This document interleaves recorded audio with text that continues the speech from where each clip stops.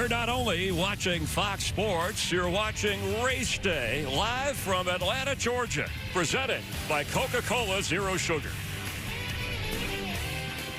Oh, yes, ladies and gentlemen, boys and girls, let's hear it. We never been ones to go with the current. Troublemakers, dirty birds, weirdos and trappers. We were counterculture. Now we are the culture. This is the only place to make a statement. Bring something new. So be different. Be an outcast. 3, 2, 1. Be you. Green flag, green flag. Go hard, go hard, go hard.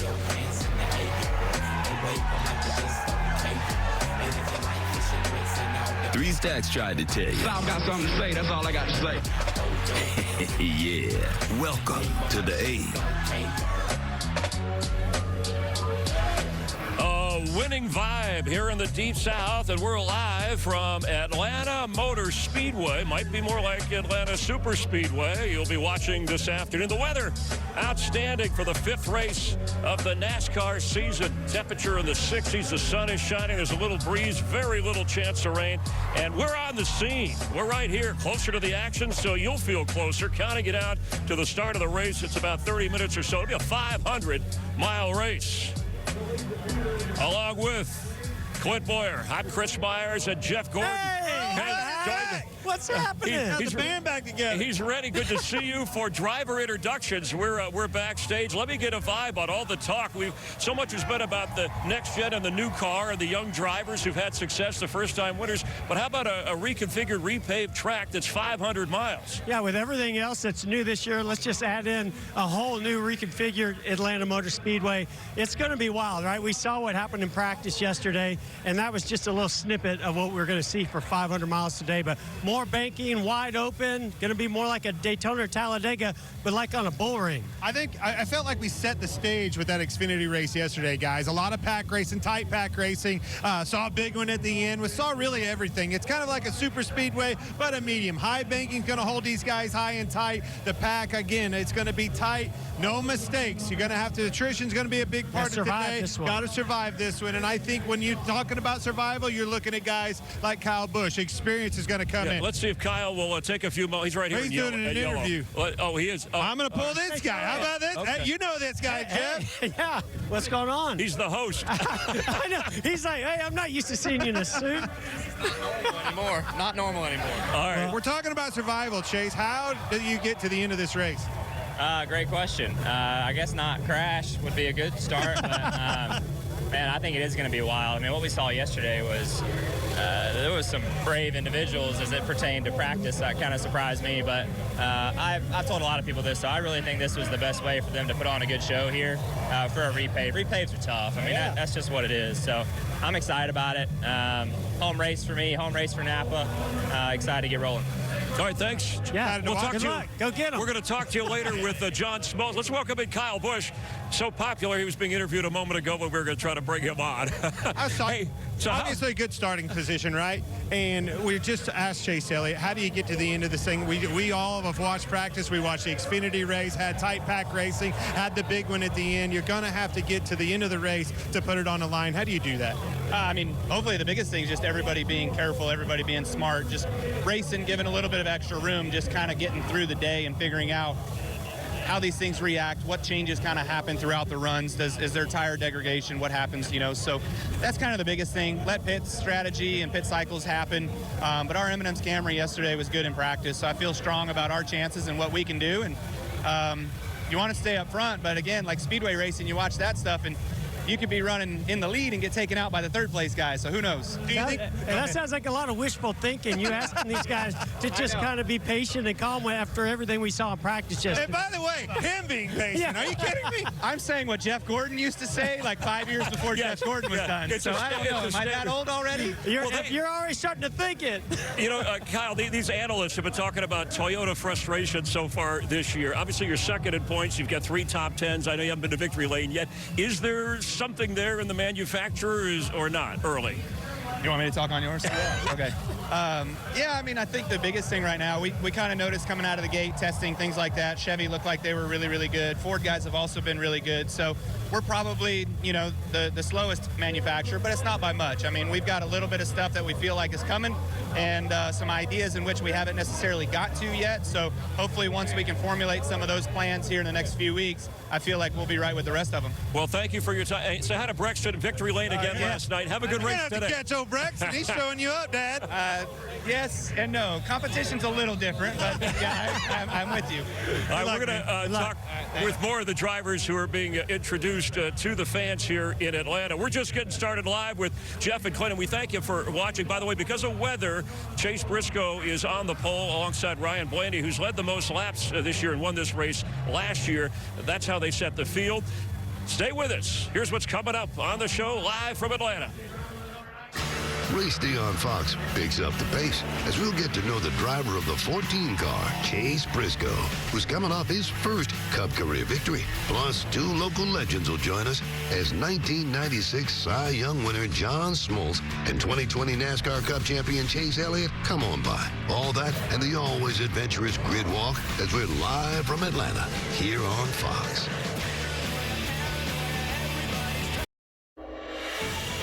Speed demon. The fastest woman on earth. Record breaker. Breaks a speed record right away. First lady of firsts. Doing something that only men had done before. NASCAR Race Up presents Boundless. Betty Skelton. Airs Wednesday at 6 p.m. Eastern on FS1.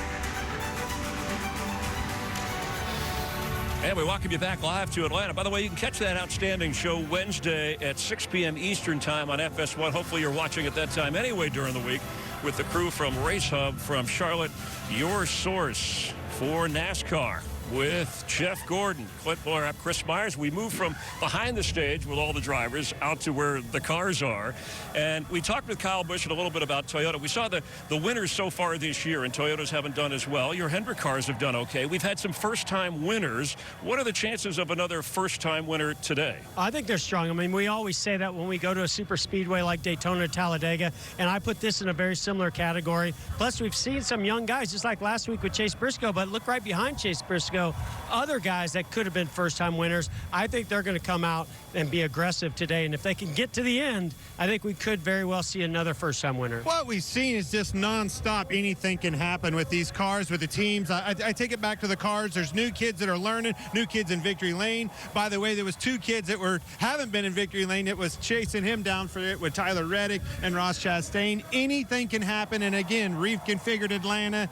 Anything can happen. All right, we'll reconfigure. One of the first-time winners, Chase Briscoe, in the 14 car, Stuart Haas, and we thought we'd take a moment so you'd get to know him 14 new ways.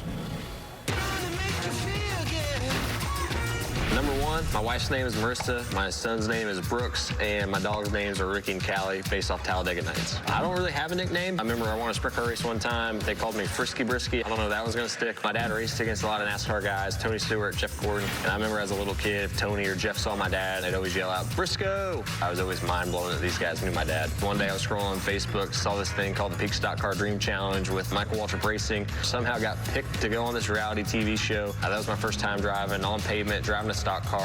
Even driving a manual transmission went really well. That's the reason I'm even in the Cup Series, so thanks, Michael. When I first moved to North Carolina, I moved in with a family friend and her 4 kids and was nannying a lot. So after a couple months, I moved to one of my friend's house. I started sleeping on the couch for 2.5 years. It was a long 2.5 years for sure. If I wasn't racing, probably do something with graphic design or video editing. I'm obviously a huge Tony Stewart fan, have been ever since I was a little kid. Used to wear the Home Depot uniform helmet. When I go home for Christmas, my childhood bedroom still has a lot of Tony Stewart stuff, so it's kind of weird now that he's my boss. I'm a huge Indianapolis Colts fan. We've had some different quarterbacks. We had Andrew Luck a couple years ago. He was no Peyton Manning, but we've been good, and we're still working on it. During COVID, I grew my beard out extremely long. Looking back on it, it was pretty dumb, but apparently I look like Andrew Luck. We had a fan create this Captain Chase Briscoe account that's been gaining a lot of steam lately.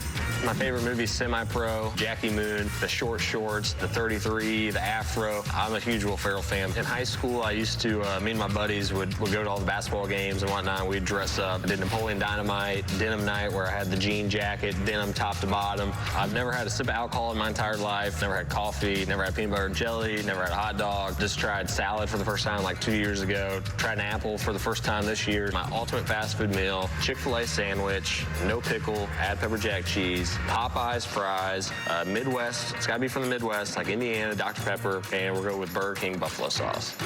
The coolest part about Phoenix last week is just seeing all the videos, whether it's fan videos of friends, people that have supported me in my racing career, and I don't think I realized how big of a moment it was to win Sunday until I got to see some of these videos. That's 14 facts about me, and that's a wrap. Chase Briscoe getting ready to go 500 miles today and smiling. Did we hear that right? Never had a hot dog? Never had a hot dog. No way. Or peanut butter and jelly. That's my favorite. But he grew up, listen, I grew up racing with the Briscoe family, dirt tracks around Indiana and Ohio. How in the world did that kid grow up at a racetrack like that and never eat a hot dog? Man, I don't know. I would agree if that was Jeff Gordon or somebody living a privileged life. Hey, not having a hot dog in the Midwest at a racetrack, a dirt track. Come on. I don't know if I'm buying that one. By the way, again, a driver under the age of 30, 10 straight. The last 10 winners in NASCAR under the age of 30. More on that a little bit later. It hasn't happened before. He was a 66-1 long shot to win his race last week. So we've talked about first-time winners. So we love the odds. When you guys help us out, don't just, pick it up. You got to base it on the odds. So these are the long shots based on what we see today.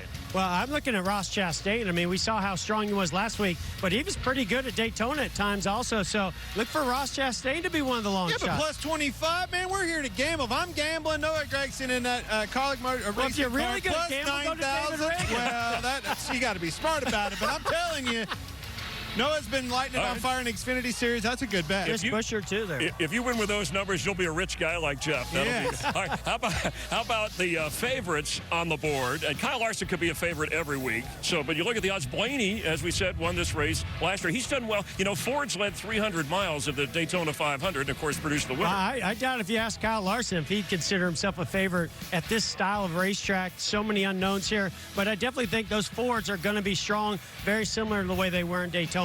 So you got to look at Logano and Blaney as being Until Tyler Reddick gets in victory lane, I am picking him. Plus 1,600. I'm telling you, Tyler Reddick in that 8 car can get the job done. It's only a matter of time. Yeah, Kyle Larson is the most popular pick on Fox Bet, so that obviously affects the odds. And if you want a free chance at Clint Boyer's money, scan the QR code, download the Fox Bet Super 6 app, then answer 6 questions about Stage 2 of today's race for your shot at $10,000. There's a look at the cars lined up down on the grid where we are. Wind's kicking up a little bit, but we'll continue live. We're going to be joined by former Brave Fox broadcast announcer, Hall of Famer John Smoltz is here. He's driving the pace car. Stay with us. One of the most exciting races ever. Take courage when the road is long. Today, Richard Petty will end his illustrious career. Some people say faith is a childish game. Jeff Gordon making his first Winston Cup start here today. It's exciting. Have 6 drivers that are in the championship hunt. And then it's all over for Davey Allen. It's going to come down to 2. Alan Kulwicki or Bill Elliott. Bill Elliott wins the Hooters 500. Alan Kulwicki's winning the championship.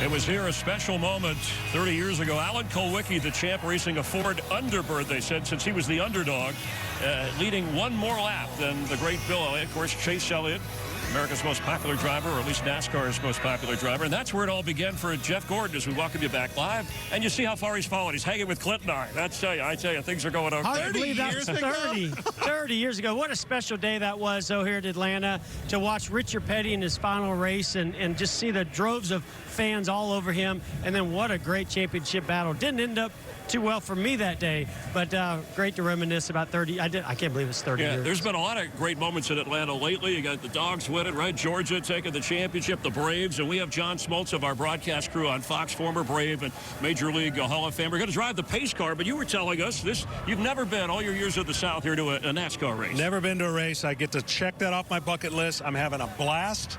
I feel like it's coming out of the bullpen. That's kind of adrenaline there is. When I walked onto the track, I couldn't believe what I had been missing. Yeah, I mean, compared to a baseball game, you see how much access there is by the fans. Obviously, you know, baseball is all about the fans, but what about this and all the folks that are here It's today? not even close. This has a little bit more access. We're in our own cocoon for a long season, of course, but when you get to thinking about some of the similarities, I can't imagine the pre-race tension that you have when you're getting ready to go perform in a big league baseball game, especially coming out of the pen. Well, nobody performed better than you. How about this trophy?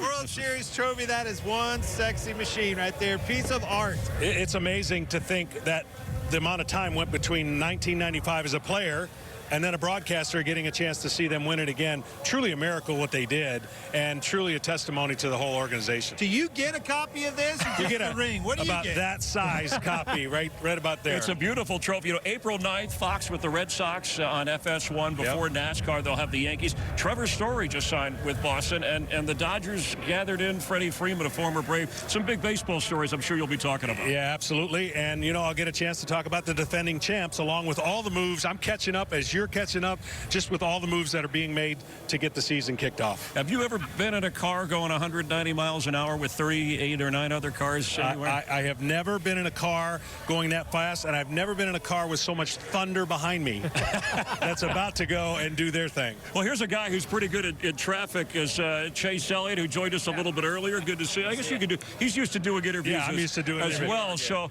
I know when we were out in L.A., Matthew Stafford from Georgia, the Rams quarterback, a big Chase Elliott fan, big baseball fan. I know you were rooting for the Braves. Matt Ryan, of course, the Falcons quarterback, doing the same. So what do you think he'll handle in the pace car? How well do you think he'll handle that? Well, I think you got that under control. I feel like he's been in a lot more high-pressure situations than driving the pace car. So, yeah, just glad to see so many great icons of Georgia like John being here today. And we have a great representation here. So excited about the race. A lot of excitement this weekend. Is there pressure being in your home track, so to speak? And, you know, there's just a little more. I mean, you are NASCAR's most popular driver, and I know you have a championship. Yeah, I don't know that there's any more pressure, but I definitely want to do good. You know, I would love to have a good run here. This has been a place I feel like we've kind of struggled at over the course of my first few years. So would love to get a win. It'd be a nice day to do it. Why not now? This is our opportunity. All right, we're putting you on the spot, getting you nervous, but I'm telling you, nothing has ever made me more nervous in my career than going out to the mound and throwing out a first pitch. Oh my gosh, it looks so easy to get out there. You've done that before. That is a long ways down there. Maybe once. Not at an MLB game, I don't think. Okay. Well, there's some. I don't ever want to do it again. How about that? I don't ever want to do it again. You've pitched enough. Save your arm. All right, thanks, John, for coming on. Good luck in the pace car.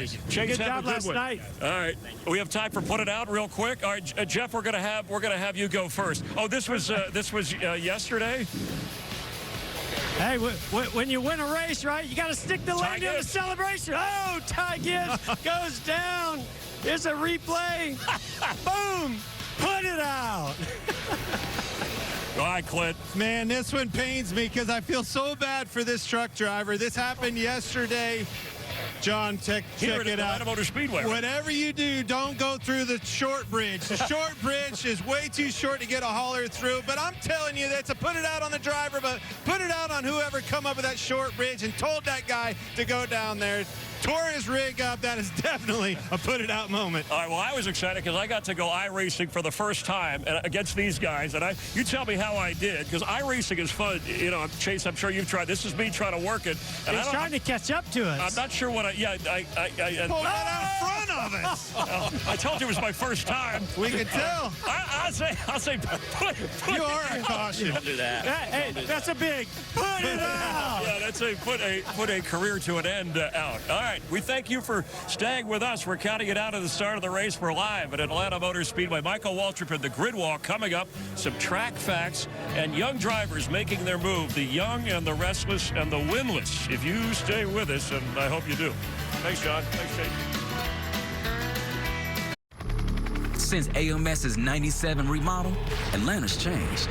Business boomed, hip-hop flourished, and sports palaces were built. Here we go, from Atlanta. So it was inevitable that A-Town's racetrack would change too.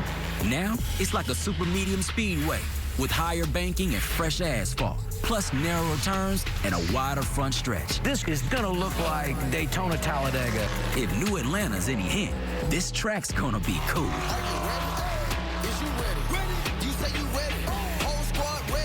Live live here in Atlanta, the third makeover of this historic track, and maybe the best. Our aerial coverage today provided by Goodyear. Anything that can happen as long as you have the drive. Goodyear, more driven. Let's check in with Michael for the grid walk. Michael Waltrip, take it away. Yeah, thanks, Chris. I'm down here on the grid. I've run into Ty Dillon. Ty, 4 straight top 20 finishes to start the year. The talk about this pre-race show is first-time winners. What's it going to take for you to join that club? I think just speed and aggression. Today, my mindset, we've been trying to survive at the beginning of the year to make sure we have cars. We have cars now. We did that. So I'm going to go for it today and be aggressive with our All-Sco Uniforms Camaro. And she's the color of money today, so let's go get some. Hey, there's your brother right there. That's pretty cool. Yeah, one spot back is where he needs to reside. Switch with him, right? Hey, what's this thing do? It's my umbilical cord. It's water in my shirt. Enjoy. Hey, there's Bubba. Hi, Bubba. Mike, I'm on the grid walk. Yeah, what's up? Just wondered how you're feeling. Good. You second at Daytona, 1 Talladega. They've likened this to plate racing on the big track. What do you think? Yeah, it's not full-blown plate racing, but there's a lot of similarities. So if the finishes are the same, then I'll be good with that. We just need to win it, get ourselves in the playoffs early, and then really dig hard to get this season back to where we want it to be. So it hasn't been a good West Coast for us, but we're back on the East Coast, feeling good. McDonald's Toyota Camry's pretty solid, so I'm ready to roll. That's a beautiful car. I'm loving it. Yeah, me too. All right, have fun. Hi, guys. How y'all doing? Enjoy the races today. See what Cole Custer's up to. Cole, you ready to go do battle? You won a thrilling race on a 1.5-mile track a couple years ago. You feel good today? It's going to be a crazy race. I mean, we're going to see how everybody wants to race this thing, but I expect to be wild, so we'll see what we got. Yeah, I read on your Twitter it's going to be wild. Do you pace yourself, or is it wide open from the start? That's the thing. I don't think we know yet, but, I think we have a pretty good Dixie Vodka Mustang, so hopefully go to the front. All right, have fun. I'm going to get one more guy. Hey, here's Larson. Hi, guys. How you doing? You're the favorite. I am. The odds makers have made you the favorite. For Peninsula? Peninsula Club Golf, no, for this race today. How you feeling? I don't know. I feel okay. Practice was wild, so try and find our way to the front and stay out of trouble. It's going to be a good time. I'm going to take it to trackside ceremonies, and we're going to get this party kicked off. Are you ready to go? I'm ready, Mike. All right. All right, take it over, trackside. I want to hear what you got to get this party started with over there. If you please rise as you are able and remove your hats as the Upson Lee High School Navy ROTC Color Guard presents our nation's colors. Please remain standing as Executive Director of Teens at Work Atlanta, Georgia, Point University graduate Marvin Bussey offers today's invocation. Oh, Heavenly Father, this is a great day for racing. Lord, we pray that you bless us with grace and mercy and safety. Bless our drivers today, the fans, the officials, and Lord, most of all, that you will bless our military that is serving around the world. And Lord, we pray that you will bless all the ones who have worked behind the scenes here at the Atlanta Motor Speedway to make this event possible today. And Lord, we pray that you would make us all an instrument of thy peace. Lord, we're ready for some great racing today, and we pray that you would help us to get excited. Let's go racing in Jesus' name. Amen. And now, here to perform our national anthem, Maneuver Center of Excellence Bands, Brass Quintet, Benning Brass.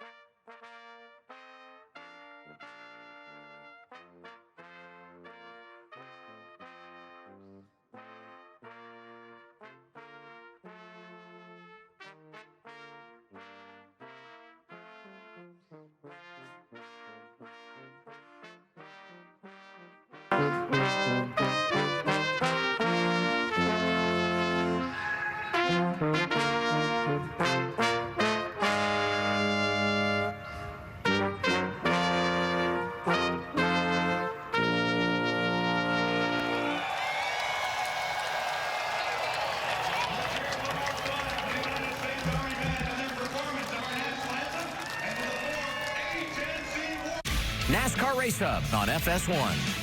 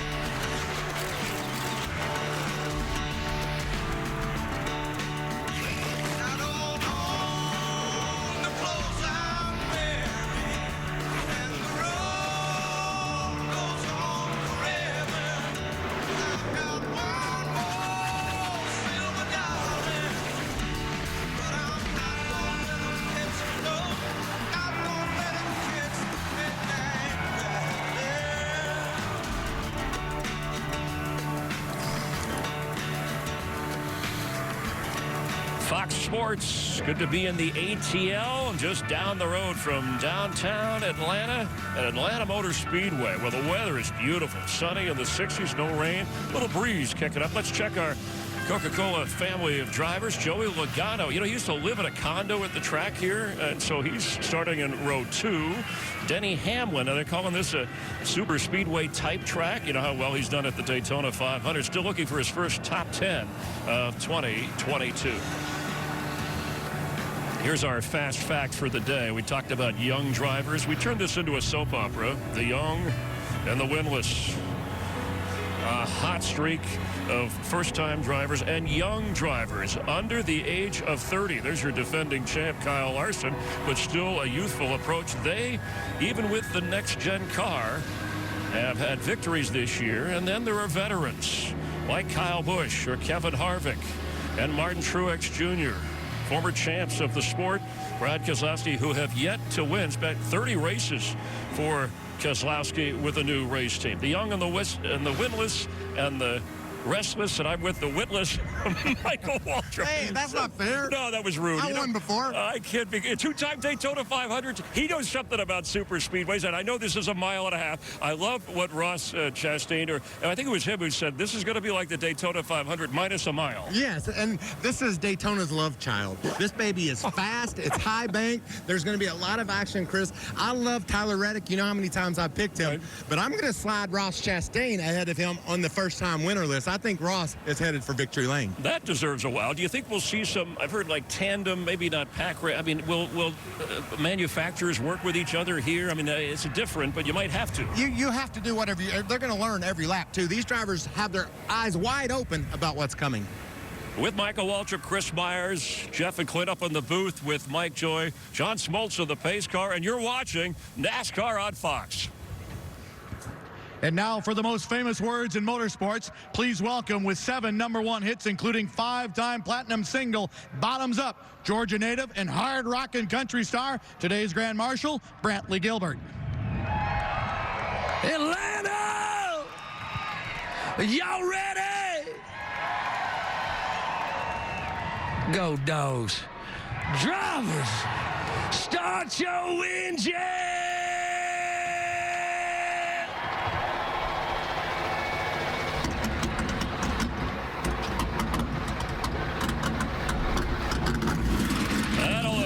Fired up the engines, that fired up the crowd. Will the youth movement continue, or will the veterans surprise? The answer, 500 miles away.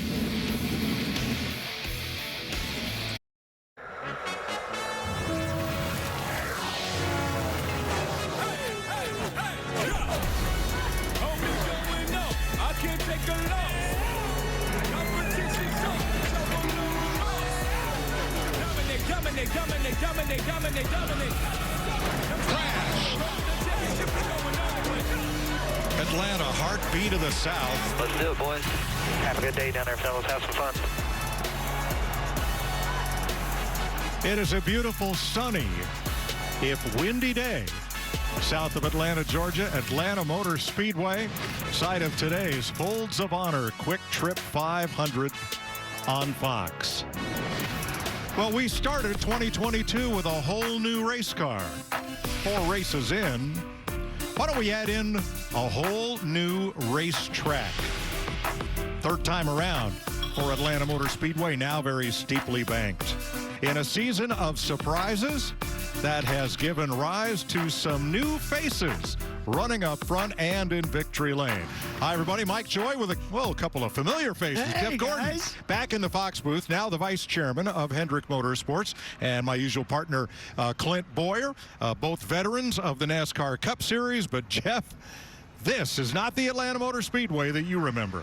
For everybody, even in the field today, as long as I can remember coming here to Atlanta, it was an abrasive track. It chewed up the tires. You were slipping and sliding around these big corners. Now, brand new pavement, lots of grip, a new type of package for these cars where they're going to be running that super speedway, lower horsepower, lots of downforce. Now they're going to be 3 wide every single lap, maybe 2 wide every single lap. They're going to be bump drafting. It's going to get wild. Hold on tight. Tighten up those belts, boys. Oh, you bet. Now, this track has been reconfigured. It's now the steepest banked 1.5 mile speedway in America. It should race like Daytona and Talladega. The folks here hope. Clint, how much of Daytona is going to translate to today? Well, I think Marcus Smith, the vision was there. He wanted to add another name, another track name to that list, that plate style racing super speedway, and I think he has nailed it. Perfect blend. I think you've seen pack racing in practice. Xfinity race was wild. Jeff, you said it, 2 wide, 3 wide, but the collaboration of how that happened. iRacing, believe it or not, came to the table, designed this racetrack, let their racers race on it, actually, all virtual, nailed this racetrack. I think we're in for an action-packed race, and these boys, I'm telling you, every one of them are nervous about this race, and that tells me it's very good reason. Hold on tight. Well, practice yesterday caused a surge in ticket sales yesterday evening. Here is one reason why. Joey Logano, who was in the booth for yesterday's Xfinity race, we're going to visit with here on the Pace Laps. Let's dial him up. Hey, Joey Logano, it's Boyer, Gordon, Mike Joy up in the Fox Sports booth. You got us? Loud and clear. All right, buddy, man, you were up in the booth for Xfinity race yesterday. What a wild race there is. I was curious, what did you learn there, and what can you apply to this race today? I learned some things. I'm not sure how much it will apply today. Those Xfinity cars have never been more different than these next-gen Cup cars. So I think we'll be learning as we go here, even when it comes down to the choose your rules and restarts and what lanes are going to go and how much draft is coming into play versus handling. I think we're going to figure it out as we go here. So we got 500 miles to do that. Hopefully the whole Shell Pencil Mustangs up front at the end. Hey, Joey, this is Jeff. You're one of the best on these types of racetracks, at least Daytona and Talladega. I know it's a little bit different here on the 1.5 mile, but, how aggressive do you think you could be? We see a lot of bump drafting. We see those Fords can really lock bumpers. How much of that do you anticipate doing here in the first half of this race? I think you may bump draft on the straightaways. I'm not sure you're going to want it in the corners that much. The cars are definitely a lot more on edge than what they are in Daytona and Talladega, so I don't think outside of the first corner you're going to see much push draft and unlocking bumpers. Well, man, good luck. We're going to be up here watching. We're looking forward to it. All right, have fun. All right, here's your folds of honor. QuikTrip 500 starting grid set by NASCAR, the point metric. And last finish, so Chase Briscoe, our last winner, is on the pole with Ryan Blaney, the first of 3 wins last year. For Blaney, came right here. We just spoke to Joey Logano. Kyle Busch, his next win will tie a record for most consecutive years with a victory. Row 3, Tyler Reddick. He is a sleeper pick every week until he wins. And Chase Elliott, the only Georgia driver to ever win here, was his father, Bill. Ross Chastain, 3rd at Vegas, 2nd at Phoenix. All that's left is the 1. Kevin Harvick on a long winless streak. His first Cup win came here. Maybe his next one will too. Kurt Busch, 4-time winner here on the old Atlanta, and Eric Almirola, who is really good at super speedway racing. Hendrick Chevys for Alex Bowman and William Byron in row 6, as they and the rest of the field will scroll across the bottom of your screen.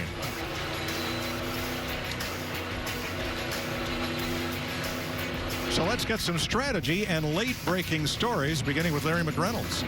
Well, Mike, this is a whole new game. I had to just toss my Atlanta setup book out the window. But one book I had to hold on to was my strategy book. The old Atlanta, it was simple. That caution fly, 4 Goodyear tires. But now I have to handle it like a super speedway. I want that track position, and I have to do all the moves on pit road, Regan, to keep my driver up front and out of harm's way. Larry McReynolds, not only do the crew chiefs have to change their notebook, the drivers do as well. From Atlanta a year ago to this new Atlanta, completely different. The pack style racing and Denny Hamlin being one of the best at the pack style racing. He told me as he got in the race car, though, that notebook that he has, not very useful for here. That mile less racetrack means he will have to spend the entire race today relearning how the moves are made, how quick they're made, where to make them, and how to be there at the end of the race. Jamie Little, he starts 15th. Look for him to find his way up front. Well, the man starting first, picking up right where he left off a week ago, Chase Briscoe. Boss man Tony Stewart here sitting on the box watching his driver, the most recent first-time winner. Chase told me, though, today's race will be the most mentally challenging of his career. He said he felt like he was going 400 miles an hour in practice. Everything is happening so fast, and that the one key to remember today for Chase Briscoe, remember to breathe. Mike? Thanks, Jamie. They have checked pit road speed, and they form up out of turn number 2. Here are the changes recently made to Atlanta Motor Speedway. Finally repaved but reconfigured. The banking was increased 4 degrees. The backstretch and the front stretch were both, well, the back was narrowed, the front was widened a bit. The corners were significantly narrowed with a new 18-degree apron. And Daytona Talladega style rules, the double line is out of bounds. You cannot pass below the double line or send someone below that double white line. And I think that's so important when we get down to the final laps of this race, you know, a restart. We saw it yesterday, the Xfinity race. A block, anything like that, you can't force them below that yellow line, and you can't advance your position below that white line. I already told him myself, yellow line is at Daytona. It's definitely a white line. Daniel Suarez will have our Tootsie's cam, and he's wearing our Fox visor cam. That took a bit of engineering and work to do, and we appreciate Daniel's efforts in changing his tear-offs to accommodate for the late-day sun to be able to do that. You saw all the mirrors inside that car for Daniel Suarez. These guys are going to be using everything at their disposal to see that view behind them, as well as that spotter on the roof. Thanks to Billy Scott and the 2311 team for allowing us a rear spoiler cam on that's a great Bush's shot. car. Ryan Blaney with a front bumper cam starting from the front row. That's the pace car just ahead. Blaney's going to be tough here today. Good on these style of tracks. Austin Dillon, our Coca-Cola Zero Sugar cam, rolling from 17th. And we're going to close with the closer, Kevin Harvick, the Mobil 1 camera, starting in 8th. 2 cars to the rear. Brad Keselowski, unapproved adjustments after inspection. And Harrison Burton, the Wood Brothers Ford, failed inspection a couple of times and will also have to start out back. Chase Briscoe, our most recent winner. Here is he and his crew. Thank you guys for everything, starting that season off. Obviously, showed what we can do, and we executed all day last week. So, trying to do it again today. Obviously, Joe, today will be a lot on you. Just be aggressive, do your normal deal, be just fine. Appreciate everything you guys do for me and the team. So, make it a good one. Don't you just love it when you get that first win? All of a sudden, it comes with confidence. Oh, yeah. Because now he's turned into a leader of that team. Well, I think, and it's such an important thing. That big win gave him the #1 pit stall, gave him that front row starting spot today because it rained qualifying out. Such an important thing, that momentum swing that it helps him do, and you heard that confidence in his voice. Very alive. Today's race, 500 miles, 325 laps, and the stages here are nearly equal. 105 laps, 105, 115. 45 down pit road. Larry tells us the fuel window is 64 to 70 laps, and we'll have a competition caution at lap 45. Nice crowd on hand as we take the green flag in Atlanta.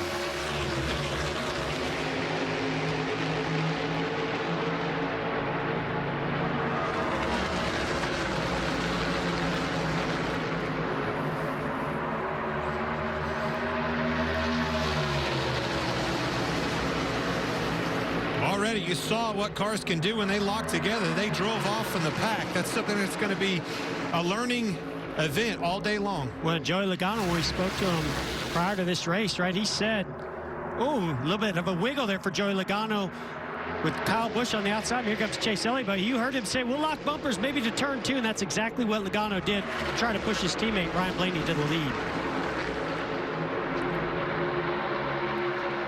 The first thing that lap, Briscoe now out in front. The first thing I notice when I look at this track, you can definitely tell when they get to the corners, it's just narrower. It's a little bit more narrow than what we have at Daytona and Talladega. And asking 3 wide or a 4 wide situation out of here, look out.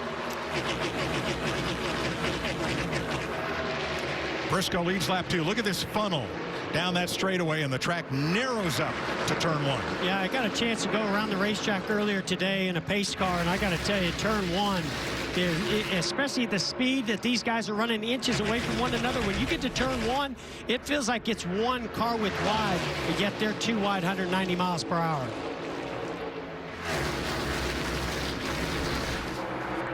A headwind coming down this front straightaway, and about a 30-mile-an-hour tailwind down the backstretch.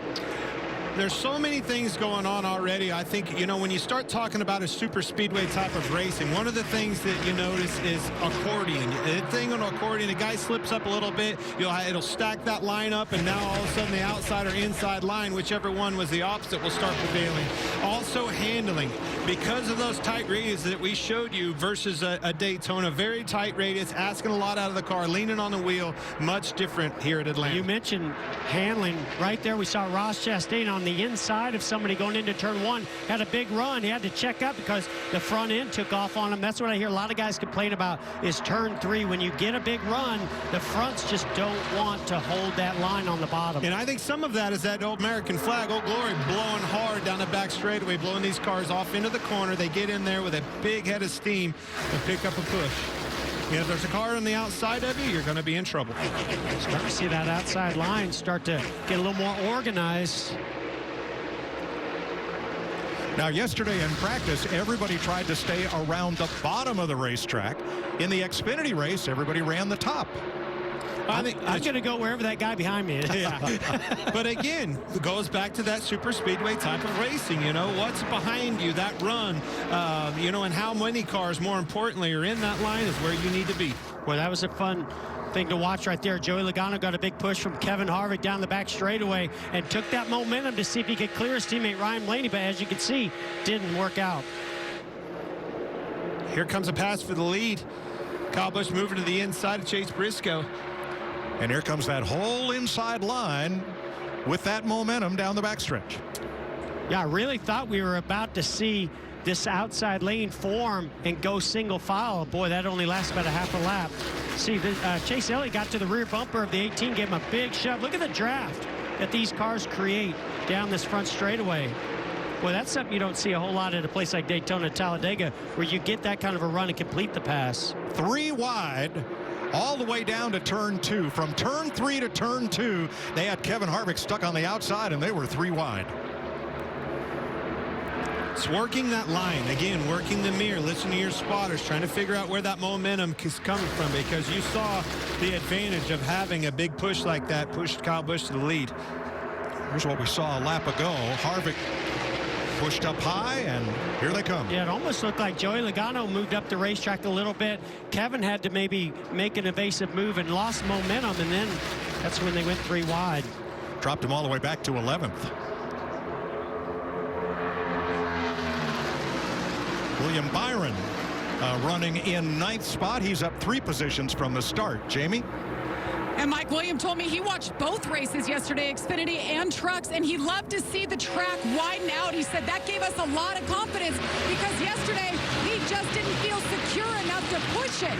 Now, today, they made some changes accordingly, and he said this car is so much better. And Mike, it's interesting. They brought their super speedway cars, so from Daytona, but they have an intermediate style setup on it. Very different, something we haven't heard before in NASCAR. That's true. A 1.5-mile super speedway. 2 lanes of the draft working. With 10 laps complete, Kyle Busch out in front of the field here in Atlanta.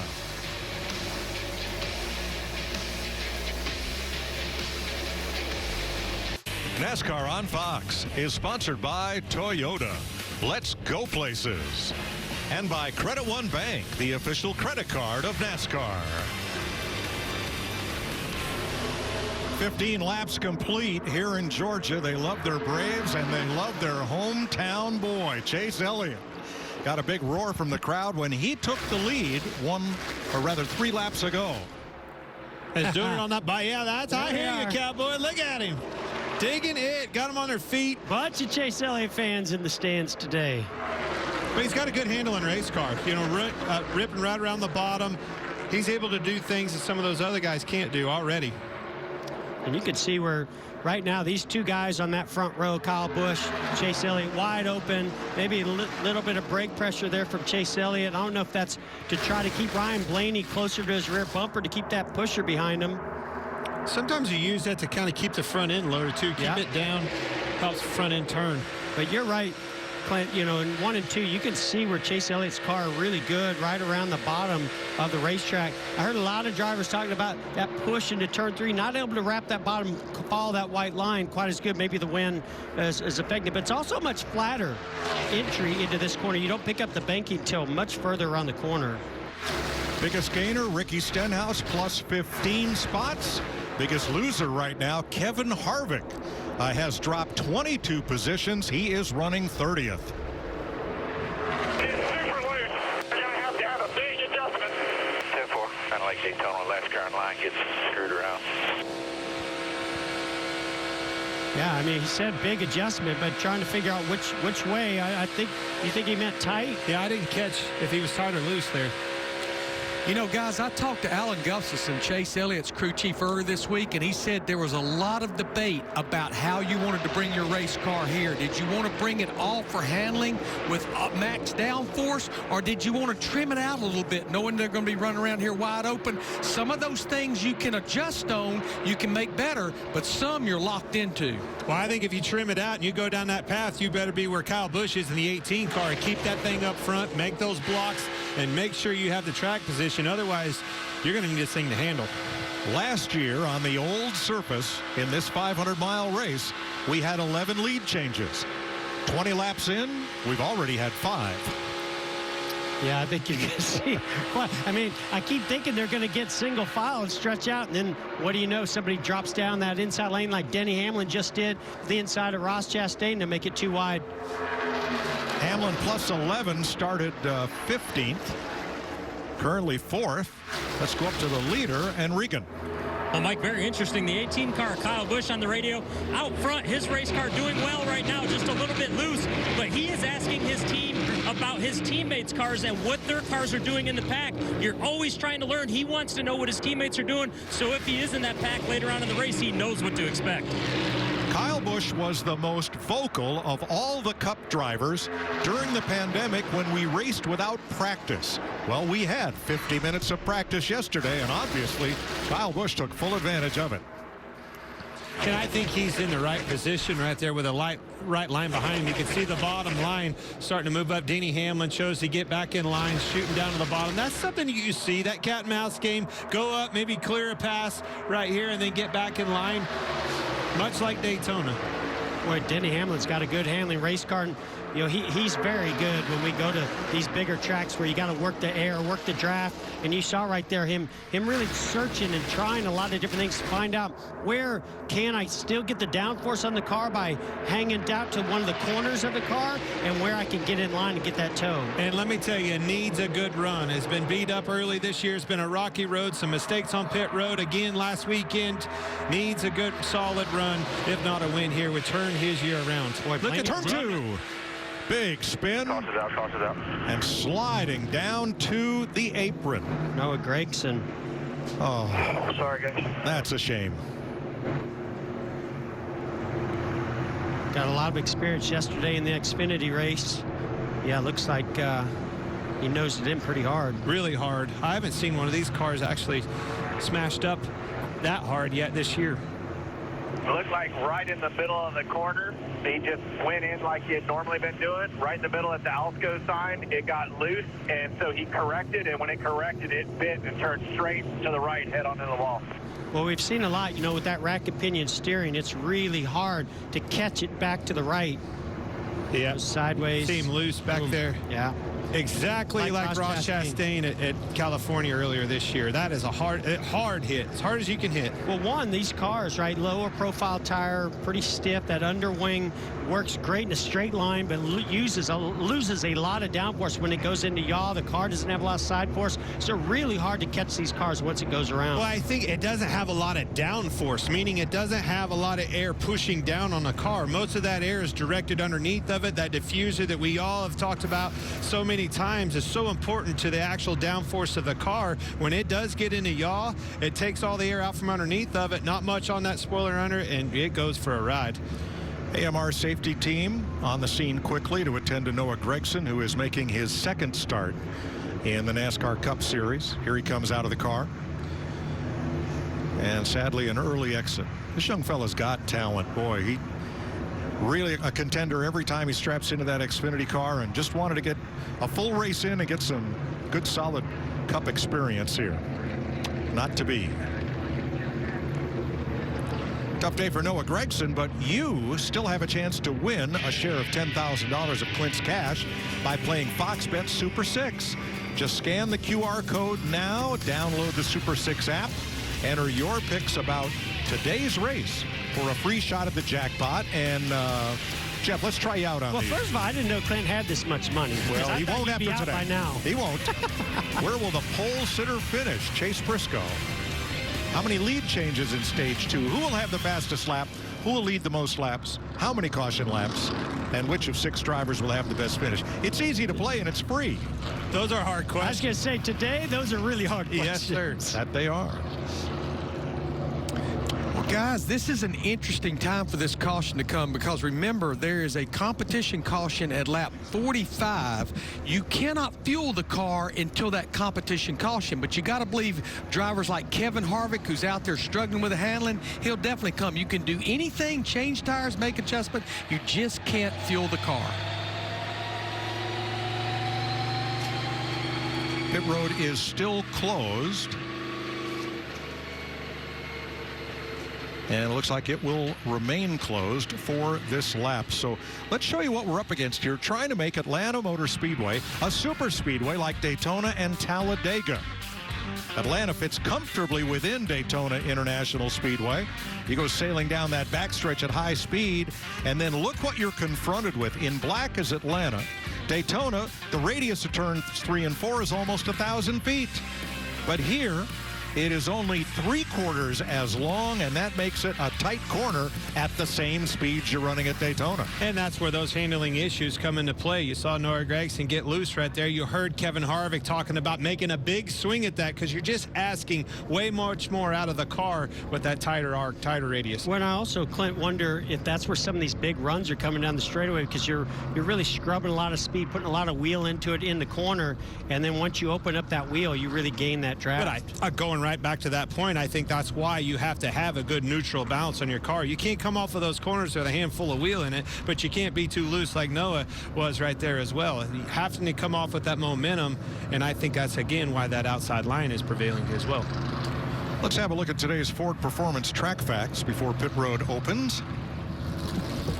Ford has won 5 of the last 6 races here. Brad Keselowski, Kevin Harvick, Ryan Blaney. This track has been around since 1960. Fireball Roberts won the first Cup race here over Cotton Owens. They're both in the Hall of Fame. Jack Smith finished 3rd. They were the only cars on the lead lap. It was a 300-miler. Bobby Johns won the second race here. It was a 500-miler later that season. So NASCAR has determined, instead of having a comp caution at lap 45, this will be it. This caution at lap 25 for Noah Gragson's crash in turn 1. And we've got an audible. This will not be the competition caution. They've changed their mind. Yes, they did. Changed it back. I was just getting ready to say, I think that's a smart decision. I would have agreed with you, but however, You know, NASCAR knows that teams have planned based on their race, based on not being able to take fuel till lap 45. Well, no, I'm not and sure checking tire wear then. I'm not sure they ran far enough to even see what the tire wear is. Good point. So a few takers. Eric Almirola, Austin Cindric, Chris Buescher, who had gained a bunch of spots, is in. Same with Josh Bilicki. And here is Kevin Harvick getting that much-needed adjustment that he asked for. 27 laps complete. First caution of the day. Noah Gragson hooks and takes a hard right into the retaining wall.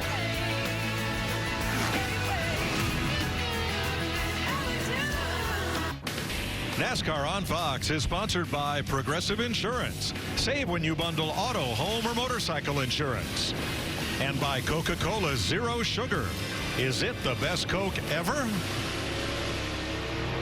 29 laps complete, finishing up the first caution of the day for Noah Gregson's crash. He climbed from the car and was okay. Larry, who's got today's Subway right combination?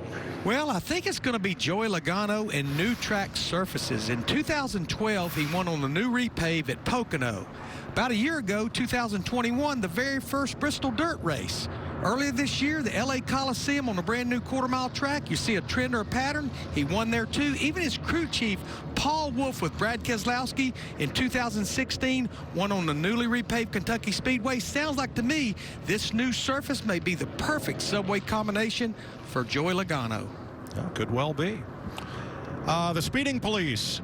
Henry County was out on 19 and 41, just 1 mile in front of the Speedway this morning, creating revenue. And the NASCAR speeding police have nabbed Alex Bowman and Greg Biffle, too fast entering pit road on this first caution of the day. Let me tell you something. There couldn't have been any of them anywhere else, because it was literally about every quarter of a mile, every bandit in the air anywhere was over there. So, yeah, mind your P's and Q's leaving here today. Fans on their feet. Like what they're seeing here in Atlanta today. Ready to go. Kyle Busch, Chase Briscoe, Ross Chastain, Toyota, Ford, Chevrolet up front, and we're back to green. You saw Kyle Busch's hand out the window signaling Chase Briscoe. It's time to go. Push, push, push. Didn't get that good lockup on the outside.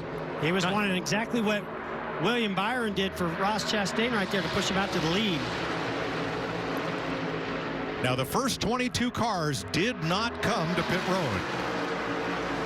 I'm so impressed, Trackhouse Racing and Ross Chastain, what they've been able to accomplish. Daniel Suarez has been fast.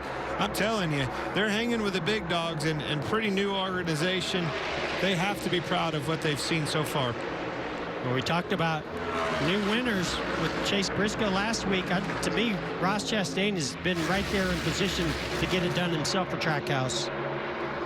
William Byron to the lead.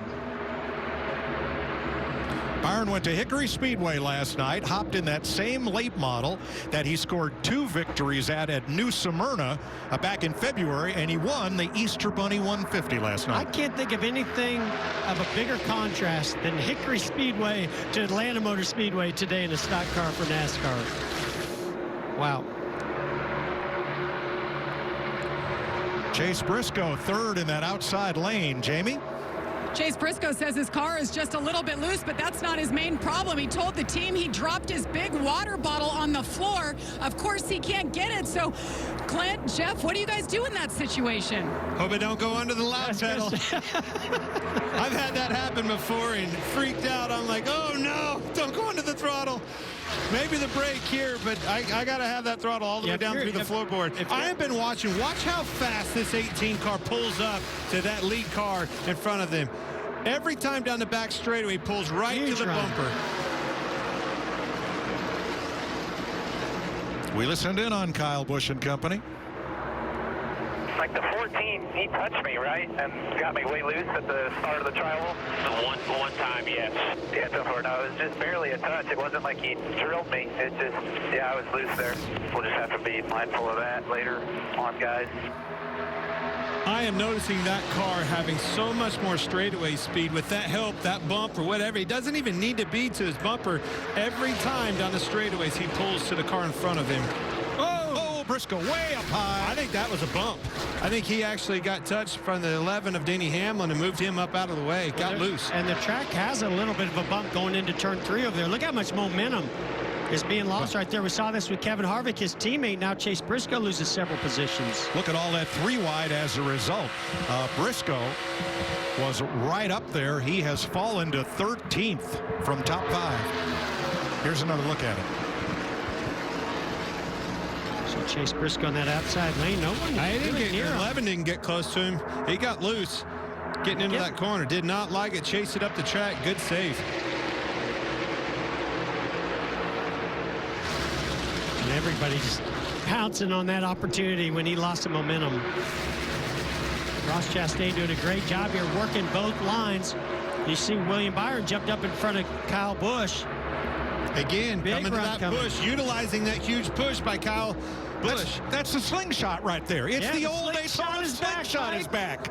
Well, it was engaged in a big way. But look at the difference that it did to Kyle Busch. He got that big push. Kyle had to get out of it a little bit, allowing his teammate in 11 to get right back to his bump. Hold on, gets loose going up the racetrack. It's the first time Kyle Busch has been in that inside lane, and I just wonder if that car handles just a little bit different down there on the inside. I don't think he wanted to be down there. I think he had no choice. He had to run and had to do something with it. Well, why not try it now? You've got 7 laps to the competition caution. I would think this is a good time to experiment. Absolutely. And you know, what you do on these types of tracks is you just take the momentum wherever it comes from, and you just try to keep that momentum going. So if you get a big run, you don't want to check up in the outside lane. Take it to the inside lane. See if the car will stick down there. Something I'm noticing here, typically on these types of racetracks, we see those Fords being able to really lock bumpers and push and shove. We're not seeing where they can do that a whole lot. I just wonder, those Chevrolets, those Toyotas have had good speed at super speedways, but because they can't lock bumpers, they've not been able to take full advantage of this style of racetrack. We're seeing that with the Chevrolets as they're 1, 2, 3 right now. Ricky Stenhouse leading the inside lane. Now, when we get to turn 3, last time by, Chase Elliott dropped to the bottom in turn 3 like he was going to make a run at Chastain's second spot. He's kind of doing it just like you do at Daytona. When they get single file in a line like that, try to make that pass, get the run down the straightaway, shoot down to the bottom and make a pass. Didn't quite have the momentum this time, but that's what he's working on. Yeah, for the lead. Oh, here we go. Ross Chastain getting a big run, kind of like what you said that you saw to the 47 of Stenhouse. He got a big enough maybe push from behind, a big run, used the draft, was able to drop to the bottom and go right on by. Here's another look. Looks a lot like what Kyle Busch did to get the lead. He almost like held back to Chase Elliott to get that big push and the momentum and the draft. Really nothing you can do if you're the leader, William Byron, in that situation. But you have to make sure you get clear like there. You don't want to get into turn 1, not be clear. He had the momentum, took the shot, slingshot engaged. Oh, Denny's not going to get clear here. Nope. And now, see, now he's going to be waiting on a rider. Clear up. He's going to be waiting on Austin Dillon, or Tyler Reddick, sorry. Well, Bobby Allison is here today. He's got to be smiling, the Hall of Famer. And somewhere up there, David Pearson's looking down and saying, wow, the slingshot's back. This is so cool. It's been a long time since we've seen cars take the lead in that fashion. Well, I'll be honest, I've enjoyed watching the teams and engineers work in the shops to get these cars prepared to come to the racetrack. But today I'm really enjoying seeing the drivers try to figure out these cars, you know, on the fly, under green flag conditions. They've never, you know, played with anything like this before. As you see William Byron take that lead back from Ross Chastain. And what's so exciting to see is these runs that they're getting. You know, that option's on the table. Do you have a big enough run to make that move, make that pass, and get clear? That's the decision that's on the plate for these guys. Joey Logano goes downstairs and moves up even with third spot. And he's got help. Yeah, he does have help with Denny Hamlin, who's got a good handling, fast race car. And here comes Tyler Reddick. So look at that big push that Joey Logano was able to get there. But much like we saw out of Denny Hamlin and Denny's teammate Kyle Busch, it's a chess match going on out there. Don't make that move if you can't get clear, because you get mired back in traffic and it's the next guy's opportunity. Now, what do you do if you're Ross Chastain? Do you want to hold on to this position, hold back in second, find that slingshot to try to make your move at the last minute? I think you do, as long you can afford to take the shot, take the pass, as long as you can get up and get it back in line on that outside. Coming to lap 45, and after the field cycles through, they will waive the competition caution.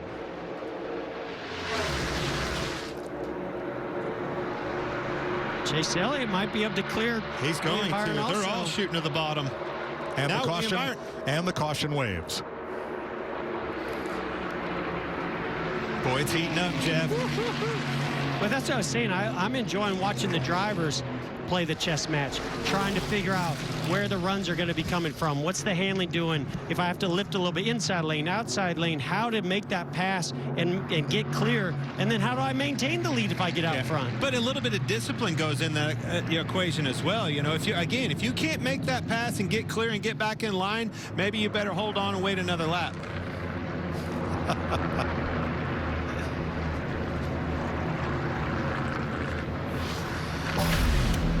April 16th, the USFL is less than a month away, and they kick off with the New Jersey Generals taking on the Birmingham Stallions. Skip Holtz going to coach Birmingham. He was 8 years the head coach at LSU. Mike Riley will be in charge of the New Jersey Generals. And it's an historic game that'll appear in prime time on Fox and NBC. April 16th.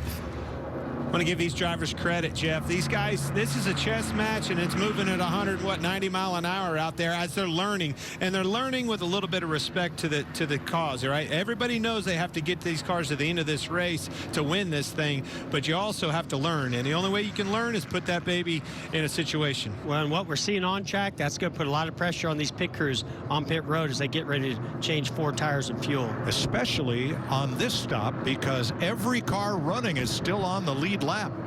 Here they come, Regan. Mike, a lot of orders from crew chiefs to drivers to wait on the fuel.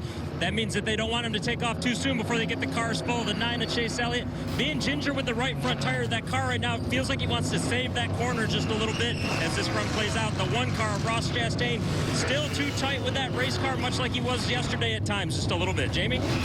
William Byron way better than yesterday. He said, I just need help on my exit so I don't have to worry about it. The 22, Joey Logano's in, 2 loose, and the 12, Ryan Blaney, loose all the way around the track. Right side tires only. A lot of congestion. Whoa. Bubba Wallace can't get out of his stall because the car ahead couldn't get into his. Yeah, Greg Biffle and Amarola spun around. That was absolute chaos. Saw a wheel get loose in the 31 pit. And just like I said, 4 tires. Everybody did. And Chase Briscoe's still on pit road. I mean, here's a guy that was leading the race not very long ago. Well, practice was chaos. Why shouldn't the first segment of this race be the same? We're under caution.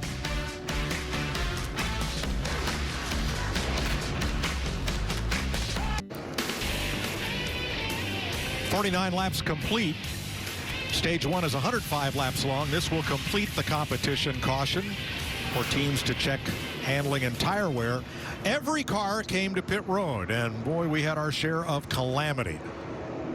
We had the 43 zooming out as the 10 was coming in, and Eric Jones got into Eric Almirola and turned him around. But you called it, Mike. Got the 44, Greg Biffle, all over the place, causing havoc for not only Bubba Wallace, but I think it was Kyle Busch right there. Sorry. No, I was just going to say, Mike called it about how many cars are on the lead lap and we're coming down pit road to make pit stops. When you have the spotters and everybody on pit road has such an important job to understand which pit stall guys are in and coming out of. So you got, you know, Almirola, I don't know, it almost seemed too late for him to be able to do anything any different. To me, that was a spotter call, or maybe whoever sends out the crew chief. Crew chief usually calls you out and then hands it over to the spotter. Man, it just not heads up. They have to know that Eric Almirola is coming in and pitting in front of you to say, wait. Maybe a little damage there for Brad Keselowski from contact. Now, Christopher Bell and Justin Haley, equipment violation. That's usually something of theirs rolling into somebody else's pit. Haley, yeah, the 31 definitely had a tire get loose, rolled into the pit in front of him. And then Kurt Busch had a safety violation on his pit stop, so they will restart at the back. Noah Gregson's in the garage, but he is okay after a hard hit in turn 2. Everybody else is still on the lead lap. don't know that I've ever seen a pit road that much chaos going on at one time. Didn't know where to look. Blaney back on to get 4 tires. That's another set of tires. I hate to say, it's only happened to me one time. Had the wrong ones on the wrong side or something? Yeah, I know. I wonder if that's... And let's see what happened to Brad Keselowski.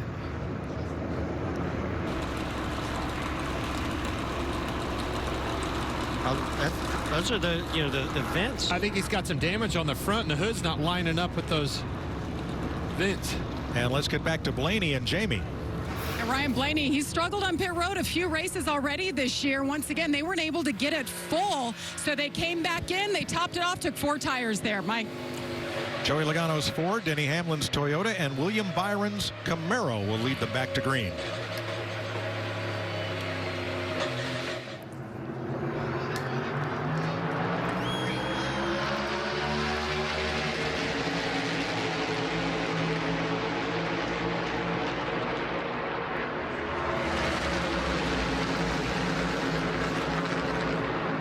Boy, Ross Chastain, he's not afraid to be aggressive, is he?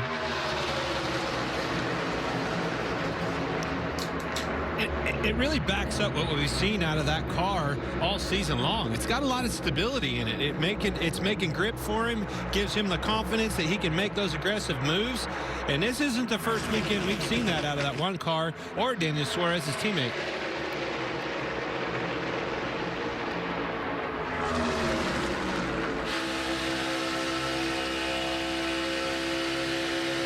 Inside 47.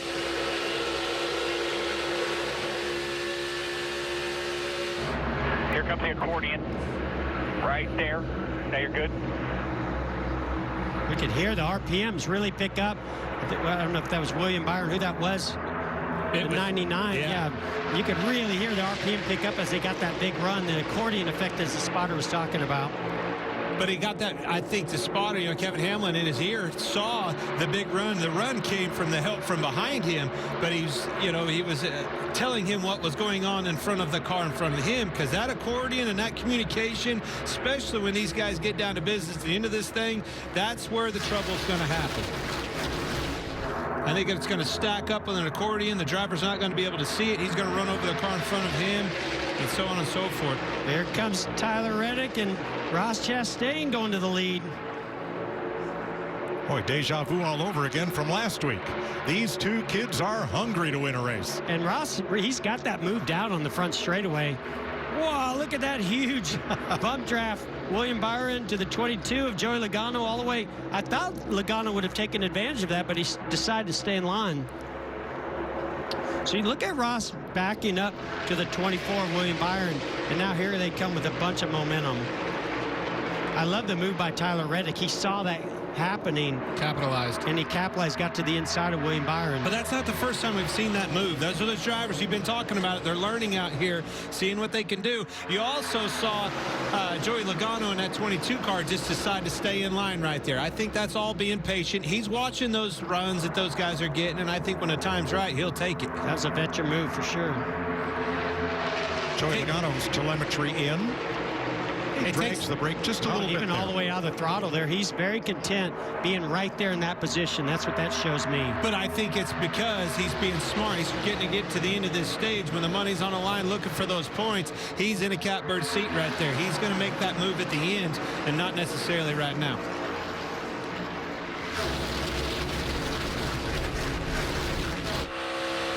Riding with Kurt Busch, he restarted 34th, and he's picked up 3 spots. Regan? Mike, interesting comments on Kurt Busch during that last caution. So oftentimes these paint schemes change. Drivers don't always know exactly what scheme each driver has. Take a listen to what he said.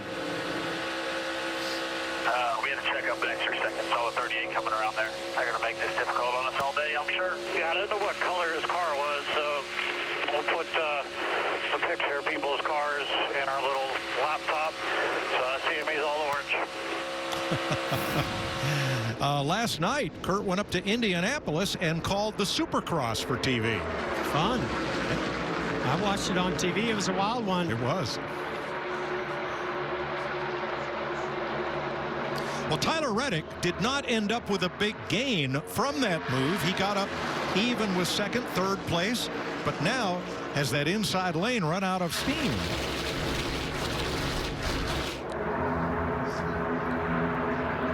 Check out our We've been watching and see him lifting down the straightaway, not getting that out ahead too far. That's enabling that second place car to get that run. He's managing that distance much like we do at a Daytona or Talladega, Jeff. Yeah, well, he's the one that's been capitalizing on it, so he knows exactly what that guy behind him is wanting to do. Here's a big run from the 22.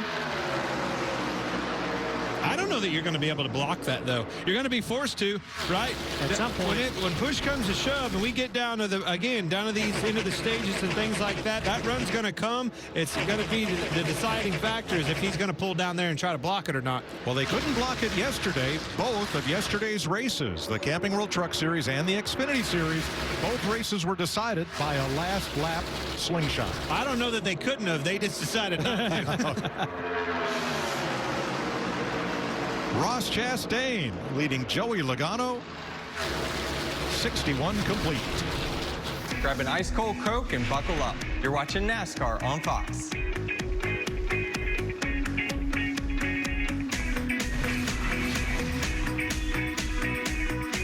It's provided by Goodyear.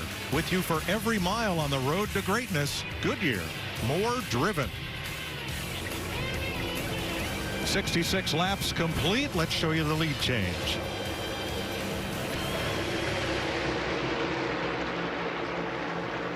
See, Joey he saw that inside lane for him, and I think he's been content until right there. He got a nice run down the back straightaway. He did exactly what Ross Chastain has been doing to take that lead. And now it's Tyler Reddick's turn. He was in the inside lane with help from the 11 of Denny Hamlin.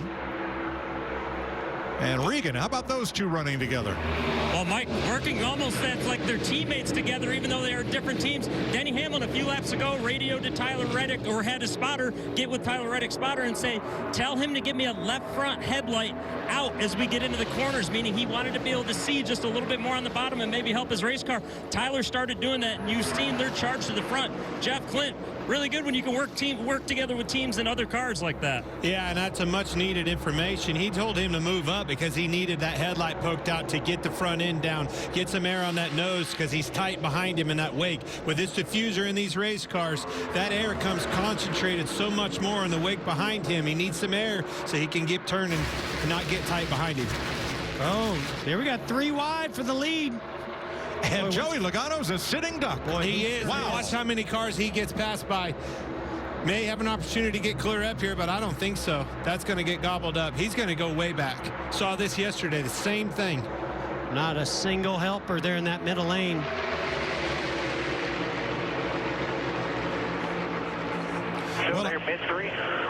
Well, I've always heard you don't want to help a car that has a good chance of beating you.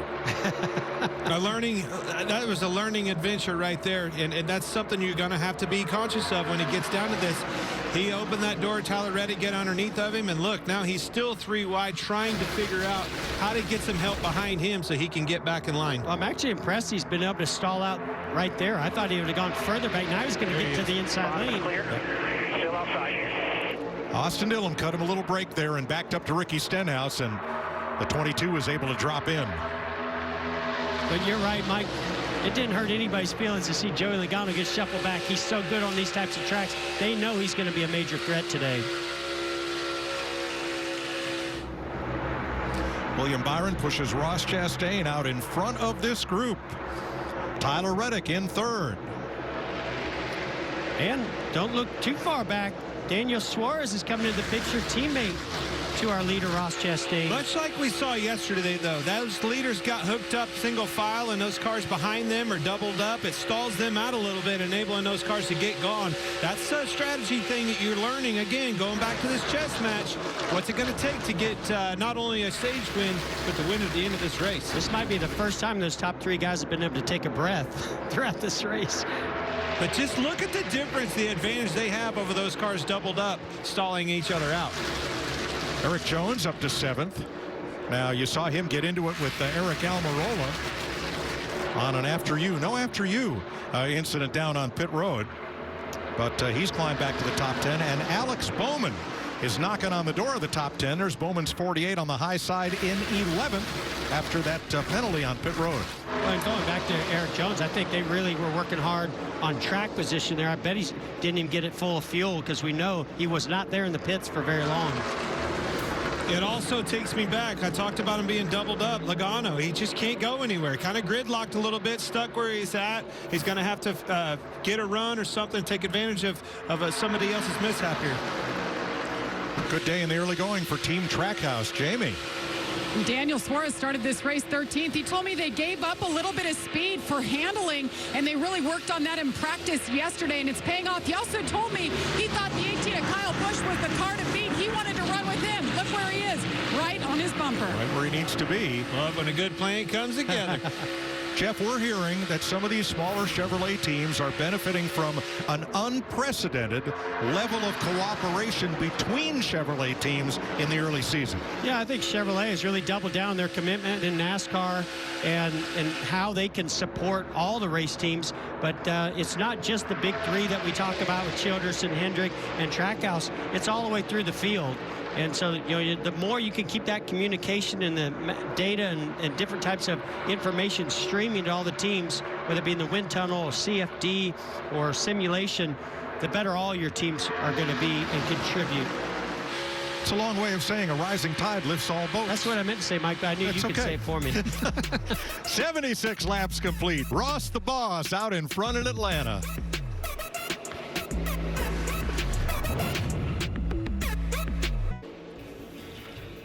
Fox Corporation has helped raise over $11 million for the American Red Cross to support their mission of providing aid and resources, including food, water, medical supplies, and housing support to the people in Ukraine and to those who have been forced to leave their homes.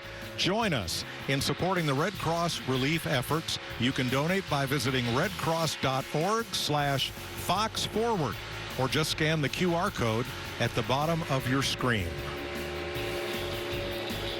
Ross Chastain, your leader, at 82 laps complete.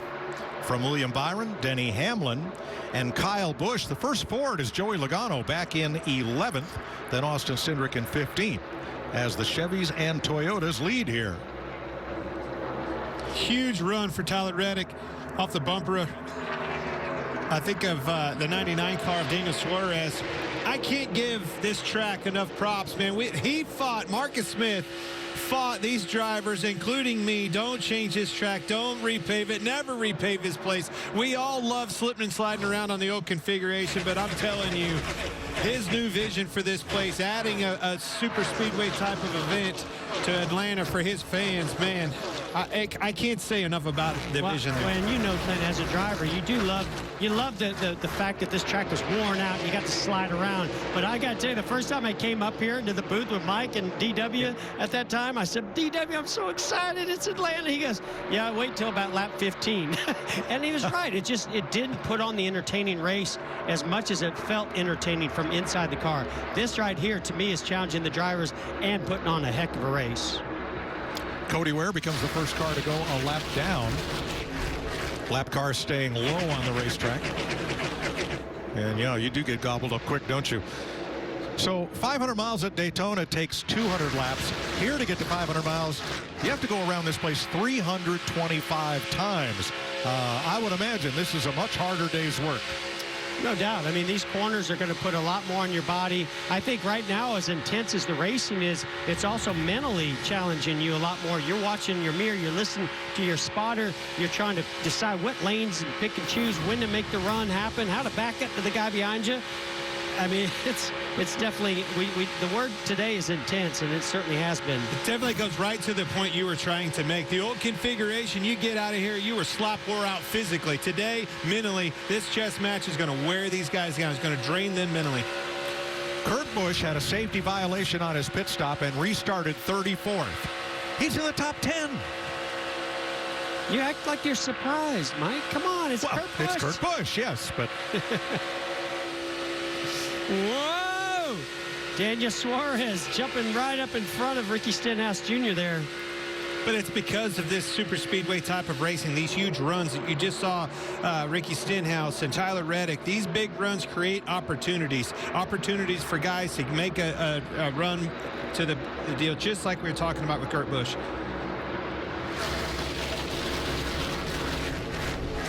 Now, from our Goodyear aerial coverage, look at the first car on the inside. That's Tyler Reddick. When he doesn't have help, it is hard to go forward. Yeah, he really needs those guys to be a little more organized, bumper to bumper, especially right there when Daniel Suarez decided to switch lanes. Look how quick he goes backwards. It hurts you even worse. And then how it stacks that bottom lineup, because Kurt Busch behind him had to drag the brakes, slow his down. Now that accordion happens, now he lost more track time. Brad Keselowski, Regan kind of hanging on to the tail end of the lead lap here. What's up? Mike, that's correct. One of the guys we would have expected to have been very aggressive and up towards the front today. Brad Keselowski having a lot of trouble with that race car.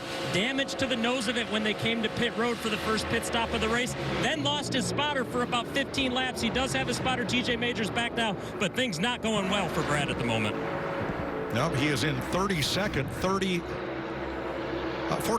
back of the leader. Now, Jamie McMurray's been looking at driver analytics and telemetry. What stands out to you? Well, the first thing that sticks out to me, Mike, is watching Ross Chastain control this draft. Clinton Jeff talked about not running wide open, even though he's in the lead, backing up to that, hoping the guy in second can't generate the run. The other thing that we've been looking at is the steering trace, and you can tell how tight or loose the car is by how much wheel input they have. And when it was reported that Suarez set up a car that had more grip versus more speed, I went to his steering trace. He's turning the wheel quite a bit, but so is Ross Chastain, so is Tyler Reddick. It seems like some of these guys that are better on the long run maybe have just a little bit tighter balance. Oh. There's that steering trace Jamie was talking about, the telemetry lower left corner, Daniel Suarez.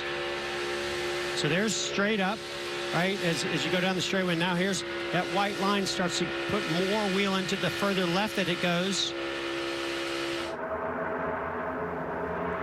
See the same thing here with Ross Chastain. Now, remember, you got to turn a little bit left through this double dogleg down the front straightaway. See how much input he puts into this corner. And that just tells me that those guys have just a little bit more security in the back of their car. Might be why Ross Chastain's pushing so hard to get out front. He wants that clean air to the nose. Yeah, but the biggest thing I notice is how those guys are maneuvering the throttle. They're maneuvering the runs that they have, managing those, the help that comes from behind them, how quick they approach the car in front of them. All of that's managed with the throttle. You know, guys, one of the things that I'm wondering is we talk about a car being trimmed out or having more grip, and knowing that these Chevys have went for a setup that's going to drive a little better, have a little more drag in it. The Toyotas have went a different approach. Denny Hamlin, Kyle Busch, they're not turning the wheel very far. They seem to be trimmed out a little bit more. And I'm just curious, you think they're maybe down a little bit on power compared to what the ECR Hendrick Motorsports engines have? That's a very good question. I mean, I would think that, leader's in the wall. Easy, stay low. And caution is out. There, stay up. It's 10. He did a heck of a job of not sending that car all the way around and see how much damage. Left rear blue, right side hit the wall, right rear tail first. Oh, boy. Steering still straight. Feels like the rear straight. I think the right rear rear. Well, the left rear might have been down. Ross Chastain had led 5 times for 42 laps. Look at the leader here.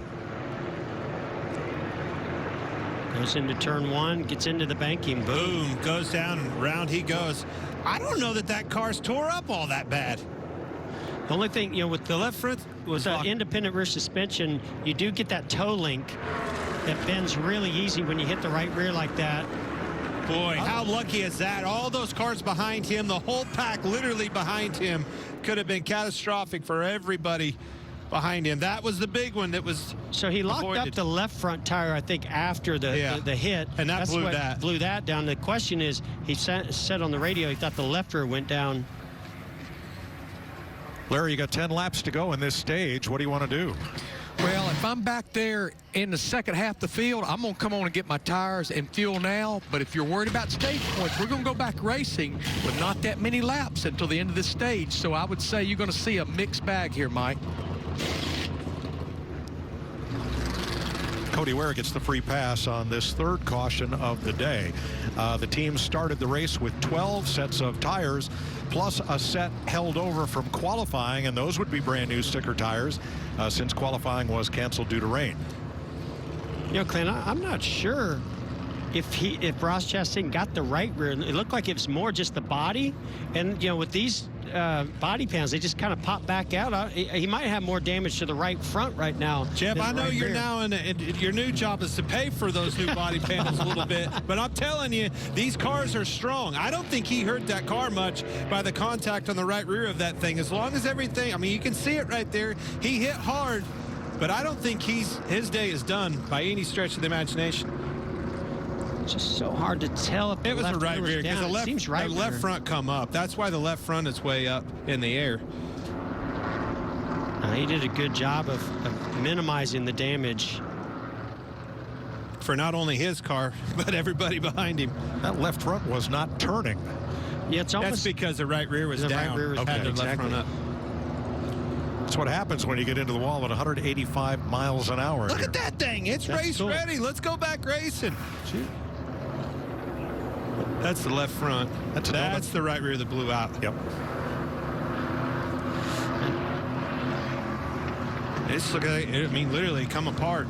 Yeah, all these teams are going to be looking at camber and air pressures and everything else to figure out, was there anything that caused that right rear to go down? That's a very good point, and that's something that is new with these cars, the camber. I noticed in the garage area, the rear camber of these cars. These are independent rear suspension. A lot of difference in the cambers that they are able to accomplish with the independent rear suspension. All right, pit road is open. Let's see who wants track position and who wants tires. From 10th on back, they're headed for pit road. Some want stage points, some want tires. Setting themselves up for track position towards the end.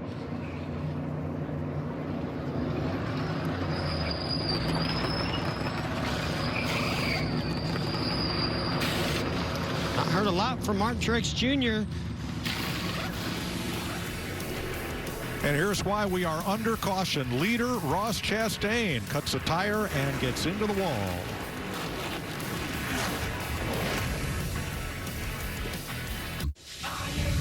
After the bloodline slipped through his fingers, will the Beast Brock Lesnar get payback on the Universal Champion Roman Reigns ahead of their match at WrestleMania? Find out on an all-new Friday Night SmackDown, live at 8 Eastern, 7 Central on Fox. Here at Atlanta Motor Speedway, 99 laps complete. Kids are having a good time here. And a lot of Chase Elliott fans in the stands. Here's how the Koch family of drivers are faring. With 6 to go in stage 1, Denny Hamlin, Austin Dillon top 5, Daniel Suarez top 10, and Joey Logano in 15. Ross Chastain, improper fueling on his stop. Right rear toe link is straight. Obviously, got a little bent, little toes knocked out in the front. Right rear wheel tub has some damage. Some of it's missing, and the right rear group chain is broke. And then a little bit of body damage. Looks like maybe a right rear diffuser. A little bit of damage on it as well. Let's feel it out good here. So he's on the damaged vehicle policy and has incurred a 2-lap penalty. Damage to the left front splitter as well. Ty Dillon removed the gas can from his pit stall. So he will be starting tail end of the longest line.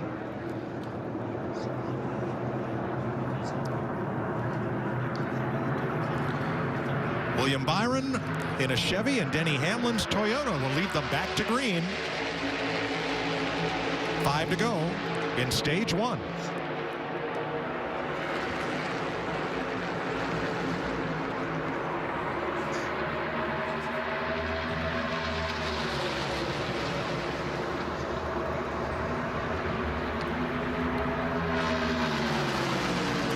And Dillon trying to hold off those 2 Toyota teammates, and here comes Hamlin. Without the help of his teammate. Wreck. 2 cars hard in the wall, and Austin Dillon, Kyle Busch crashed. More behind him. Stacking up behind him. Ty Dillon into the wall. And Chase Briscoe, last week's winner, spinning. That was that split second decision. The 18 didn't decide to go with Denny. Denny was waiting. I think he anticipated him to go. He waited just a heartbeat and then took off. Put Kyle Busch in that outside lane, and the rest is history. Well, it looked like it got kind of Austin Dillon a little bit out of position too, and maybe that car got a little loose. And then you had the 18 on the outside of him. There's Ty Dillon with a bunch of damage. Both Dillon brothers, heavy damage under that accident. So let's look at this going into turn number 3 and watch Denny Hamlin in the 11 make his move. Makes it really late, as you mentioned. Yeah, I don't think it was as quick as Kyle Busch did. See, Austin Dillon was blocking a little bit, makes the move. Kyle Busch decides to go up top, gets Watch to the bumper of the 3. He gets loose. Touched him. It looked like he got to the rear bumper of Austin Dillon, and Kyle that turned Busch him sideways. He is second guessing that decision right now. Yeah, I don't think he thought Denny was going to clear the 3 of Austin Dillon, so he didn't go with him. All right, let's ride with Dillon. Dropping inside. 18 sticking with us. Bottom's clear by 1 to the bottom. Boy, he was just... He didn't touch him, I don't think. I think he touched him, but it was barely. Yeah. I wouldn't have thought that would have gotten him loose, but it did.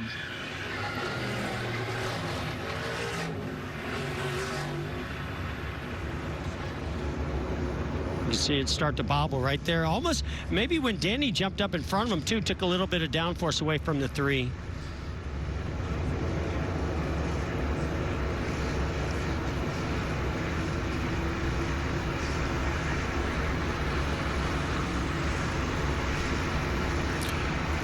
Yep, it's like a bad combination. The 18 on his rear bumper, the 11 coming up in front of him. Pretty heavy right front damage to the 18 at Kyle Busch. And then further back, Ty Dillon, trying to avoid everything, gets into the wall and then into Chase Briscoe. So we will end stage 1 under caution. Here's Kyle Busch and company. How's your wheel? It's killed. Everything is killed. I'm sure I'll get to you and everything will be broken and we'll be done for the day. Yeah, a lot of frustration right there. I mean, those are those, again, split-second decisions. Things happen so fast. That move, didn't really expect it out of Denny Hamlin. It's kind of late. It coulda, woulda, shoulda. Thought about going with him, stayed up high to push Austin Dillon. Austin Dillon gets loose, and, man, that's a tough pill to swallow. Had a fast car. Be curious to see what kind of damage when they lift the hood or pull those tires off of the 18 of what they might be able to change. There are some adjustments that they can make pretty quickly on this new car that can fix some of that damage. Ty Dillon? Not that. You're not going to fix some of those. No. But he was back there because of a penalty and restarted in the back, had to take evasive action, got into the wall, and then into Chase Briscoe. Yeah, that's the kind of damage when you see the body crinkled up like that. That's very difficult to get that car back up to speed. So William Byron picks up his 10th career stage win and his 2nd of the season.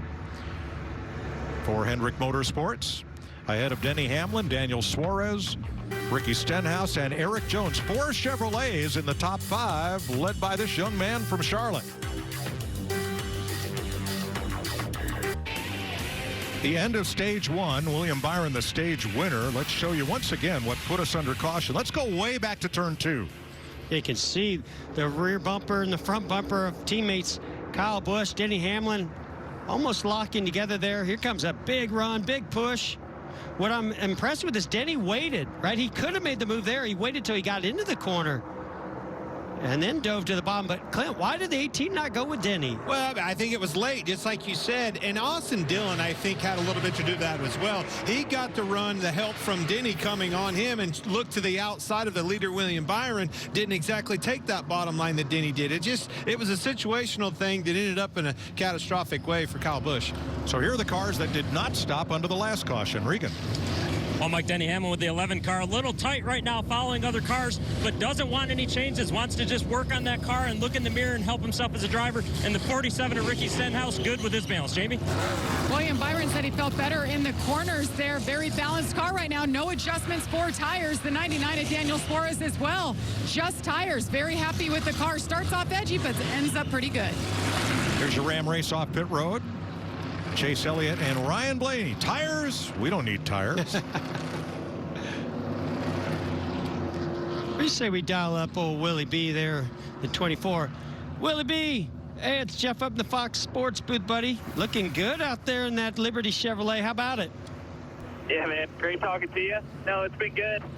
Crazy Atlanta. I feel like you got to be on your toes every single lap, and it's a lot different than we're used to here. So it's been fun so far. Car's been really fast. Thanks to everybody at Hendrick Motorsports and Liberty, and hopefully we can finish it off here at the end of the day. All right, buddy. Well, you know I like those flames, so keep up the great work. Good luck the rest of the way. Sounds good. Thanks, Jeff. William Byron, your Stage 1 winner in Atlanta.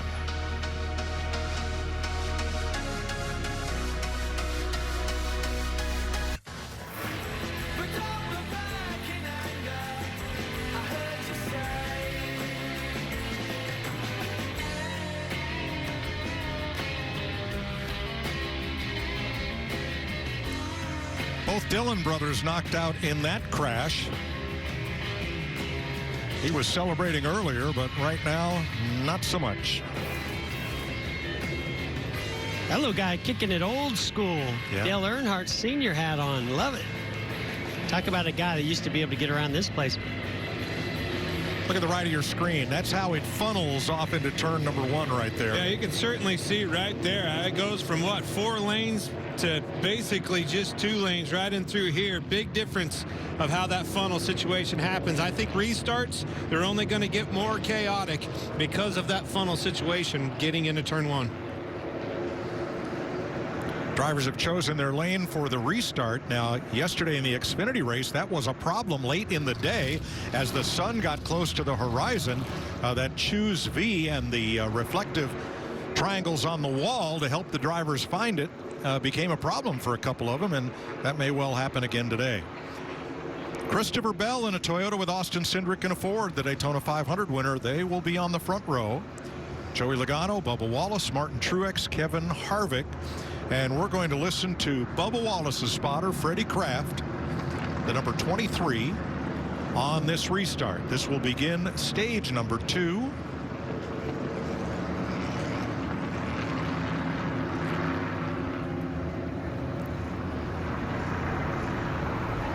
Stage 1 was all Chevrolet with a bit of Toyota. The Ford's nowhere to be found. Now there are 4 Fords to restart in the top 7 positions. Camaro pace car heads for pit road, and here they come to the Geico restart zone. 5, ready, green. Back to your help. Tight out the front, still tight out the front. Quarter out the front.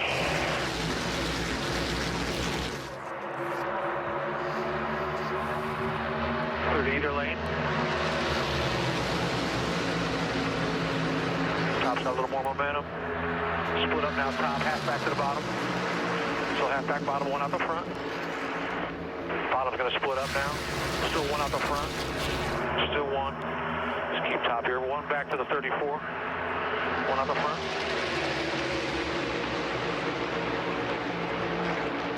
Well, that sounds like Daytona and Talladega, doesn't it? That's exactly what it is. Yeah, we talk about intense. It's intense for those guys on the roof. They've got a lot going on today. Go through a few batteries, I believe, on that radio. Well, and as we get towards the end of this race, all that communication, it's got to be locked solid. You have to, when it's clear, and you have to make a reaction quick as a driver. He's got to be on point with his communication, those calls. These runs happen fast. All right, we talk about Daytona super speedways. We're here in Atlanta. This is a super speedway now. And look who's coming to the front, our Daytona 500 winner there, Austin Dillon.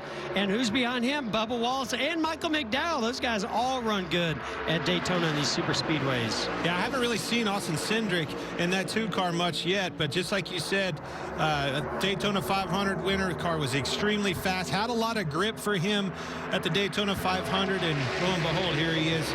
And right on his bumper, the car that finished right alongside him in second place, Bubba Wallace. You see how that stacks up and then creates that moment for Joey Logano? Those are the moments that are exactly like what we saw with Denny Hamlin and Kyle Busch, his teammate, to create those situations that you either take it or you don't. And that thing, accordion for him, kind of really left him no place to go but right there. And you mentioned accordion, and that's what I'm looking for in my spotter. I want my spotter to anticipate, see that accordion effect starting and letting me know so I can jump out of line if I need to.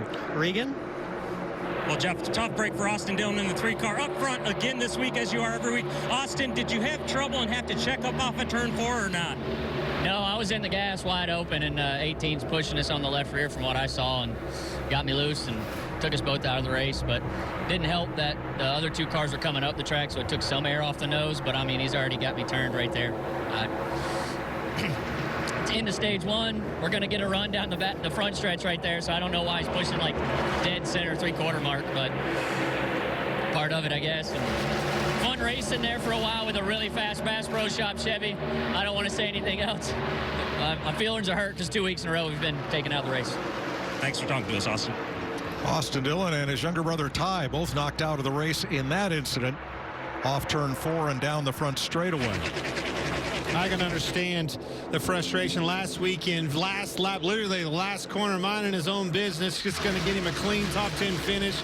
And Daniel Suarez come flying in there and nailed him in the rear, spun him out, and pretty much a last place finish. So I can understand that frustration in Austin Dillon.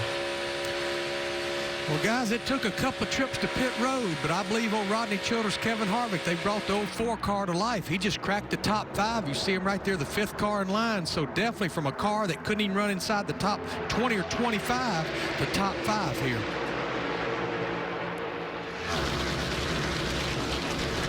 Christopher Bell, your leader, Austin Cindric, and then Bubba Wallace in 3rd. Jamie.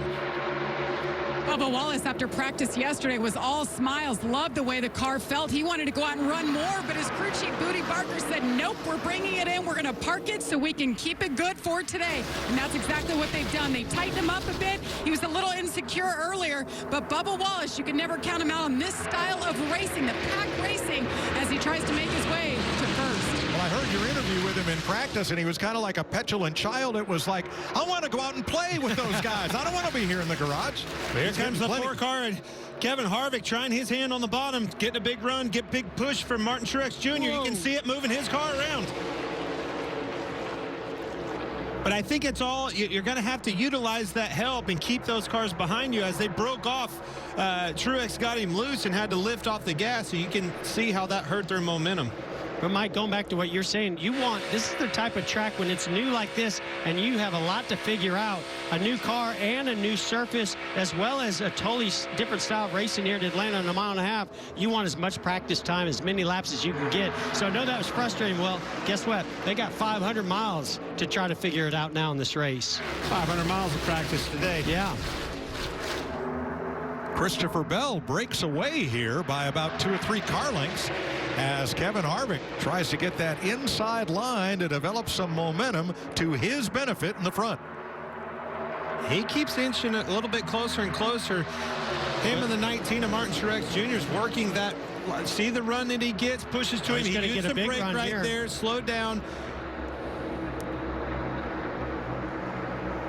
You can see he tiptoed a little bit. Away. He's slowing down to help Truex get back to him, utilize the push, and see if it'll push him to the lead. And I think, too, if you get too big of a run into 3, that we talked about earlier, the wind and just the flatness of that entry makes the car push up almost clear of Christopher Bell to take that lead. But I think Kevin Harvick is managing that. Like we talked about, you heard Jamie McMurray talk about slowing down, lifting a little bit, keeping that car attached to you. Don't utilize that huge run that he gives you and drive off from him. Let's see if he slows down just the least little bit, allowing that 19 to get to him. Yeah, he's liking that push he got from Martin Truex Jr. Wants to continue to tow him right along with him. Kind of repay. If he gets a push, I'm going to see this off of 2. I think he'll be good now that he's clear of the 20, but having that 20 beside him, you have to manage that. You can't get too far out. This is the most double-wide racing we have seen all season, anywhere we've been, including Daytona. That's why we're going to take you side by side with 122 laps complete in Atlanta. Kevin Harvick, Martin Truex.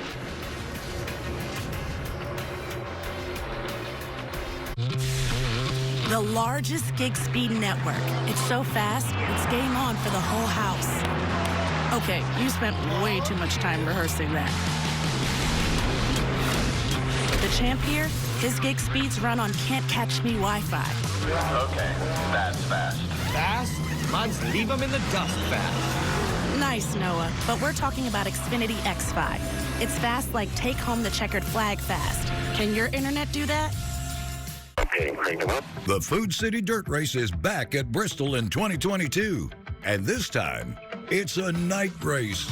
You remember the last night races at Bristol in September, right? Between Kevin Harvick and Chase Elliott. It's the Food City Dirt Race, 7 p.m. on Easter Sunday, April 17th. Save big by grabbing a weekend package today at BristolMotorspeedway.com. Remember, this isn't just any dirt race. It's a dirt race at Bristol, baby. It's Bristol, baby. Get the truck that's built to serve right from your living room with Ram eShop. Search, find, and buy your perfect truck online and get delivery from the comfort of your own home. Credit approval, price, and payment calculations all made quick, easy, and safe. The keys are just a click away with Ram's eShop. Right now, during Ram Truck Month, get 0% financing for 72 months on the 2022 Ram 1500 Bighorn. Huddle up, sports viewers, and enjoy Arby's corned beef Reuben. Arby's corned beef. Arby's. Come on! Arby's, we have the meats. No matter what you do, who you are, or how much money you earn, when it comes to doing taxes, don't go it alone. Jackson Hewitt Tax Pros will make certain you don't miss out on a single deduction. Get the biggest refund you deserve at Jackson Hewitt. Do not move. Bad boys.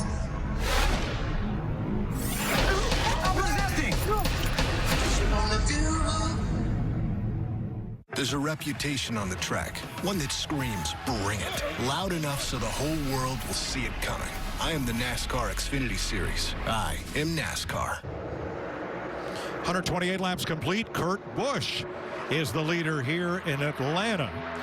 So how do you like me now, says the new Atlanta Motor Speedway. We've had more lead changes today than in both of last year's races combined.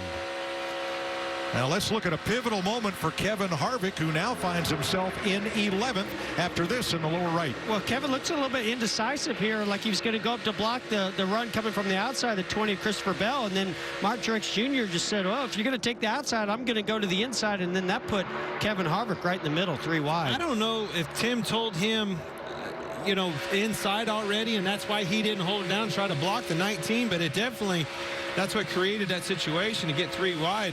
I don't think Truex really had a choice at that point. It sent Harvick back to 12th place. He's since regained 3 of those positions. Once he lost that lead, I definitely noticed the instability in Kevin Harvick's car, so he needs to get that track position and be up front. Ricky Stenhouse becomes the 13th different driver to lead this race. And how about Justin Haley right behind him? We talk about new winners and new faces and new places. There's a new cat right here. Jeff, we talked yesterday, Clint and I did, that I don't think win and you're in is going to work this year. With what we've seen so far and what we're seeing today, I could easily see more than 16 winners at the end of the regular season. Well, I've always been a little bit hesitant to say win and you're in and this early in the season, because we've come close a couple years ago, Mike, right? We saw about 13, 14 different winners, and a lot of them happened early in the season. But you're right, one of these years, it's not going to be a total lock in if you get that win. And with this car, as the parity and the different people we're seeing get up front, lead races, I think we could see a lot of different winners. This time it's Daniel Suarez caught on the outside, and he almost got a fender full going into turn 1. 3 abreast and all the way back at the 6th or 7th row here, and dropping spots as it happens.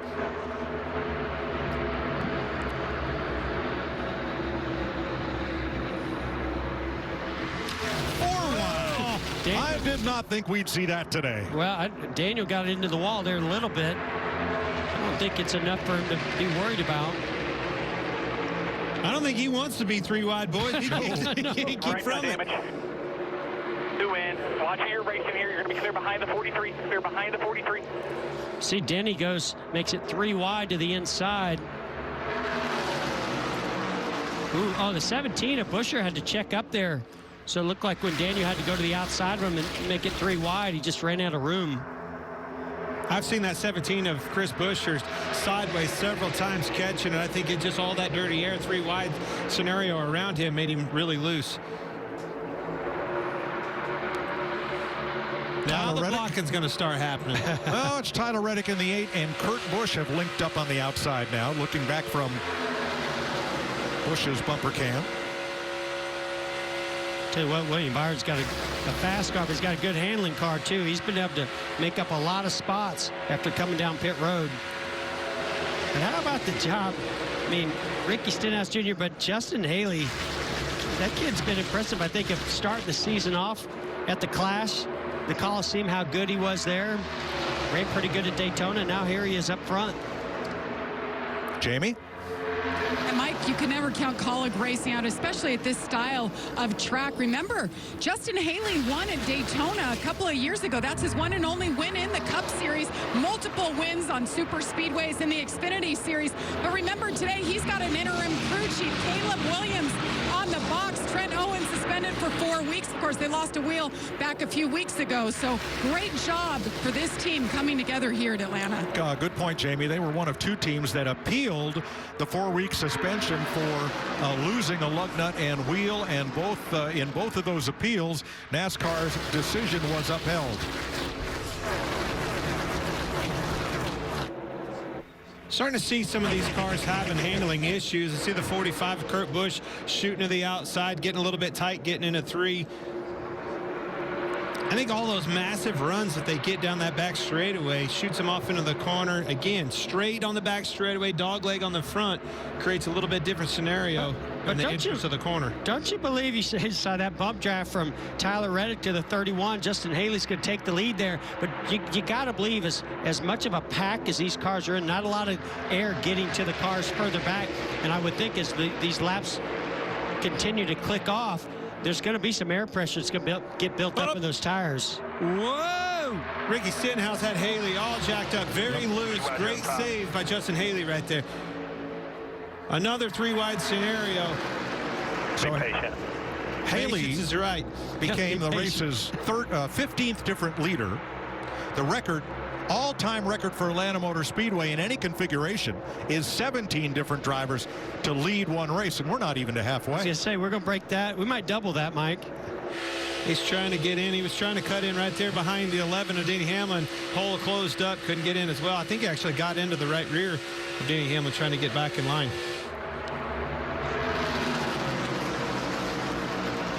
These runs are so massive. They're getting Stenhouse right there, shooting to the bottom again. Big runs.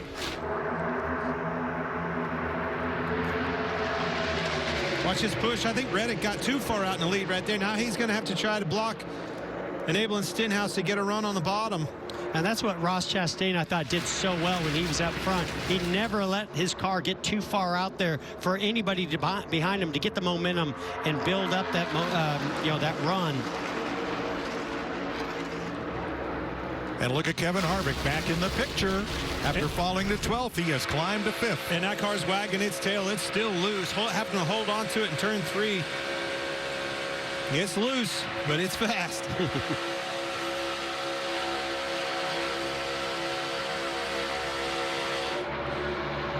Stenhouse trying to lead for the 2nd time today.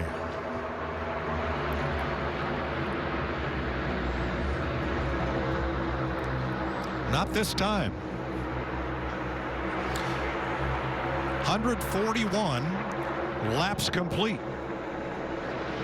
Still almost 70 to go in stage 2 in Atlanta in the Folds of Honor QuikTrip 500 on Fox.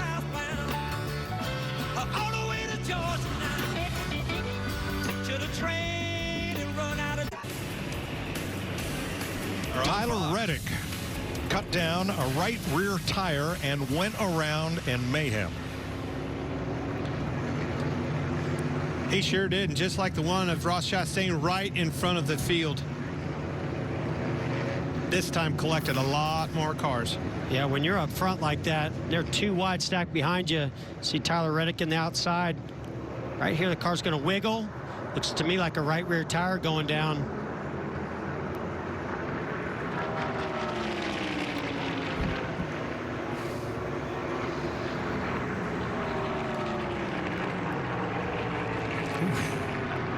Corey LaJoie had a rough ride there. Kyle Larson got turned. Joey Logano was in it. Christopher Bell. Watch what this does, how everybody's scrambling for position, stacking everybody up. The middle, lower.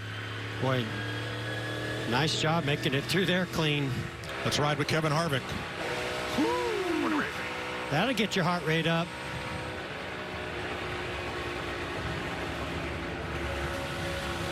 Top 4.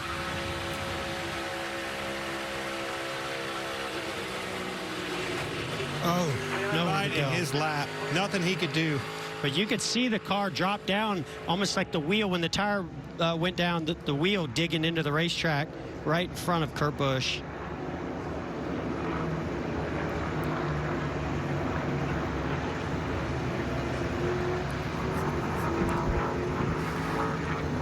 So we're under caution at lap 146. What a great time to welcome Hall of Famer, Cy Young Award winner, Atlanta Brave World Series star, and Fox lead baseball analyst John Smoltz to the booth. Yeah, how about that? Right? Your heart rate up after that? Yeah, that's... It's like a clearing the bench situation in baseball, right? Been in a few of those. It's definitely the heart gets racing. So what do you think? I mean, you're here at Atlanta, your first NASCAR race. Been pretty great racing out there. What do you think so far? I've missed a lot. This is my first race. That's been telling me how much I've had a blast, and I've missed a lot. You know, my schedule takes me all over the place. Getting to experience this and see it firsthand, I'm spoiled because I got the cherry on top by driving the pace car, which is undescribable. I kind of feel like this. It's like coming into the bases loaded, nobody out, and facing Albert Pujols. That's what these guys are doing every single time. But okay, so you went out there in the pace car, and then you see these guys running 2-3 wide inches away from one another at 190 miles per hour. Are you even able to comprehend what that must be like? No, the coolest part was watching the rearview mirror of the camera, and you see them all behind you jockeying and getting ready for their warm-up and everything, and you just know they're ready to get unleashed. And what that would be like, I actually asked on the way down here, because I drove about an hour and change to get down here, and what happens if you sneeze? Like, has anybody ever sneezed? I guess you never do because it's mind over barely matter. blink, let alone sneeze. All right, John, I want to put you inside Kurt Busch's car. Okay. And take us through this. Yeah, this has got to be the quickest reaction you can ever have, right? And that's like getting hit with a line drive right about now. Just got to react as fast as can, and that's why Get these that guys are the mid up, best. right? Sometimes you just can't do anything about it. That looks to me like facing one of your 90-mile-an-hour sliders. Maybe being on the other. You know, I always wanted to see what it would like to be on the other side. Nobody of else wanted to see what that was like. But this truly has been what a blast. I mean, you know, perfect day, perfect weather here in Atlanta, and of course, getting a chance to meet Chase, who went to the school that I helped start in Kings Ridge Christian School, and just getting a really behind the scenes look at everything was really cool. Well, come back and see us and bring friends. Do it. I definitely will. You look good out there pacing the field. You sure? I mean, we can get you in a helmet. Get suited up. I didn't want to make a viral moment, but I thought about it. Take off. That would have been maybe a not good viral moment. Exactly. All right. Hall of Famer John Smoltz, glad to have you with us here. But wow, mayhem. When the 8 car lost a tire and spun in front of the field. Kurt Busch was the first car in. Christopher Bell with minor damage. Kyle Larson got turned, and there's going to be a big, long list of cars that were involved in that one and have some level of damage. Now, we are still under caution. There has been no red flag, so cars are being worked on pit road, including Larson, Kyle Busch, Cole Custer, Todd Gilliland. Here's Reddick coming down pit road for a second trip, and more. And pit road will be open this time for the rest of the competitors. Now, before they come in, let's look at one of the questions in Clint's Stage 2 contest on the Fox Bet Super 6 app. Good luck. How many lead changes in stage 2? 0 to 5, 6 to 10, 10 to 15, and lots more. With this kind of racing, it could be anything. Regan. Mike, what a recovery so far for the 4-car of Kevin Harvick. Big changes on that car early to get it to where it is now. Very happy with that race car at the moment. The 47 of Ricky Stenhouse Jr. has been good. Needs more rear grip after that run. He's sliding the back. Jamie? William Byron says balance on that car really good right now. Good stop for him as well. The 20 of Christopher Bell. They stayed out last time. He's led 16 laps today. Much better that run. No adjustments. 4 tires. Woo, that was tight. William Byron first off pit road with 2 tires. Harvick, Blaney, and Almirola. And Eric Jones all with big gains on that pit stop. 13 cars were involved in that incident down the front straightaway. We'll give you a look at the list when we come back. B.J. McLeod is your leader here in Atlanta.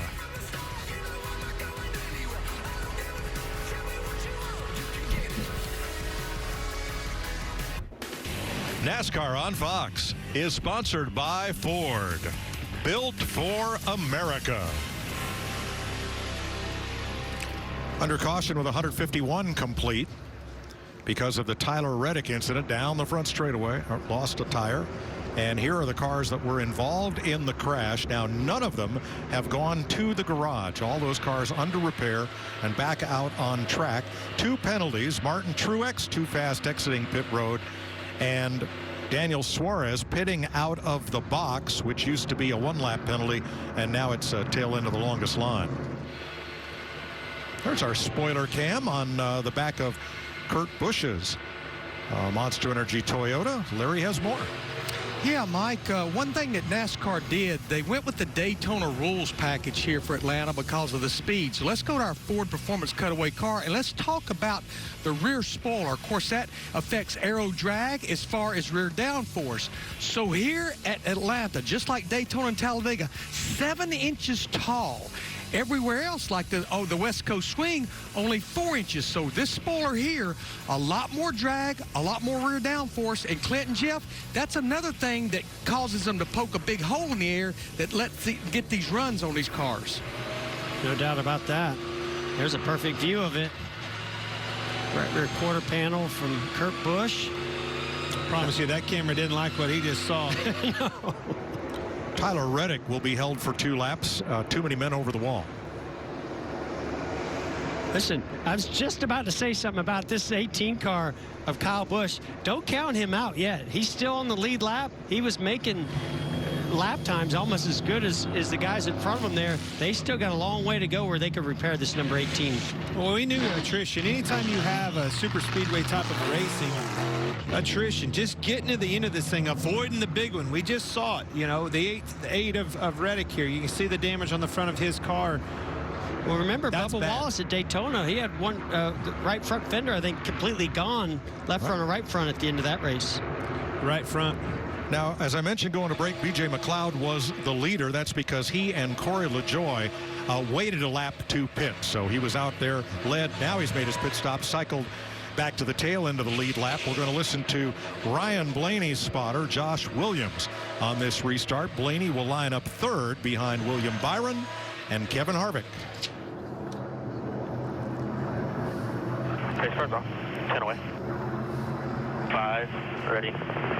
Ready, green.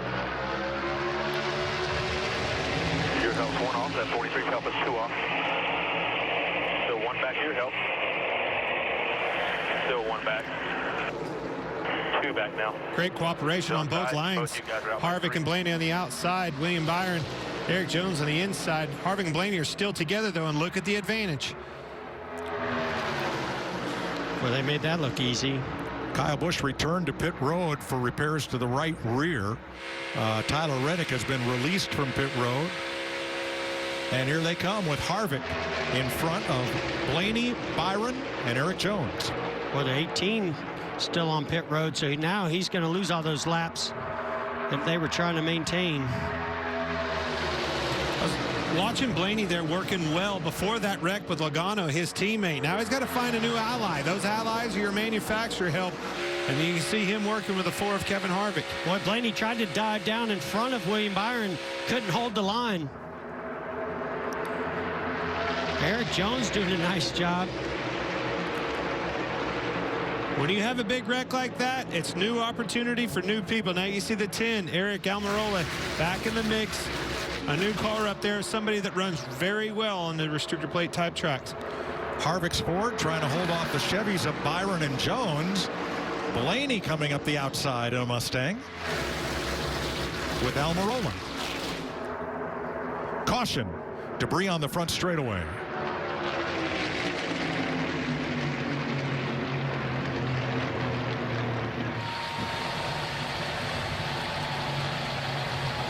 There is Kevin Harvick's graph of his day. Remember in the early laps when he fell way back in the field. And then at the competition caution, which occurred there at lap 42, they were able to make repairs and get him going again. Well, it kind of looks like my heart rate through this race. It's been a little bit okay, you know, easy when they get single file. They get back packed up 3 wide where Kevin's been a few times. It's all over the place.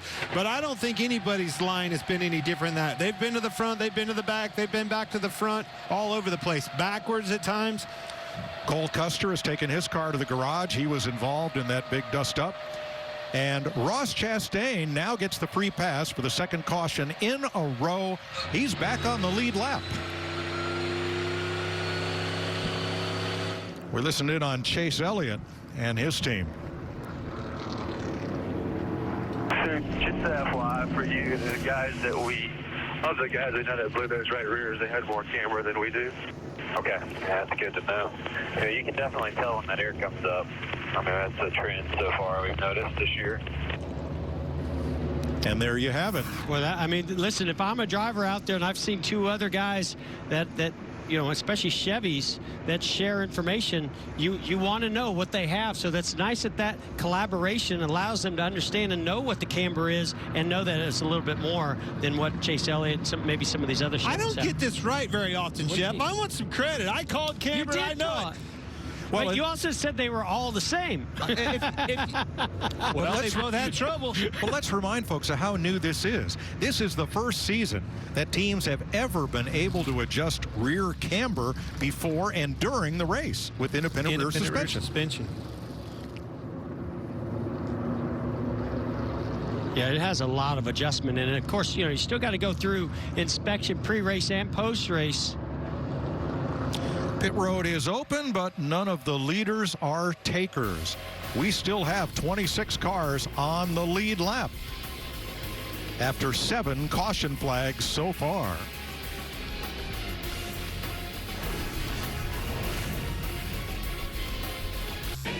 North of us, the city of Atlanta.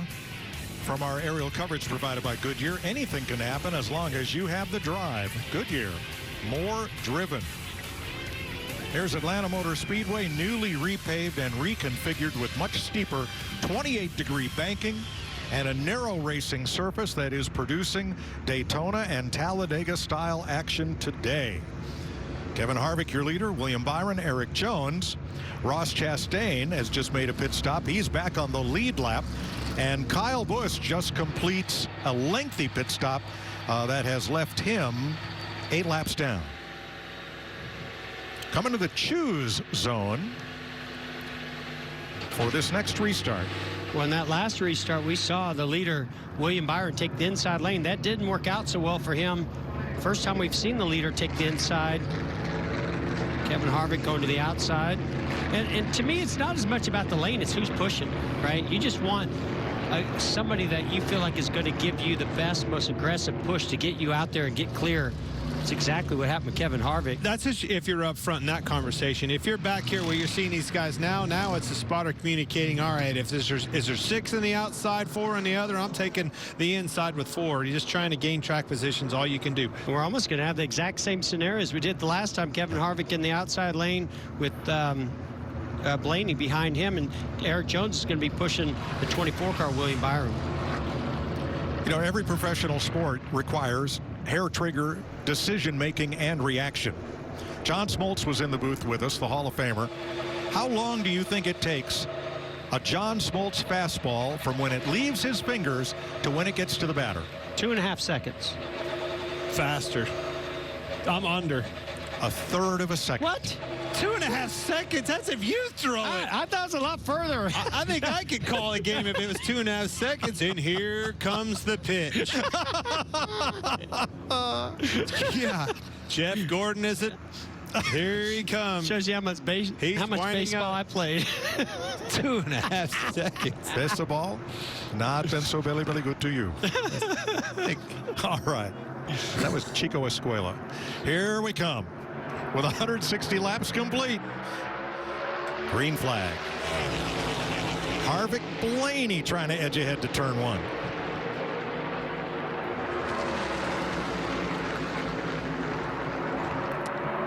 Again, have a good combination with Blaney pushing, staying right on him, locked to the bumper. See the side draft right there. Kind of disconnected the 12 from the 4. Last time they were both able to clear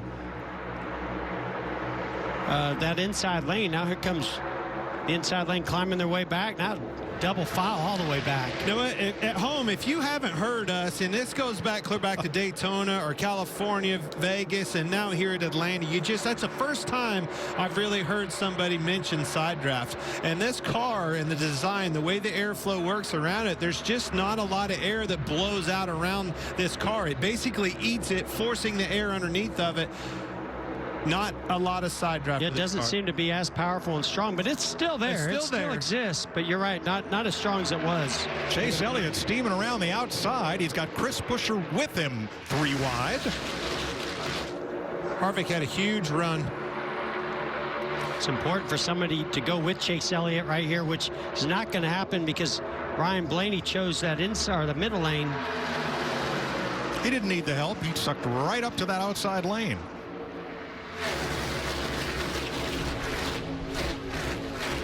And left Buescher and Austin Cindric behind.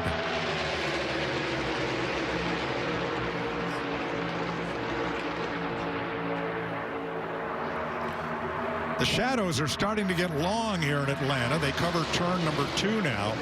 Late in yesterday's Xfinity race, it became very hard to see down the front stretch.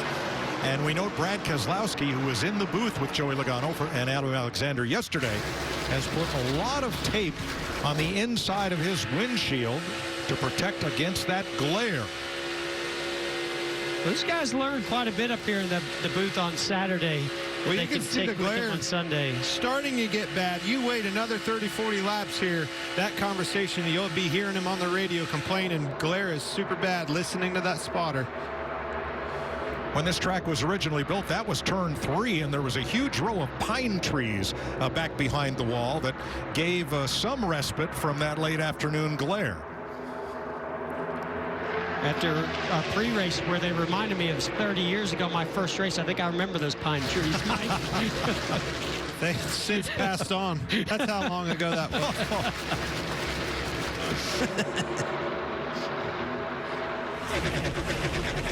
Ricky Stenhouse, Eric Jones trying to get the inside line moving now. They got a little help from Keselowski here. Christopher Bell thought about dropping down from 5th place, thought better of it. When I didn't know if he was trying to find some room to make a run on somebody or just get some air to the nose by poking that car out there. Starting to see a lot of guys jockeying around behind cars in the wake of those cars. It tells me they're getting tight, needing front air on their car to get some downforce on it for turning. Handling issues coming in. Jamie, you got something on us on the 12? Yeah, Ryan Blaney's had a really good handling car all day and yesterday in practice. They were really happy with it, and he started the race on the front row. But they had a problem on the first pit stop earlier, couldn't get it fueled up all the way. He dropped back, but he's been very methodical. He's been patient, even though he wasn't happy. He stayed in the game and back to where he needs to be. The car's really good right now. And again, at the top of the show, we talked about, all right, going back to Daytona, these Fords were extremely strong, and now we have Fords, 1, 2, 3. 2 teammates and a Blaney and a 12th for the Penske boys.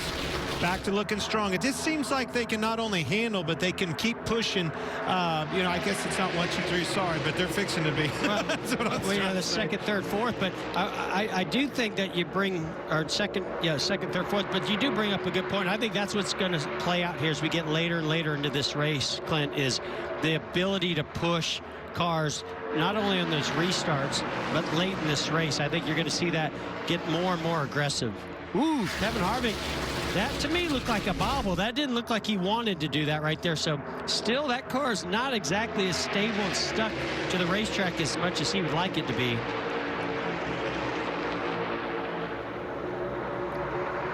Let's go back to that inside lane, and Brad Keselowski in 11th place. Regan.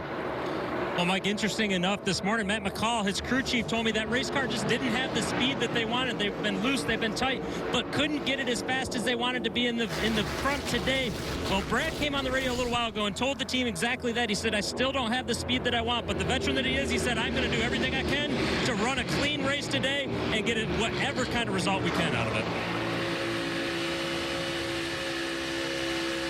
But that's smart. I mean, that's what veteran drivers do. That's, you know, you find a way, right? You find a way to get yourself in position to win. We've seen Brad be very aggressive on these types of tracks at Daytona and Talladega in the past and find his way to the front that way. Today, he maybe doesn't have the handling in the car, but he's going to have to find a way. And you watch, if he's smart, stays out of trouble, he'll be there when it counts at the end. But it needs a little bit of momentum with him and his organization. Needs a solid run here, get that ball rolling again. And I think that communication that you just heard him talking about is down that thought process for sure. This track has hosted NASCAR every season since 1960.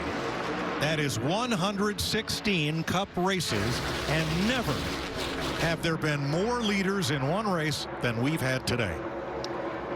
It's been incredible to watch. I knew from practice that we were in for quite a show, but I think these guys have even impressed me more than I thought what we would see today. It's been a lot of fun. William Byron's Camaro leading 3 Fords and Christopher Bell's Toyota. That's your Fast Five after 173 laps.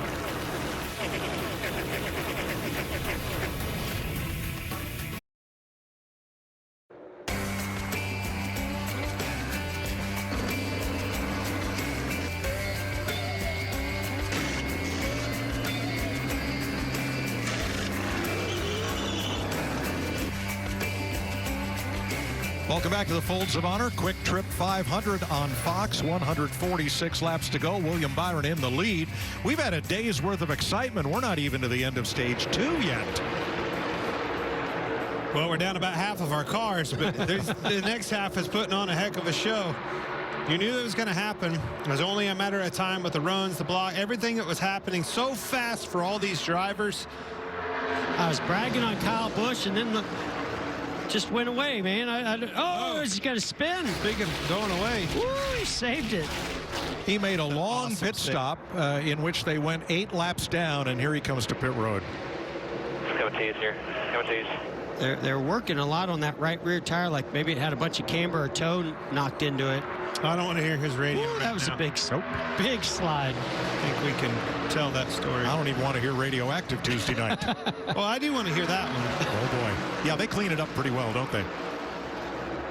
And Kyle has taken his car to the garage.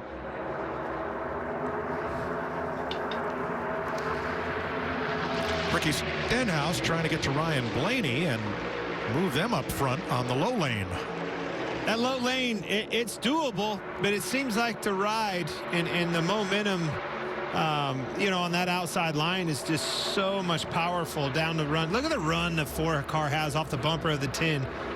But what I like here is Ricky Stenhouse Jr. is able to carry speed into the rear, into the corner, get to the rear bumper of the 12 of Ryan Blaney, and give him that push that he needs to potentially get up there to take this lead.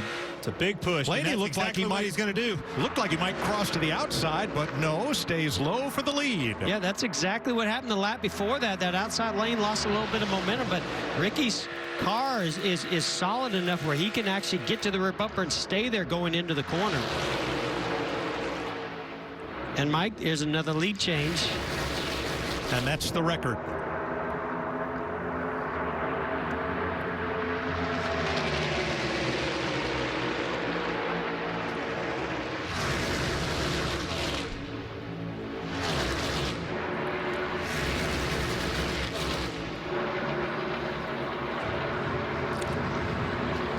Kyle Busch walks out of the garage. Incommunicado. And here's another change for the lead, Ricky Stenhouse Jr. Again, he just carries a lot of speed into the corners. Jumps up in front of Ryan Blaney. This is going to be a show. That's two very aggressive race car drivers with Stenhouse and Blaney leading the pack, leading the charge with this. And don't look now. Look who's on the inside lane. Brad Keselowski.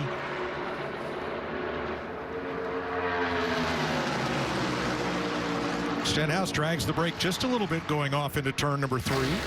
Trying to stay attached to Blaney. And not get too far out front, which would cost him the lead. Right now it's the same. 24's off of him by half. 3-car breakaway. First time we've seen that today. You heard Stenhouse's spotter giving him that information right now, and it wasn't even about that car behind him. It was about the third place car. That's where that run is generated from. As soon as Blaney in that 12 gets a push from the 24, here he'll come. Be ready for a block. And also manage that lead. Manage that gap with your brakes like you saw him dragging. Do not let yourself get too far out, because that's when that run becomes so massive that he has force to make a move. Byron to the bottom.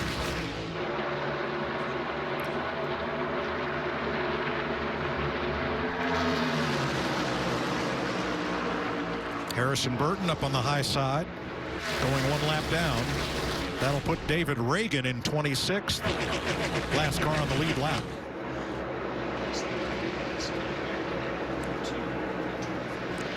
.22 to go in stage 2.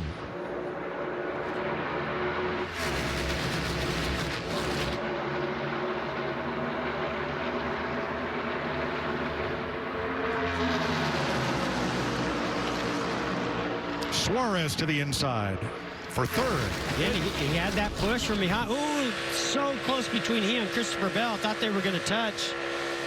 But he had that momentum, Mike. He got the run, but he just wasn't able to clear Christopher Bell. And that line backs up all the way to Almirola in 6th. Yeah, once you break that momentum, boy. Yeah. It definitely starts the process over again. You have to make sure when you get that momentum, you get that run, that there's a gap in front of that car you're trying to make a pass for. There has to be a spot for you to go. Jamie? Remember, Daniel Suarez had that pit road penalty for pitting outside the box on the last stop. He restarted 18th. Now, on top of that, his cool shirt hasn't been working since the drop of the green flag. He's asked for ice packets when he pits. And look at him rebounding, overcoming those obstacles here in the first half of the race. Suarez side by side for 4th with Kyle Larson. And we're going to take you Fox side by side with 20 laps to go in stage 2.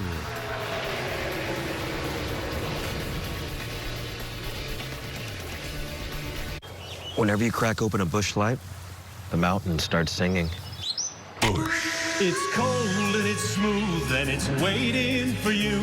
What is going on? Mountains of Busch beer. Hit it, Giant Kenny G. It's so smooth. Head for the mountains of Busch Light beer.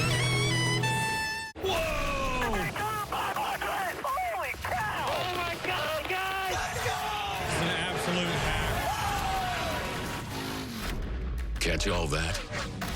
I'm ready to rip somebody's freaking head off. Or that? Well, get ready for this, and a whole lot of this. I am Full Throttle. I am NASCAR.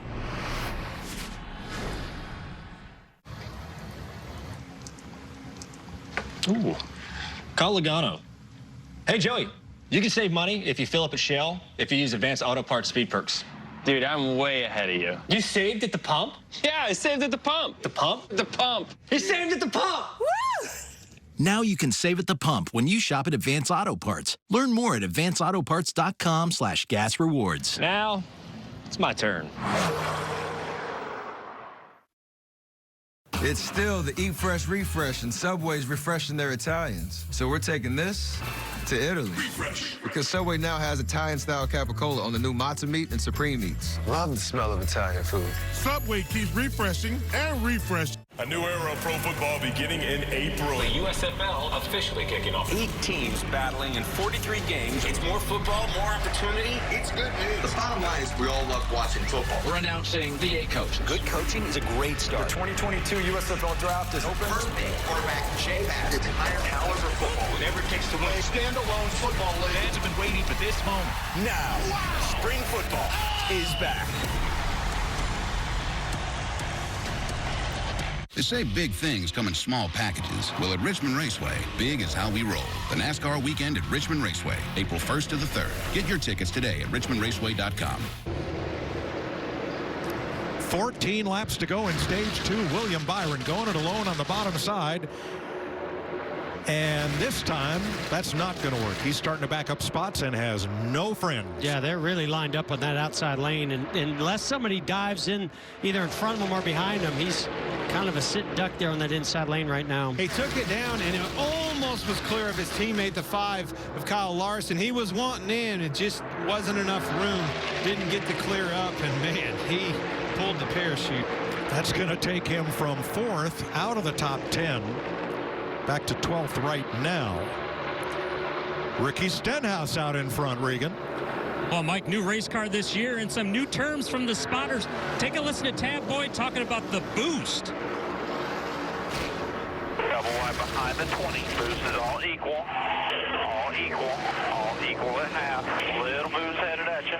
Little boost. Yeah. Boosting your way. You're good. Little boost coming your way. Describing it like that. That's just that energy, that bubble that's in between each car. And when one closes up, it creates that boost. And that, look at this big run. That's from the boost that was created behind the 20 there of Bell. Yeah, that's exactly what it feels like inside that car. It's like the turbo boost. Turbo boost. But everybody explains that situation a little bit different. You said energy, momentum, however you want to call it. But I dig boost. It's a new one. That was David Reagan going 1 lap down, running just the super speedway races on the schedule. So that leaves us 25 cars on the lead lap. And now Joey Logano, the first car 1 lap down in the free pass position. As we're stuck. Jamie Mack? Yeah, guys, I'm just sitting here watching Ryan Blaney, Christopher Bell, Kyle Larson. No better time to plan what you might do at the end of the race than as we get close to the end of the stage. Obviously, Stenhouse is going to want to win this, but we saw Denny Hamlin make that move kind of late into turn 3 earlier in the race. Just curious to see what Blaney's going to do here.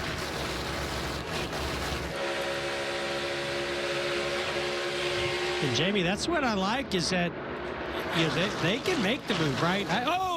47 went around thinking maybe another tire. I'm not sure. Oh, and he gets piled into by Austin Cindric. And the right rear was down. Right rear's on the wheel. And a freaking tire go down again.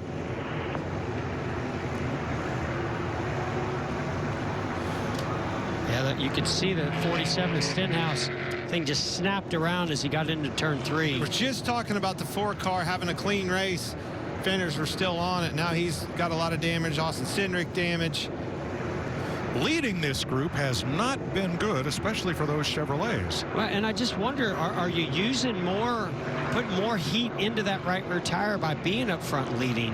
I think, in my opinion, it goes right back to what you started to allude to, Mike, is the collaboration of working together. Oftentimes, you learn faster that way, but if somebody's off in that mentality the least little bit, chances are everybody else has that same setup in their car. All right, let's see what happens to Stenhouse here. 47.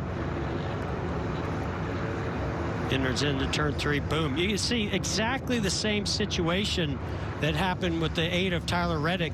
The tire goes down. You can see the wheel digging into the racetrack, creating that streak. Blaney got through. Kyle Larson got turned by Christopher Bell. The 20 is trying to avoid here. Oh. Or vice versa.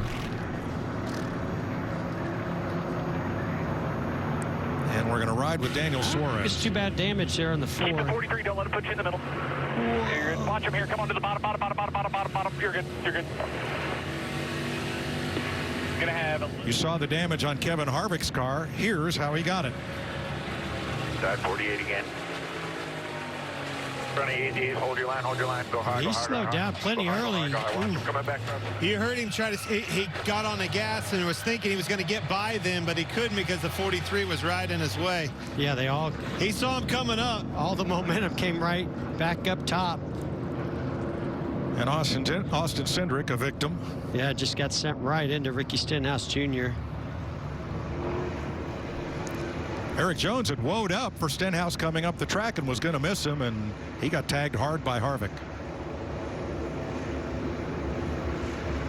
Such a bummer. Stenhouse, poor big contact. Great camera work there.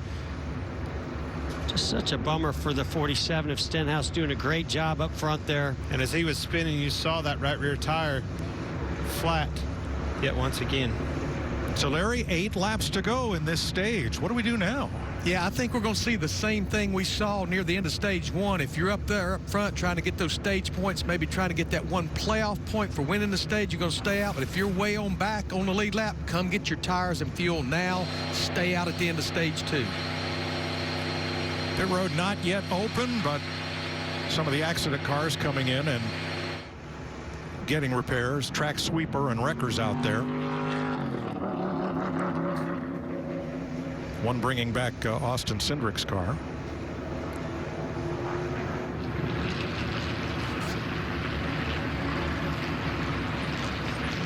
And suddenly the attrition rate has grown much higher. Boy, Ryan Blaney really had his work to do to get through there, and did. That was a close call. Very, very close. Listen, on this style is pack racing. You got to have some luck to go along with a good handling, fast race car.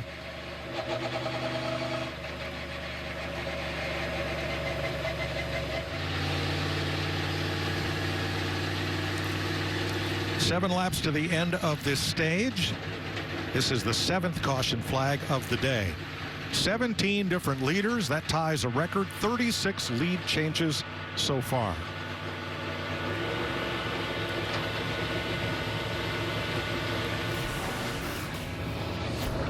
We saw this shirt last week, and says does not listen or follow directions. That reminds me of somebody I used to work with. Hold on, with you coming in the booth, we thought that we would present you with me? How about me? that? Yeah, this that shirt's for you. It seems to. Oh, I mean, maybe I was mistaken. Maybe. I mean, Baby Yoda, okay, but not a lot not of these spotters up there were thinking the same thing about their drivers, but yeah. Maybe it is for me. Does not listen or follow directions. I want to get our producer to be able to tell you the truth about who listens and who doesn't up here. They're going to open pit road this time. That was wrong, Boyer. Wrong. Probably the first 10 or so will stay out, trying to get stage points here shortly. 3, 6, 8. First 8 stayed out. Most everybody else comes in.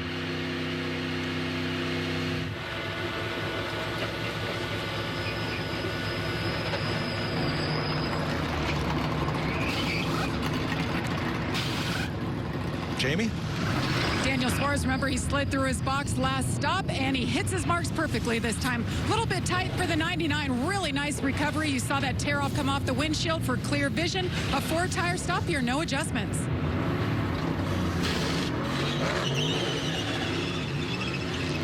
Now, these are all cars that were running just at the back of or outside the top 10 that are stopping now. Under caution with 6 to go in the stage. Kevin Harvick, hard hit here.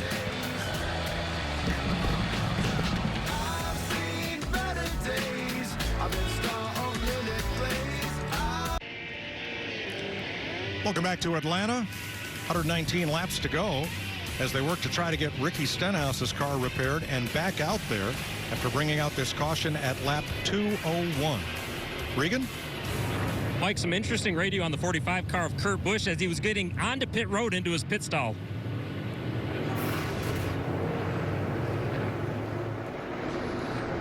I think coming into the pit box is awesome.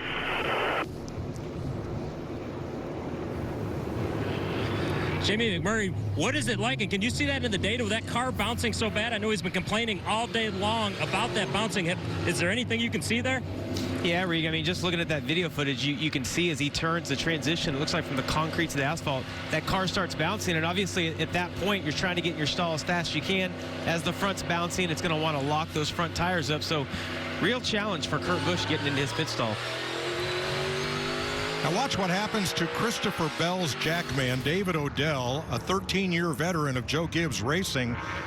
He gets plonked right here by the right front, keeps his balance, and gets the car in the air. New to this team since last week. Right, yeah, didn't in there. Oh, no. And that's removing equipment, and the 20 will restart in the rear. We're coming green. Blaney's Ford, Kyle Larson's Chevrolet on point ahead of Hamlin, Almirola, Elliott, and Briscoe. I'm really surprised with the damage that Kyle Larson has on the front of his car. He didn't choose to go to the outside. We'll see how much that damage costs him in speed. But with a massive push with Chase Briscoe and his teammate Chase Elliott, both chases behind him, doesn't seem to matter right now.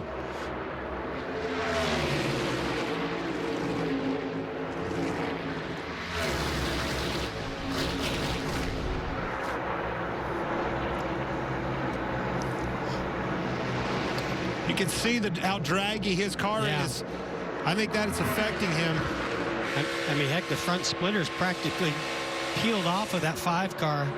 2 to go in the stage. The racing looks like we're in Daytona. The cars look like we're at Martinsville. Or the end of Daytona. Don't get out too far, Blaney. Oh! Into the wall, Larson and Hamlin.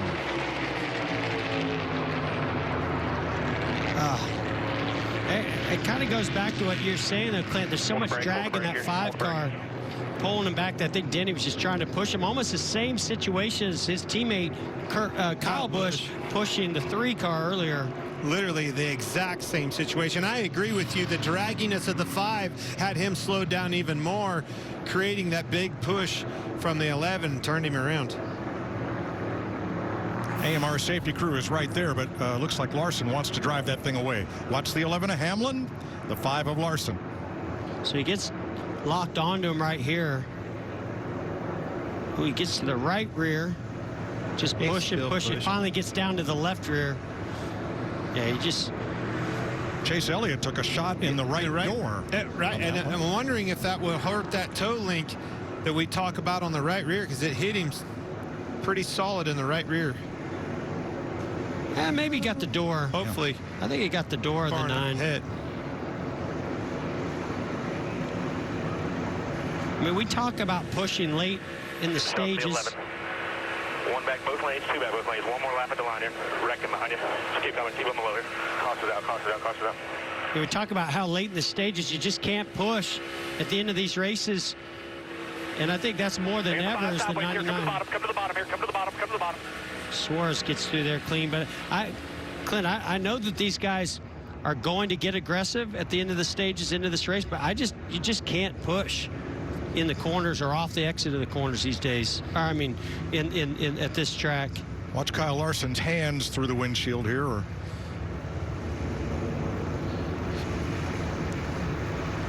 I mean, I feel like the 11 was pushing him in the right spot. He was a little bit more to the right, but then as the car started to get sideways, shifted to the left, and that once you get to that left rear bumper, you're around. So this will end stage 2. Ryan Blaney gets his 2nd stage win of the season and the 22nd stage win of his NASCAR Cup Series career.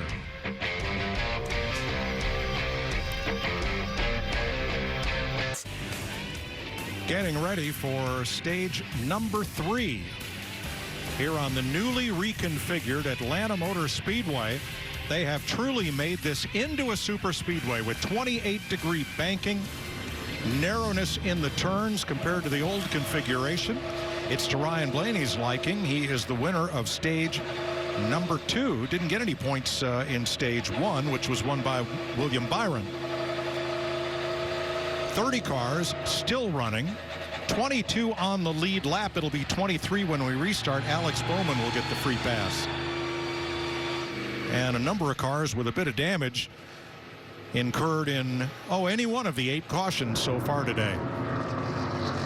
Here they all come, Regan. Well, Mike, Chase Elliott with that 9 race car, just a little bit too loose with it right now. They've been using camera pictures from the outside of the racetrack to check on the damage on the door of that car from that last wreck. You see him having trouble getting the jack under it right now. And the 6 car, Brad Keselowski, quiet on the radio in there, still continuing to have a solid, steady, and clean run today. Jamie? Ryan Blaney in the 12. He's a little tight when he was in traffic, but once he had that clean air, that car was good. Hooked up for the 12. And look who's back. Chase Briscoe, last week's winner, had problems early in this race, battled his way all the way to finish 3rd in that stage. His pit stop is complete in the number 1 box, Mike. Here's the Ram race off pit road. William Byron picks up 5 spots. Justin Haley, +7. Joey Logano, +8. Logano had been a lap down, got the free pass 1 caution ago. Let's dial up your stage with Ryan Blaney. It's Boyer up in the Fox Sports booth. Man, it sure seems hectic out there from this glass. I can't imagine what it's like from your windshield. Tell us what it's like. Tell us how you're going to win this race. Yeah, it's definitely hectic. Because the runs you get are really, really big. It's hard to defend if you're the leader. And cars aren't handling very great either. You know, everyone's kind of hanging on for dear life. So it's very different Atlanta than what we're used to. Is going to win that stage with our body over Ford Mustang. And hopefully we can just stay in it, stay in the fight, be there at the end. You never know what can happen in this thing. All right, buddy. Thanks for your time. Step forward, thanks. Ryan Blaney, your stage 2 winner in Atlanta.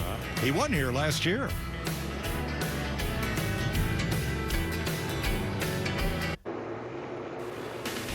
NASCAR on Fox is sponsored by Credit One Bank, the official credit card of NASCAR. 110 laps to go in Atlanta, and Denny Hamlin and crew chief Chris Gabehart talked about it on the radio. Too much damage on the left rear, and Hamlin has gone to the garage. She's dog tracking, boys. Really bad, and I think a lot of that's coming from the left rear, but both sides of it messed up. Man, so much promise for the Gibbs boys. Both him and his teammate Kyle Busch were very, very strong, running up front where they needed to be. Fortunately, their days are done.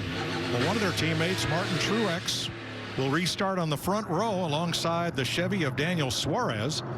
Bubba Wallace, Ross Chastain, row 2. Greg Biffle in the top 5. As we get ready to restart, here they come to the Geico restart zone.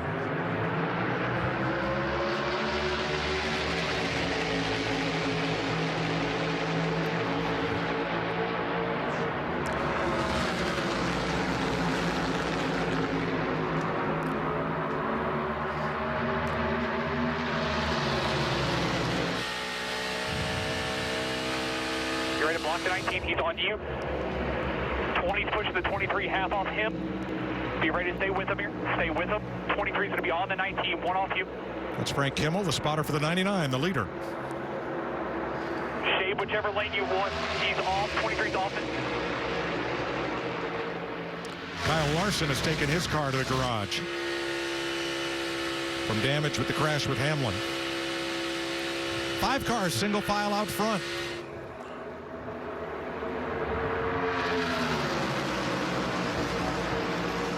And I just wonder, are these guys going to pay attention to what we've seen now happen twice off of turn 4? Guys locking bumpers, trying to push. They're going to calm down a little bit here, Clint, to get to the end? Well, you would think, but I mean, look at the opportunity that's, those crashes create for 23 Bubba Wallace. You saw Greg Biffle in the 44 car up there. Chastain still in this thing, getting into trouble early, back in the mix of this. Been an up and down day for Toyota drivers. Their top performers, positions 2 through 5, Truex, Wallace, Bell, and Kurt Busch. While Hamlin and Kyle Busch are out of the race. The other thing I see is single file. You ask, and I think that's exactly what they're doing. All right, guys, let's settle in. Still a long road to hoe to get to the end of this. Need to ride for a little bit.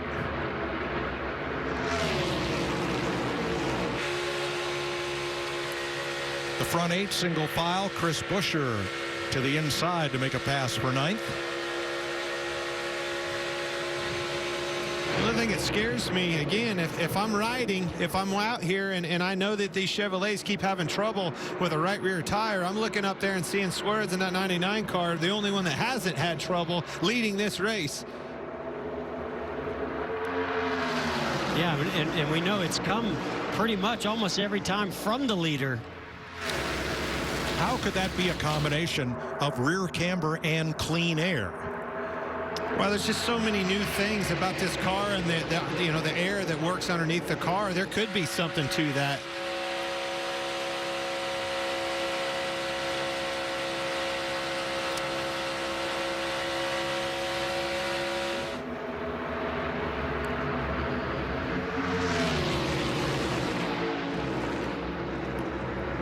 Be 103 laps to go when they come back.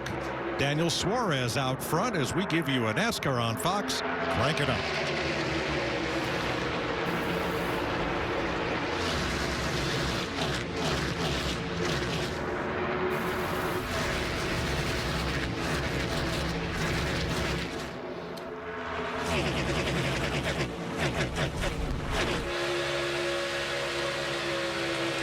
Push it front car by half, one in front now. You're down to 48, 43. Half quarter. Getting tighter to you. Still half off the 19. He's having to block the top here. 1.5 off you, half off him.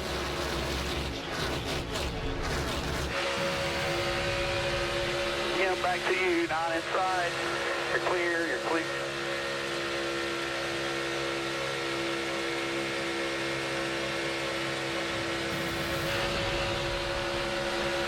A lot of 10 behind you. Your back clear, quick. Not inside, not inside.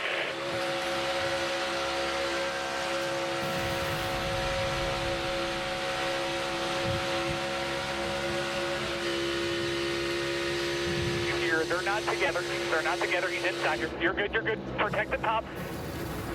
Martin Truex wants the lead on the inside, and he's got help. Bubba Wallace, Chase Elliott, Joey Logano.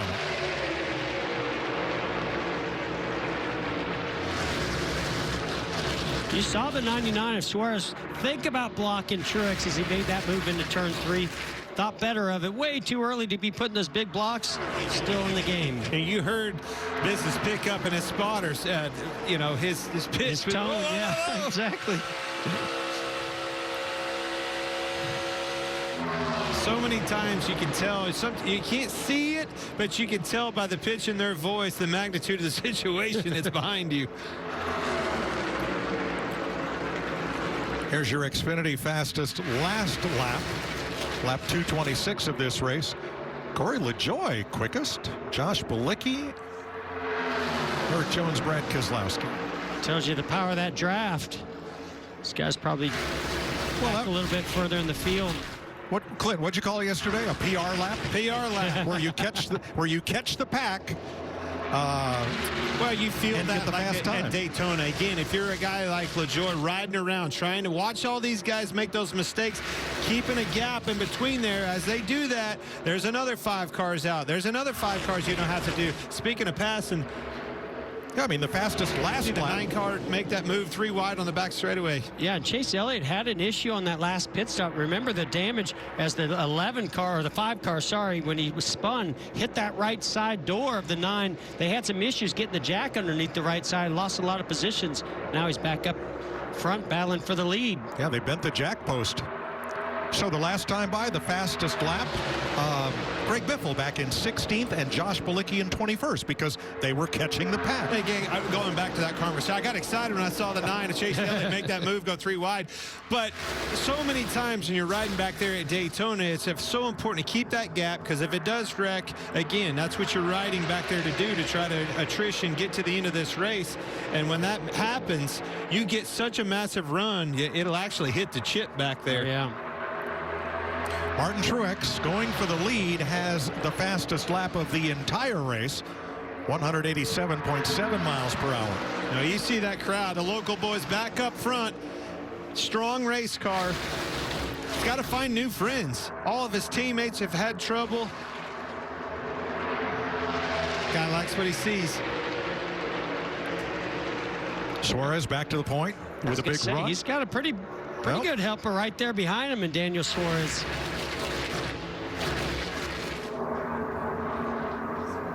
Flip side of that conversation, Martin Truex, all of his teammates have had trouble. He's got the Toyota above Wallace right there behind him. And it's not that Martin Truex Jr. stayed out of trouble. He's been in plenty of trouble, Jamie. Martin Truex Jr., one of those teams that actually gave up the handling of the race car for speed. So they were disappointed when qualifying got rained out this weekend. But James Small told me if they could just get to the front, they thought they'd have a great shot at it today. And so far, car has been decent, just lacking grip earlier like most cars, but he's hanging on to it up at the front.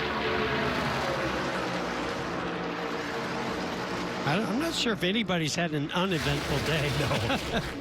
And then at 22, Joey Logano right back in the mix. We saw him stalled out down there, had mud all over the place, a bunch of Band-Aids on the right side, still digging. But kind of much like the conversation with Kyle Larson, I think if I'm Joey Logano, knowing I have that front damage, I'm probably not going to put myself out there in front until the time's right.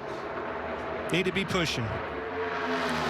And here's Jamie with Kyle Larson. Kyle Larson hasn't had a chance to see it yet. You and Denny Hamlin, friends, you're racers, and then you guys have this incident together. But what happened there, Kyle?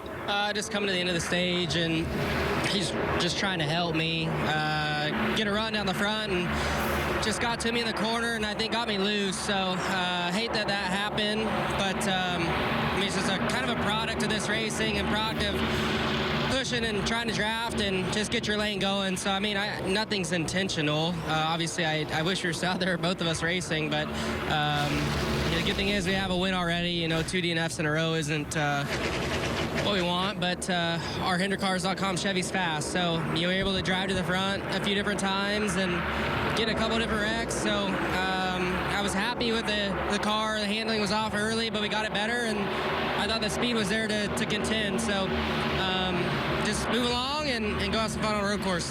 Thanks, Kyle. Jeff, you said it. You know, earlier, what was it, 10, 15 laps ago? We're single file. Everybody's kind of calmed down. And now, what happened? With 90 laps to go, here they are door to door again going for it. Somebody else had a different agenda. Yeah, this looks like a 180 mile per hour pace lap. Back to Jamie. Denny Hamlin involved in that same incident. You tried to continue and couldn't, Denny, but sum up what it's been like for you guys today in racing here. Yeah, we had a really fast Felix Camry, just trying to help Kyle there, and I just needed to let him go off of turn 4. The track gets light there, the car starts to lift up, and that's where I needed to back off of him, and just didn't and spun him out. But yeah, it's a shame. Our car was really fast. You know, we definitely got slower after the first part of the damage when we were in that first wreck. But overall, just, you know, frustrating. But I mean, we're running well. We're just finishing horrible, and you know, I'm just making some bad decisions. And you know, it's easy to, in retrospect, to say, well, I should have done this, and I know I should have done that. But in the moment, you know, you're trying to battle for some stage points there, you're like, okay, we got good grip. I'm pushing him, everything's going well, and all of a sudden the car lifts up and he's gone. So it's just something in the split-second decision-making you don't really come to you. It's been a tough start to the season for the 11 team, Mike. That it has, Jamie. He's still looking for his first top 10 finish of this year, 5 races in. Daniel Suarez is using what we used to call the chrome horn to try to move forward. That front bumper, he's giving it a workout. And he's going to do it right there again. You see the punch, but the accordion effect. You have to be careful as you're hitting those guys. It's so important for a Christopher Bell spotter to be dead on point with that connection. As soon as the 99 gets to him, you have to tell him that way you don't accordion effect and run over those 2 cars. Pushing on the straightaways can work. Just I wouldn't be doing it through the corners. You can tell by his hands right there. He got super loose getting into the corner, had his hands full with the Christopher Bell in the 20 right on his rear bumper. 86 laps to go as the sun gets down into the glare zone off to the west. We're going to take you Fox side by side.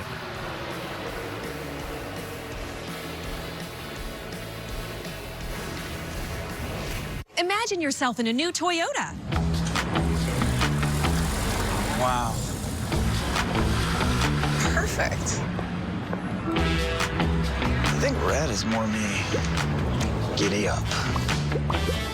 Did you know that every new Toyota comes with Toyota Care? A 2-year or 25,000-mile maintenance plan and roadside assistance. That's the value you can expect from Toyota. Ready, set, go get your Toyota today. Toyota, let's go places. They say that a journey of 1,000 miles begins with one single step. But maybe it begins with one single start. Turn, bump, grind, pit, pass, win. Rhodes, the winner. Yeah, it's crazy what happens on the last lap here. And celebration. In NASCAR, that journey starts here. I am the NASCAR Camping World Truck Series. I am NASCAR. At USAA, we've been called too exclusive because we were created for officers. But as we've evolved with the military, we've grown to serve all who've honorably served, no matter their rank or when they were in. A Marine just out of boot camp, or a petty officer from 73, and even his kids and their kids. USAA is made for all who honorably served and their eligible family members. Are we still exclusive? Absolutely. And that's exactly why you should join. For March Madness, the Dave single is just $1 in the Wendy's app. Reg. Lunchtime, baby. Lunchtime indeed, Rich. Get a hot and juicy Dave single for just $1 in the app. Choose wise. Choose Wendy's. It's cold and it's smooth and it's waiting for you. Come on, head for the mountains of light beer. After the bloodline slipped through his fingers, will the Beast Brock Lesnar get payback on the Universal Champion Roman Reigns ahead of their title unification match at WrestleMania? Find out on an all-new Friday Night SmackDown, live at 8 Eastern, 7 Central on Fox. Catch all that? Well, get ready for this. I am Full Throttle. I am NASCAR. 81 laps to go in Atlanta, an eventful day. And the hometown favorite, Chase Elliott, out in front of Daniel Suarez, Christopher Bell, Chase Briscoe, and William Byron. Time for today's Credit One Bank Ones to Watch. I'd say the one I'm watching is that 99 Daniel Suarez running second right now. I'm telling you, he's action track everywhere around him. You got a new configuration. We had a new winner last week, and I think you're going to have another new winner again here today in Atlanta. Well, Clint, I've got my eye on Joey Logano on that 22 car. Up at the front from the drop of the green flag, involved in the crash at lap 144, went a lap down, got the free pass back at lap 200. He's back up inside the top 10. We talked about it in the pre-race. He loves new racetracks. There's only been one Georgia driver win here at Atlanta. Awesome Bill from Dawsonville. Well, his son Chase Elliott is up front right now, and I think we're going to get a second Georgia winner. It's been a heck of a sports year for Georgia. Let's go, Chase Elliott. I'm keeping my eye on the 20 of Christopher Bell. They've come from mid-pack today. They've overcome issues on pit road. Hit his Jackman, who's still in the infield care center, by the way, but they're keeping their focus, keeping it up there in the top 5. I'm keeping my eye on the 20. Brian Blaney has been to the Luck Bank several times today. He must be Irish. St. Patty's Day and all that. No, he's really good on super speedways. Still think he's owed one after that Daytona 500. Maybe today. And that's your Credit One Bank Ones to Watch. You know how much mail we're going to get that you picked a Hendrick car and it just happened to be the one leading? I'll admit, Mike, I'm a little biased right now. What does a vice chairman do anyway? Run that car. Make sure that car's here's what I learned, Mike. I'm the guy when things don't go well that gets the call. Oh, that's fair enough. Things have settled down into an orderly procession, at least through the first dozen or so spots. I mean, what a crazy race this has been. Now, still on the lead lap Cody Ware, Corey LaJoie, BJ McLeod, Josh Bilicki, all still on the lead lap. Top 20 drivers right now. 76 laps to go. There's plenty of guys out there that I would have said they're out of this race a long time ago. And man, it's unbelievable the perseverance, adversity that a lot of these teams are facing to try to patch these cars up, as well as what the drivers are having to do to stay in this thing to get to the end. One lap down, we've got David Reagan and Kevin Harvick. Harrison Burton down 2, McDowell down 3, Gilliland 5, and Reddick 7. But 9 cars out of the race also. Jamie.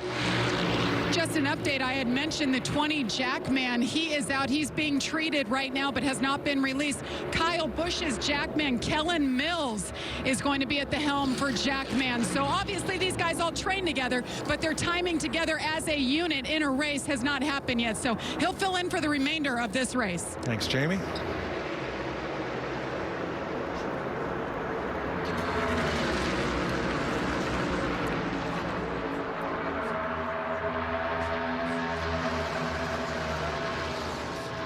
Chase Briscoe with a little push there on Bell, and we'll watch him. What's the difference between, hey, come get me, come give me a push, and get off me?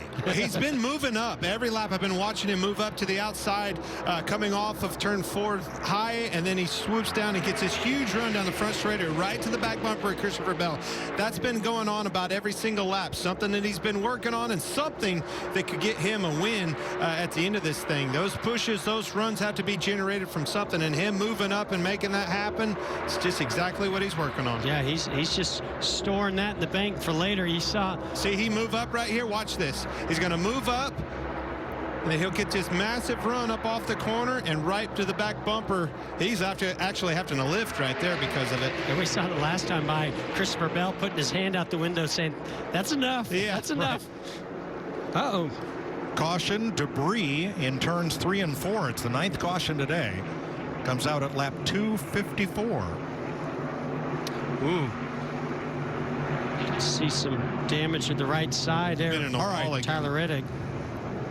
I'm going to call this the Jeff Gordon factor because for the first time this year, you know who won Clint's money? Nobody. Correct. Well, I ain't the Jeff Gordon factor, and I'm not picking. It's this racetrack.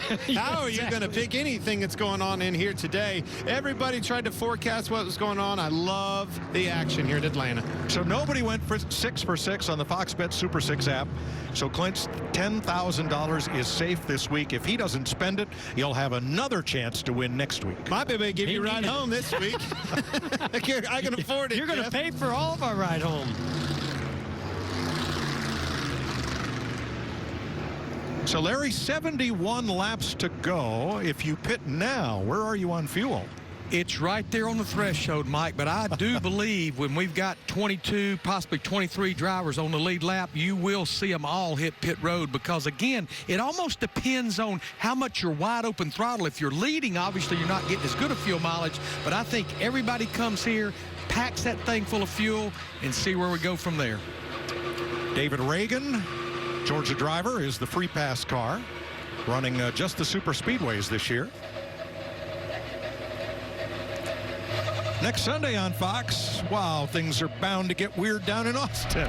Who can outlast the rest of the best on the first road course race of the season and capture the checkered flag? NASCAR from the Circuit of the Americas next Sunday at 3 p.m. Eastern on Fox and the Fox Sports app. And Jeff Gordon is keeping the seat warm for Tony Stewart next week. Oh, hey, Tony did a great job in Daytona, so enjoyed listening to him. And I think he's a pretty good road racer, too, to have. He is, but that's a cool racetrack and a cool venue, and I can't wait to get down there. Regan? You see Chase Elliott on the top of the screen, or on the left of the screen there. He's going to get 4 tires of fuel. A little concern over that jack if they could get it under there still. Looks like it's so far so good.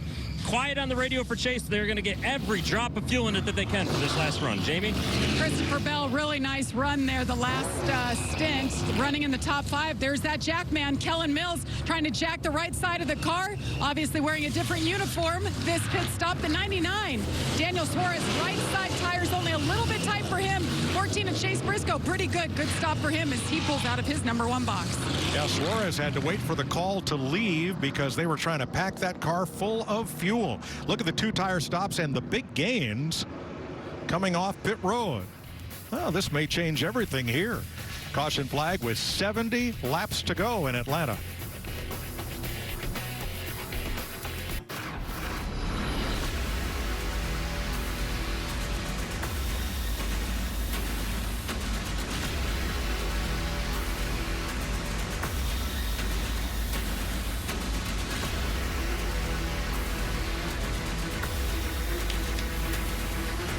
Welcome back to the Folds of Honor. QuikTrip 500 on Fox. 68 laps to go. Eric Almirola is your race leader. That is a tilt-a-whirl. You see them at carnivals all over the place. Kind of look like you're skydiving there. But basically, you're just spinning around, and it leads us to the case of the leading but spinning Chevrolets today. Right rear tires have been the name of the game. There's one right there, the first one with Ross Chastain, and then Tyler Reddick. Right rear goes down again, causing a massive pileup. You can see him stacking up, and here's the third one. Again, at the start of the field, it's something about that leading the pack. Right rear tires going down, creating melee for everybody behind him. Eric Almirola is now out front after a quick pit stop. But what about fuel? Can they go the distance? But are we in a bad spot here if we lead? So you as the leader, we're right on our number. So do all you can for us right here. You just go hard, then we'll worry about it. Copy. I assume we're not going to go 66 green flag laps to the end either. Well, that would be the smart money, wouldn't it? I think you want to pad that fuel tank just a little bit. You don't want to be right on the number. Drew Blickensderfer, the crew chief for Almirola there. Those guys always try to, factor in some green-white checkers if that comes. It's very possible it could. Whoa, we've got a development. Yeah, I was going to say. What has happened here, Tony? Another scooter accident? I was so focused on how sharply dressed he was today, being the executive down there, but then yellow injury.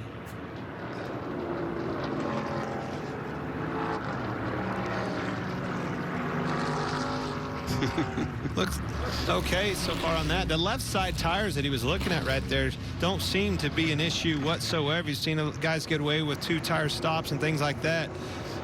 Would certainly be, with 60 laps to go, be nervous about those right rears again. Well, and it's not unusual, right? A newly paved racetrack, it's always a concern that you're going to put a lot of heat into those tires and have some issues. It's just odd to me that's coming on the right rears. Only like a right front. Definitely, but I don't think that's chasing it on a Goodyear's perspective. I think these teams may be getting a little bit greedy with their cambers and getting that inside shoulder hot, like you're saying. We're going to listen to Drew Herring, Martin Truex's spotter, on the restart for car number 19, third row inside. Eric Almirola has become this race's 19th different leader. That is a record for Atlanta. William Byron alongside. Bubba Wallace, Ryan Blaney, row 2. Eric Jones, Martin Truex, row 3. Then Briscoe, Suarez, Elliott, and Bowman, the top 10, as we go back to green. Rolling clean out front here.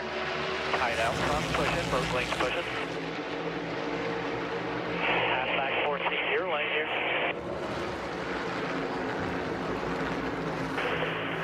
Still tight out front here. Outside's full, 14's pushing as well here. Separated barely. Go back to your bumper. Tight out front still. Top lane still full here.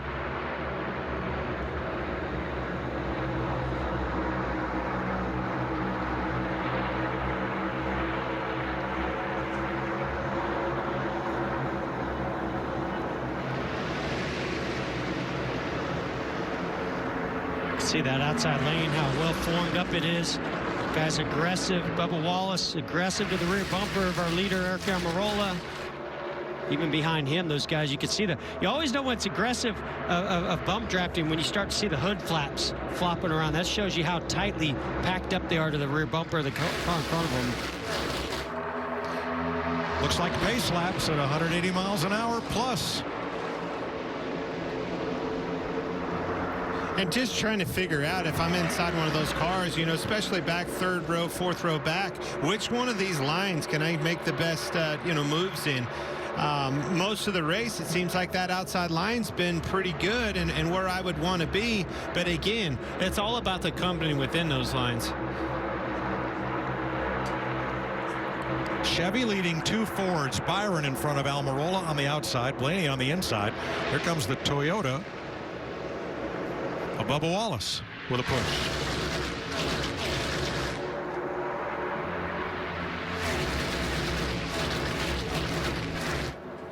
"16 cars with a gap back to the second group." Here comes a move. Yeah, I saw it. I was wondering if Eric Almirola was going to be content in that second spot. Well, guess what? Bubba Wallace behind him in third was not.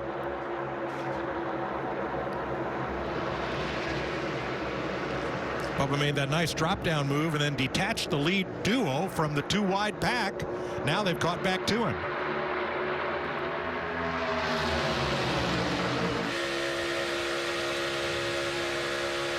Back to 2 wide. Both lanes helped off by 1. So tight front at 23. So 2 back to 2 wide. All right, let's listen to Freddie Kraft, Bubba Wallace's spotter. Half lane up to the 12. Don't get too far out here. 1 back to the 12, backing up for a run. Protect right rear. Protect right rear. Half back top. Don't let him up top. In line with you. 2 back to the 19 on the bottom. So 2 back bottom. Half back 12 trying for a run here. Keeping your mirror. Watch right rear again. Top. Half lane up. Still half up. In line.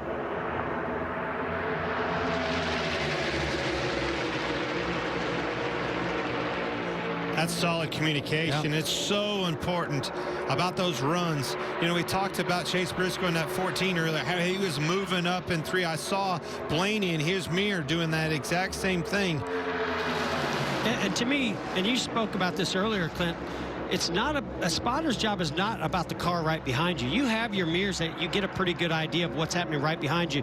You need the information that's 2, 3, 4 rows back or cars lined up behind you, because all that starts to come together is what's going to lead to how much of a run they get on you. And the flip side of that conversation, exactly on the front side of that too. You know, you can see obviously the car in front of you, but you can't see what's going on in front of him or even in front of him for that accordion effect. So those guys are busy up there on top of this roof today. Out the 8th car back on the outside, that 48 of Alex Bowman, who's overcome a penalty, got himself back on the lead lap, and Jamie, he's in the top dozen. He is right now, but bad news. He just came on the radio and said he has a vibration. Greg Ives, his crew chief, said we're pretty confident we got him all tight, all 4 lugs, that is. It could be a wheel weight, so they're keeping their eye on him. Riding along with Kurt Busch right here. You heard him jump out of the gas real quick. That inside line, accordion, just like we were talking about, heads up move, build out of the gas a little bit. What I see out of Kurt, he's pretty content just riding about a car or 2 length, off the car in front of him, trying to get to the end of this thing. 57 laps to go, still a lot of racing. Not a lot of company down there. Only 5 cars in that inside lane in this lead pack.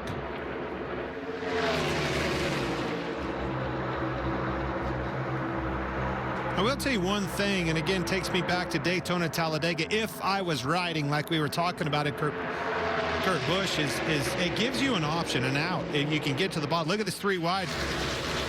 Yeah, it looked to me like, I don't know if Truex's car was just a little bit unstable right there, but also you had aggressiveness from the 14 of Chase Briscoe behind him and actually went to the middle and that's the first I've seen anybody try that and make it work.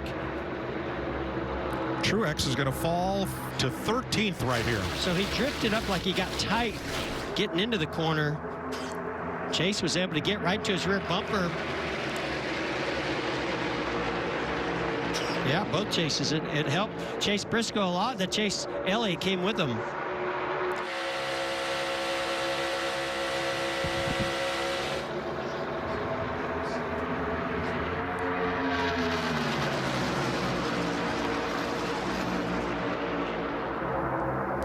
Larry you said we were right on the number for fuel. How much more gas is William Byron burning than the cars that are in his draft? Well, I'm watching several of those cars up front, and like Ryan Blaney in that 12 car who's running third, he's 70-75% throttle all the way around the racetrack, never wide open. But yeah, when you're up there leading like William Byron, you're pretty much bending the floorboard. This is another big if, but if this thing was to run to the end of this thing, these guys, the fuel that they run, we haven't had a fuel mileage race yet. Nobody really knows how far they can stretch this thing, and that's exactly why you see in the bottom of this, Ryan Blaney, he's holding 3/4 throttle, saving some fuel to the end of this thing. Well, and I got to believe Rudy Fugel, crew chief for William Byron, he's giving him that information. He knows he's using more fuel. He knows what his fuel number is, and he's either banking on they got enough to go all the way, or they're expecting a caution to come out. Well, I mean, again, that's a big if. But it just takes me to the fact that I've actually heard a lot of these teams concerned about maybe not being able to get all the fuel out of these things when it gets down to it. The old days, we'd flip over to the fuel pump too, get the last remaining bit to give you about a lap and a half. We haven't really encountered that issue with these cars yet.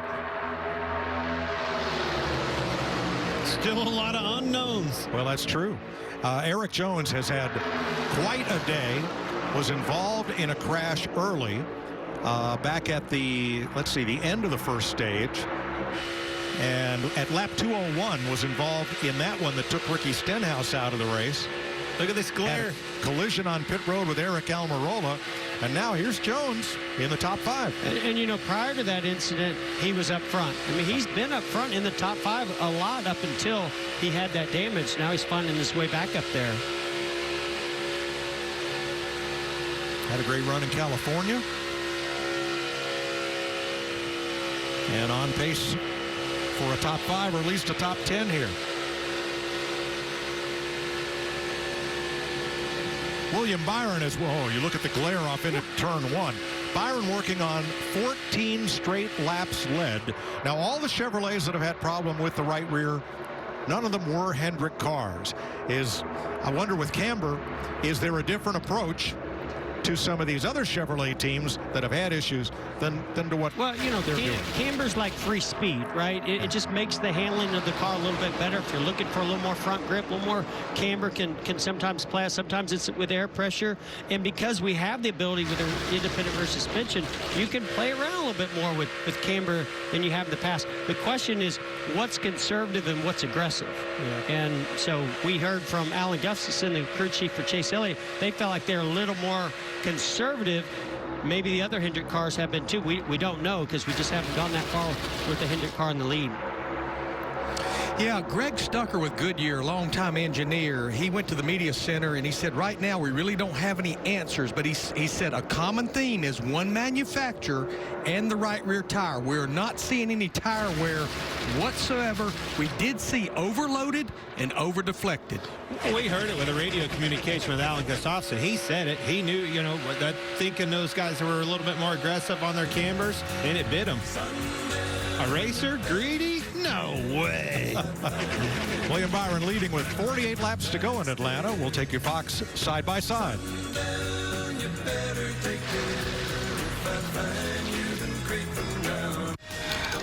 It's amazing. He's talking about motorcycle insurance, and people love it. And of course, they love the savings they're going to get with Geico, but it goes beyond that. You deserve to save. Heard that before. You deserve to save. I know. I need you to hear me. You deserve to save. I deserve to save. I mean, he has a way of making you feel seen. Bundle car and motorcycle insurance and save at geico.com. What does NASCAR do when it gets a brand new car? Watch the revs? Mind the shifts? Yeah, didn't think so. We're more the drive it like you stole it kind of crowd.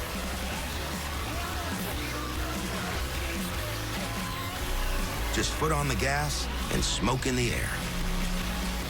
I am the next generation. I am NASCAR.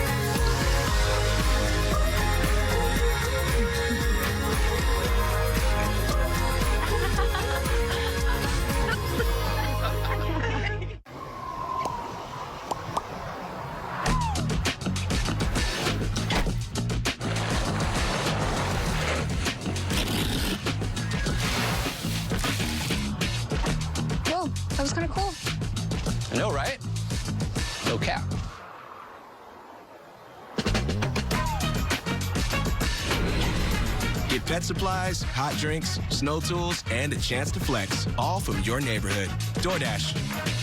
For 75 years, Martinsville Speedway has been the short track in NASCAR.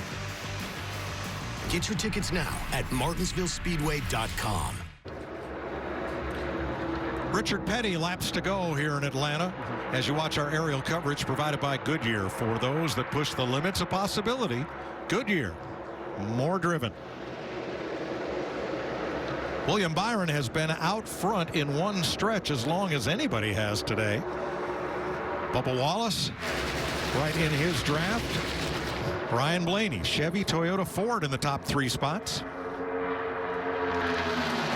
Besides all the melee in action that we've seen throughout this day, I think right now they're actually content because they want to save a little bit of fuel. Now, Alex Bowman, as they came up on a lapped car of Harrison Burton, the 21. The 48 doesn't fare too well here. Well, the 14 came up the racetrack a little bit. Or a lot. Well, and Clint and I were talking. It looks like the 14's really tight. He gets in the core, can't hold it on the bottom. And I think that's what happened right there. And when they got even closer together, it almost pulled the 14 up even further. Yeah, 14 definitely ran him up. You can see him doing it right there, just having trouble holding it down. Again, that tight radius, the circumference around this track versus a Daytona. We've talked about it earlier in the race. It's hard to keep that thing down all by yourself. So of our top 10 drivers, no driver in double digits for career wins in the top 10 of this race.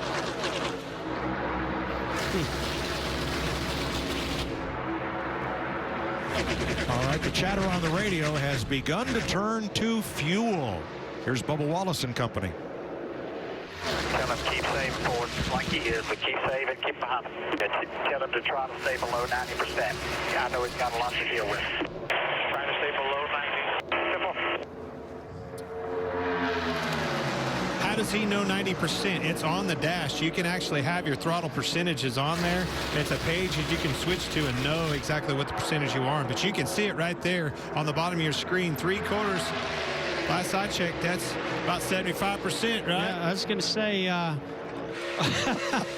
that's making Rudy Fugle a little nervous. You saw a little bit of a blip there on William Byron as he lifted going in the corner, but I mean, look how much Bubba's saving. What I'd be doing, I'm pretty sure they are doing this. They're telling him how much Bubba Wallace is saving, and he doesn't want to pass him right now. Nobody really wants to pass because they don't want to be in the lead. So if you're William Byron, you could actually taper it back and probably still maintain the lead. You're saying you don't want to be leading this race at the end? I never said that. I think you could. I want to be right. leading right now. I just want to back off the throttle and save some fuel. I think the question is, more importantly, when do you make your move? If Bubba Wallace or a Blaney, you know, everybody. If you're Blaney, the 10 car of Aragon Marola, what are you waiting on? That move of Bubba Wallace, what does that do? That creates a pocket, a window of opportunity to either go with him, put him 3 wide, do something. You're waiting for that guy to make a move. But don't you just wish it was that easy, right? Oh, You're yeah. Bubba Wallace, you're in second, you go, I'm going to make my move going into 3 on the last lap.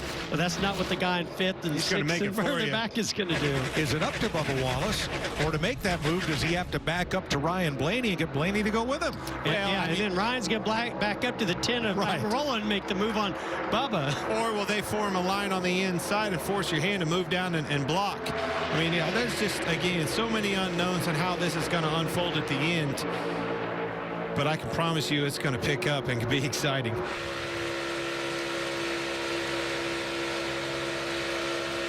Blaney's on board on the right, looking back at Eric Almirola. Just a little kiss. Clint, you said at the top of the day and yesterday during practice, Brad Keselowski is going to have a good day.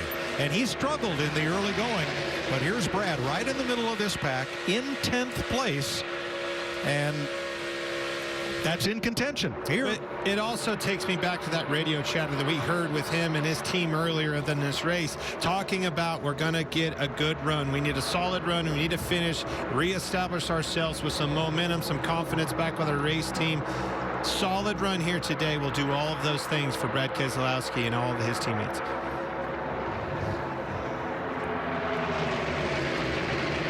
Jamie Mack? Well, guys, we're entering about 35 laps since we went green the last time, and we've averaged 38 laps for the guys that have had issues with the right rear tire, whether it's tire pressure related or camber related. So if I'm one of those Chevy teams, William Byron leading this race, the leader's been the guy that's had that issue. I would be hoping for a caution right about now so I can come in, get some new tires, and regroup. Michael McDowell makes an unscheduled pit stop as we stay green here with 32 laps to go. Whoa! Oh, that's Kevin Harvick. Yikes. And what he had to do, he moved down on the front straightaway, but had to merge into traffic in the corner, nowhere to go.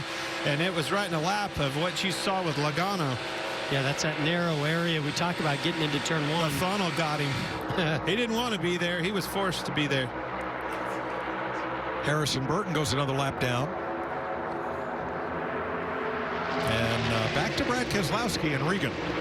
Well, Mike, you talk about him hanging around on the backside of the top 10. That's the good news, that he's in a good position right now. The better news is he is one of the cars in my section of pit road that can make it the distance. They opted to come down and top that race car off during the last caution. No worries for fuel on them. Spotter TJ Major's been telling Brad there's a number of cars in front of you we don't think can make it. That is likely the case. Let's see. In that caution flag pit stop, we saw Daniel Suarez stop and wait for the second can of gas to make sure they were packed full. We know Suarez can make it. I mean, based on what I saw with Bubba Wallace running about 75% throttle, I think a lot of these guys are saving enough. The only one I'd be worried about is the leader right now. Yeah.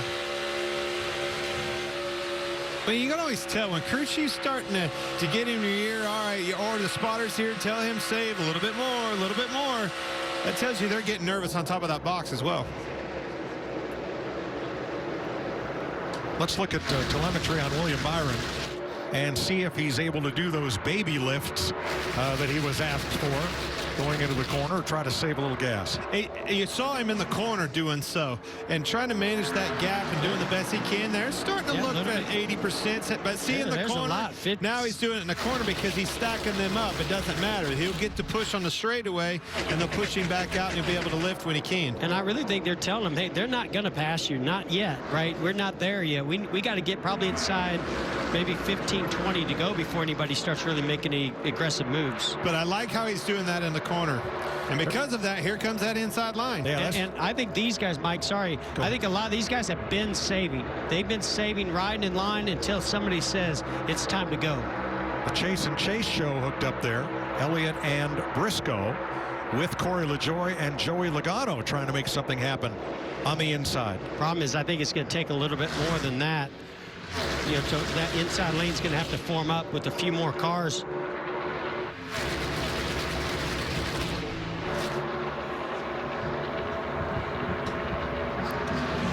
Top 5 cars only took 2 tires on that last stop.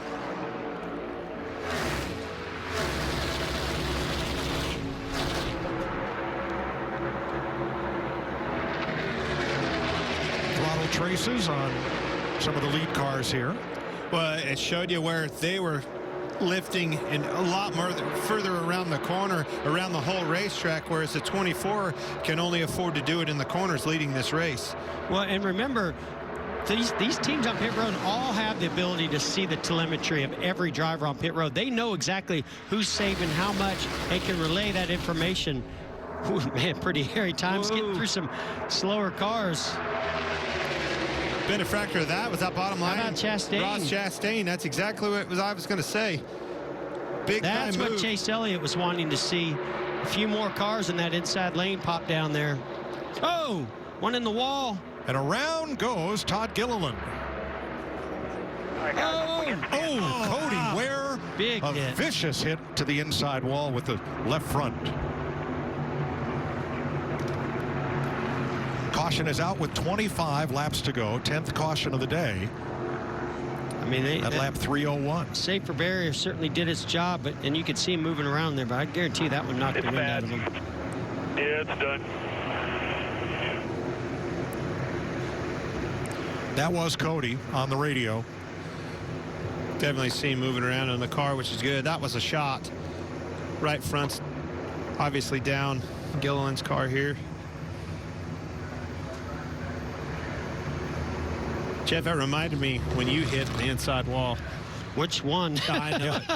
I've hit on the inside wall here like before, that. too. It was here. I remember. Oh, yeah. All right, watch the 38 of Todd Gilliland. So I think he has a problem.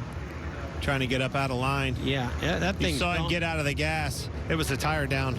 And then oh, okay. Cody had a little bit of help. Was that Biffle maybe behind him? Yeah, he definitely got turned. You can see the flame coming out of his pipes. He's up there all by himself. Starts to come around. Yeah, Biffle got into the back of where. Somebody checked up in front of Cody. Just nowhere to go for those guys. Man. That is a vicious hit. And glad Cody Ware was quickly on the radio and okay. So things pack up here behind Todd Gilliland. That yellow car scoots through, but there was just nowhere for Cody Ware to go. He got turned hard.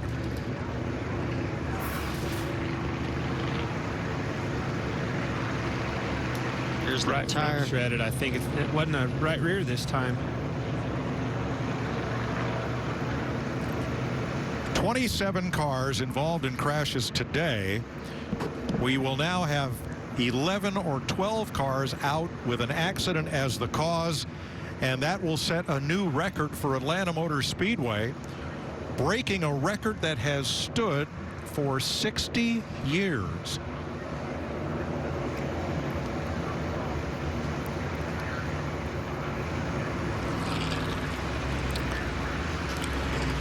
So, Larry, with these caution laps, maybe everybody can make it to the finish, but what would you like to do here? Yeah, Mike, we've got 22 drivers on the lead lap. We're going to go back racing with less than 20 laps to go. Remember what I said at the top of the show. You have to do everything you can to keep your driver up front, keep that track position.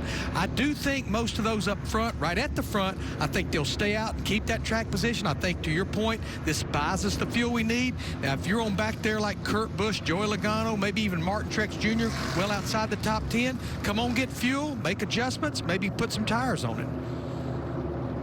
23 to go now. And they listened to you, Professor. After I saw Larry Mack with that bow tie this morning, that's Professor McReynolds. Certainly is. There's Brad Keselowski into his box. Alex Bowman, the first of those down pit road. So a lot of these cars will get 4 tires and a tank of fuel. Drivers really having a good day here include B.J. McLeod in 13th under this caution. David Reagan, part-timer, in 17th. Josh Bilicki in 18th. Greg Biffle, another part-timer, in 19th, all on the lead lap.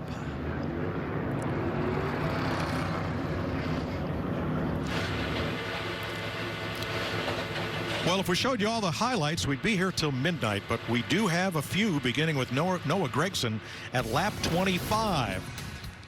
Gragson gets loose, turns to catch it, and the wall is the result.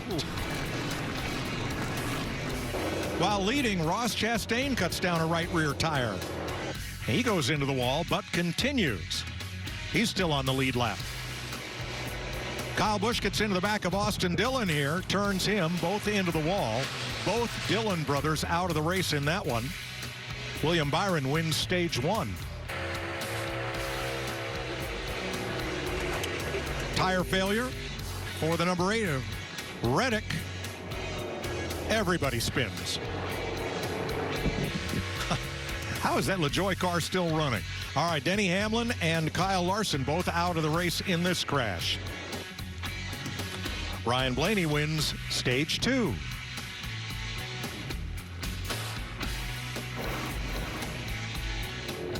So now, 2 caution flags later, William Byron in the lead. Jamie.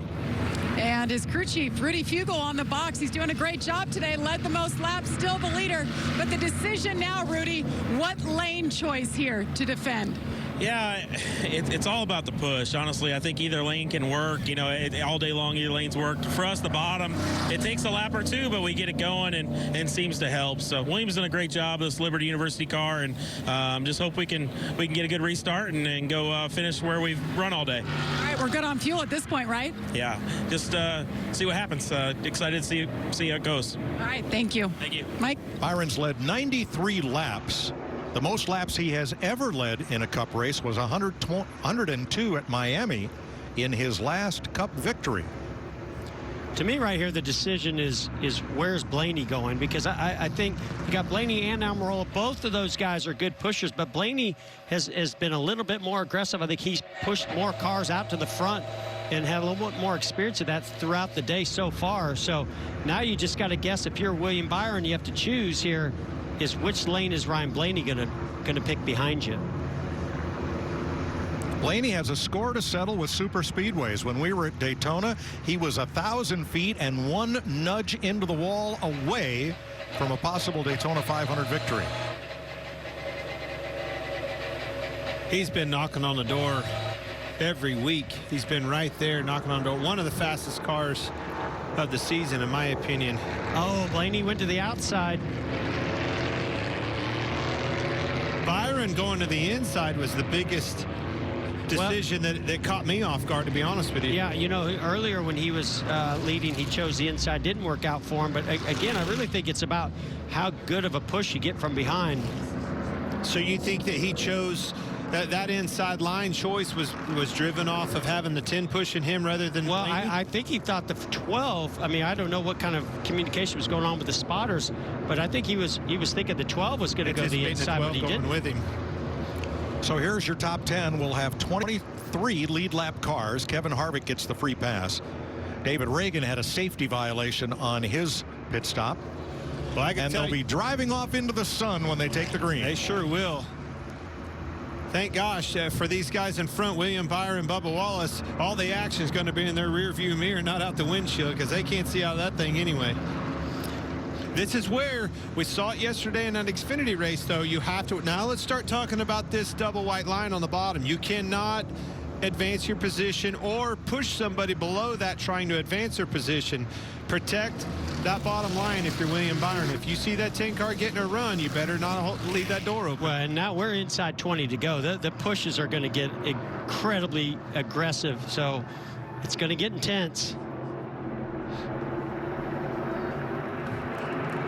Green flag.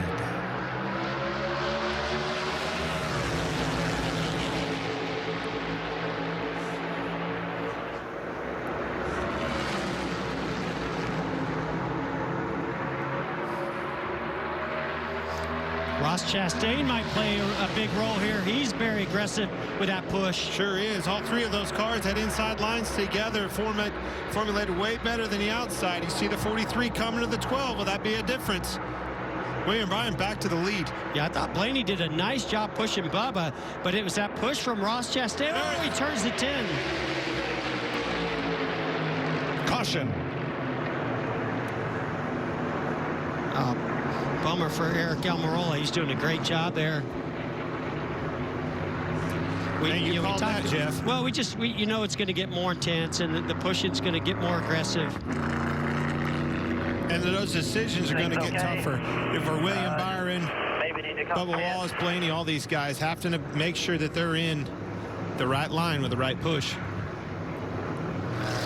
So watch the 99, the 1, and the 10 on the inside from our aerial coverage.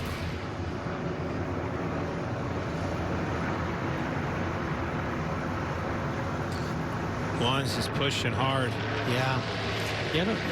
99 really wasn't there, but the 1 was just aggressively pushing, and it could be too. These tires they've got the air pressure built up. They've got quite a few laps on them, so the car's probably not quite as stable as they were, and then that aggressive pushing. You can see that hood flap. But it isn't any more aggressive. Look on the outside line. The 12 had Bubba Wallace jacked up as well and had him sideways a little bit. I mean, it's just time. It's time to push and go for it. If you're gonna go for it and put yourself in a vulnerable spot, I've always said I'm going to do it at the end of the race when the pay window's open. Right. I do not want to wreck with 20 laps into the race. I'll do it with 20 to go. One of the things I noticed, Mike, is right there, that's where that first dogleg is at. So it's not like it's a straightaway. You actually are turning the wheel a little bit right there. So it seemed to me like Eric was turning the wheel to make that first dogleg, and then he had that push from the one. You're right, Jeff. You could see the yaw in the car just before the one got to him. This is a quad oval. There's a short straightaway between the double dogleg here on either side. Not a tri-oval like Daytona, but a quad oval.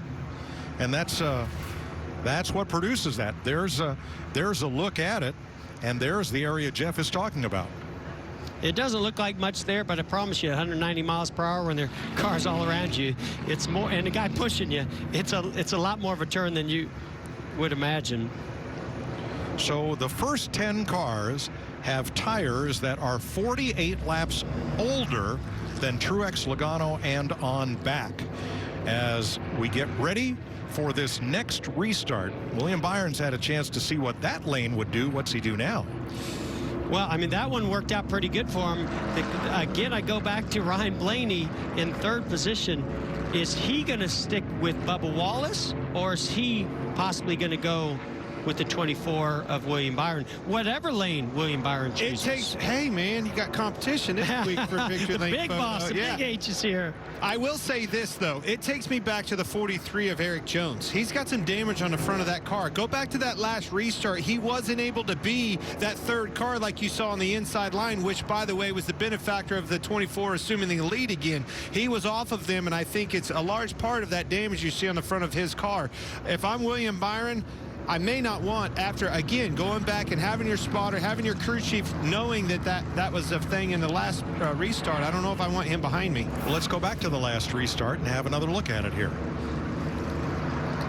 Talking to the third car back here with Eric Jones, and again, it's not his problem. It's got damage on the car. Watch, he gets to them, and then those two cars drive off from him while the inside three are locked tight.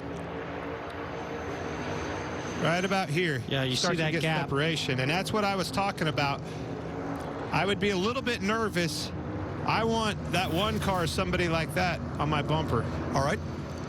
Well, let's say you're Ryan Blaney and you're in third place. Obviously, you can't control where Eric Jones is going to line up behind you, but do you want to be behind William Byron or Bubba Wallace? Well, and that you bring up a really good point, Mike. That might be playing into Ryan Blaney's decision here.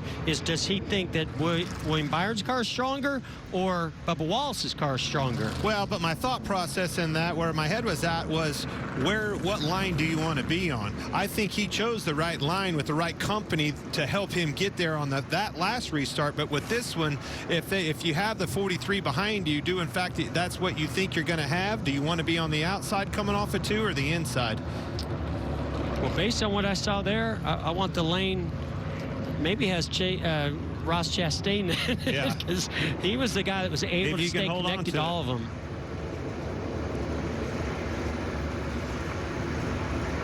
Decisions. I love this choose rule. It just creates a whole new element of strategy on every restart. And they don't use it at Daytona and Talladega, but here, despite us having the super speedway package, the high banking, the drafting, they decided to employ it here, and I'm all for it. Well, don't tell them that. We need to keep it. Yeah. Well, they might need to incorporate it into Talladega and Daytona. Man, what suspense. What a racetrack. It's always been a cool racetrack. I think they made it better. Here they come to the choose. No choose, your choice. Do not hit the box. Where is it? I can't see it. He's going inside. Blaney's going outside. Well, I know. I'm talking the glare, Mike. And Chastain went outside. We heard of those guys having trouble yesterday. Literally couldn't see the arrow because of the glare.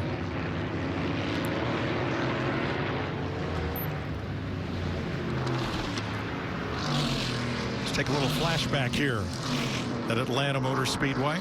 Well, there it is. That scenario we were talking about. Sorry, go ahead. 1960, this was built as a conventional 1.5 mile oval, and Fireball Roberts captured the first checkered flag here over Cotton Owens. That's Bill Elliott on the bulldozer, reconfiguring the track into the quad oval that we've known since 1997. Bobby Labonte, the first winner.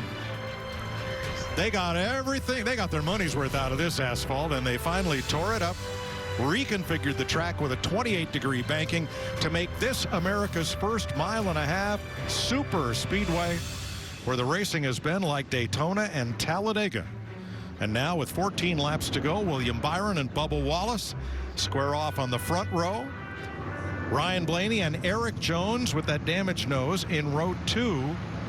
Ross Chastain and Daniel Suarez, teammates in row 3. Well, it's the exact scenario we were talking about. He's got the 43 behind him, but I like who's behind him. Daniel Suarez has been fast all day long. I think he can push the 43 into the 24. We shall see. Rest of the top 10. Chase Elliott, Christopher Bell, Chase Briscoe, and Chris Buescher. Here we go. Well, Blaney didn't get connected to the 23 there. Nice push, but from Eric Jones. Now they're getting organized in that outside lane. But almost exact opposite of that on the bottom. The 99's not to the 43. Yeah, this is going to give Bubba the lead, I believe. Momentum is on the outside. Well, the 43 is right with William Byron, though. And there they detach. Both lanes got detached. I think the one pushing the 12 is going to push this 23, Bubba Wallace, to the lead. Boom. There it is. And if he doesn't, Blaney will. 12 to go.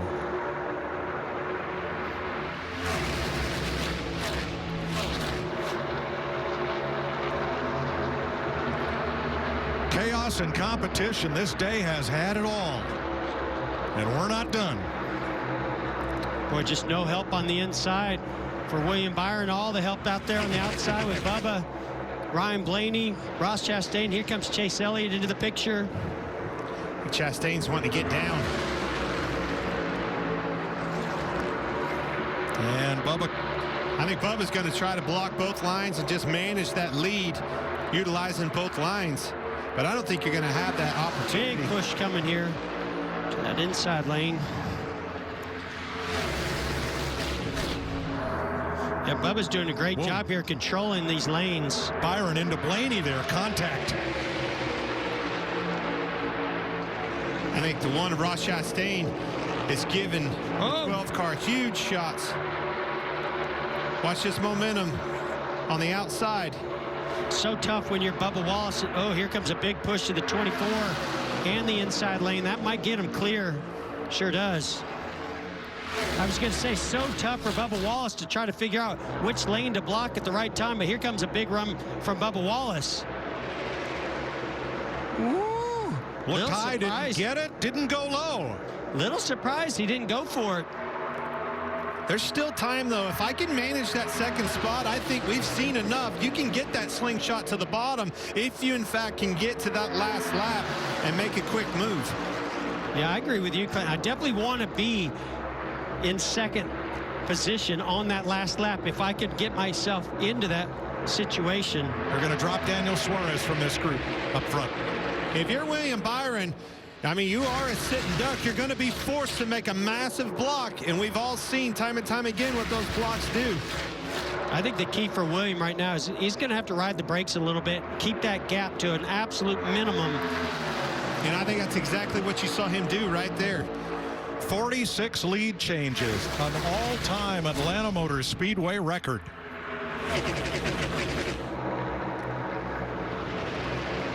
Man, going to be so hard to keep those guys behind you.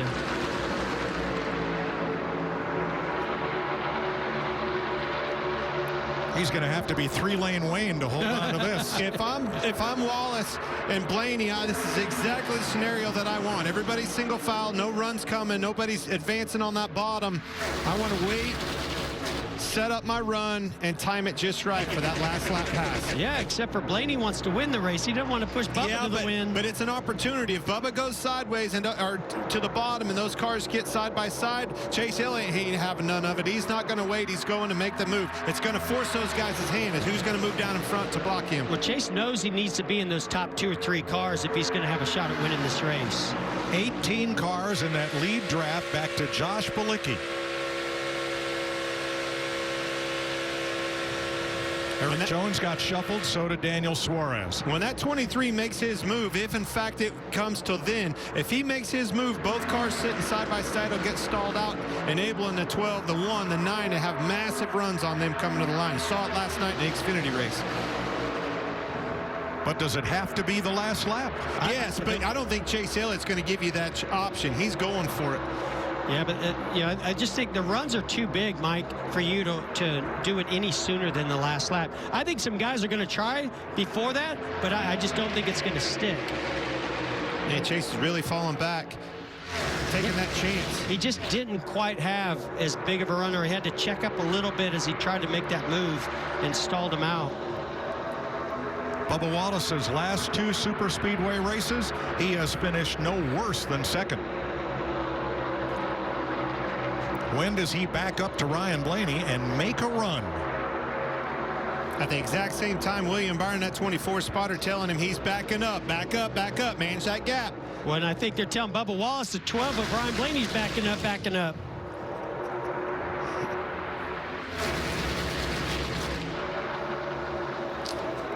Christopher Bell on the bottom, couldn't quite squeeze in there. Back to the top. That is Bubba's spotter. Look at him stacking up on that outside lane.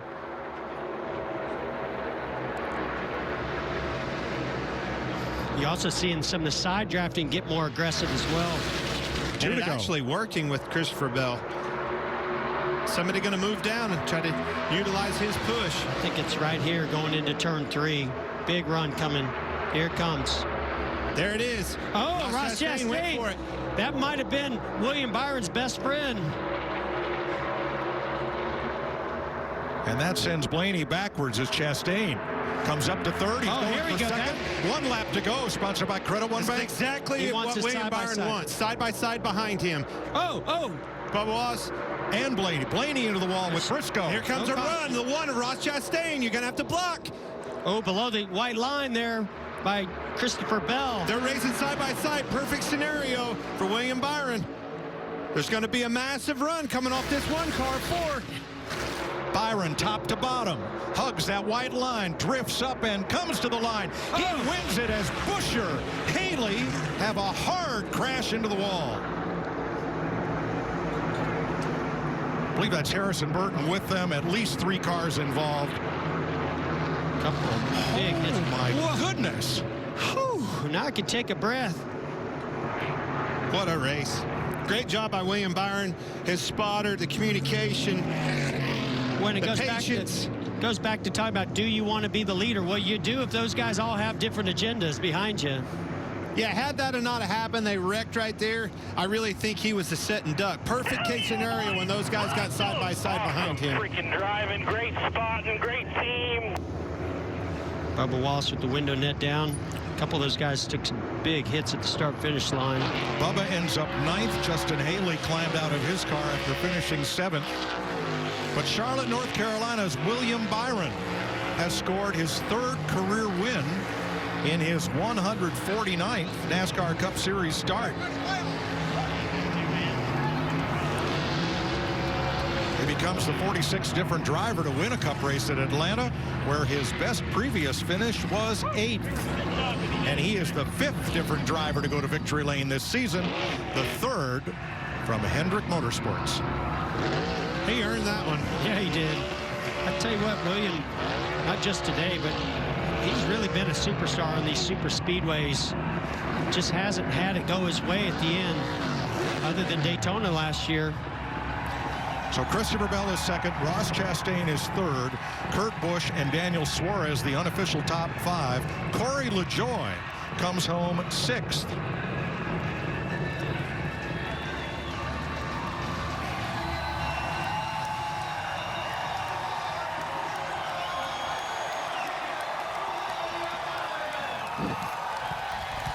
What a finish.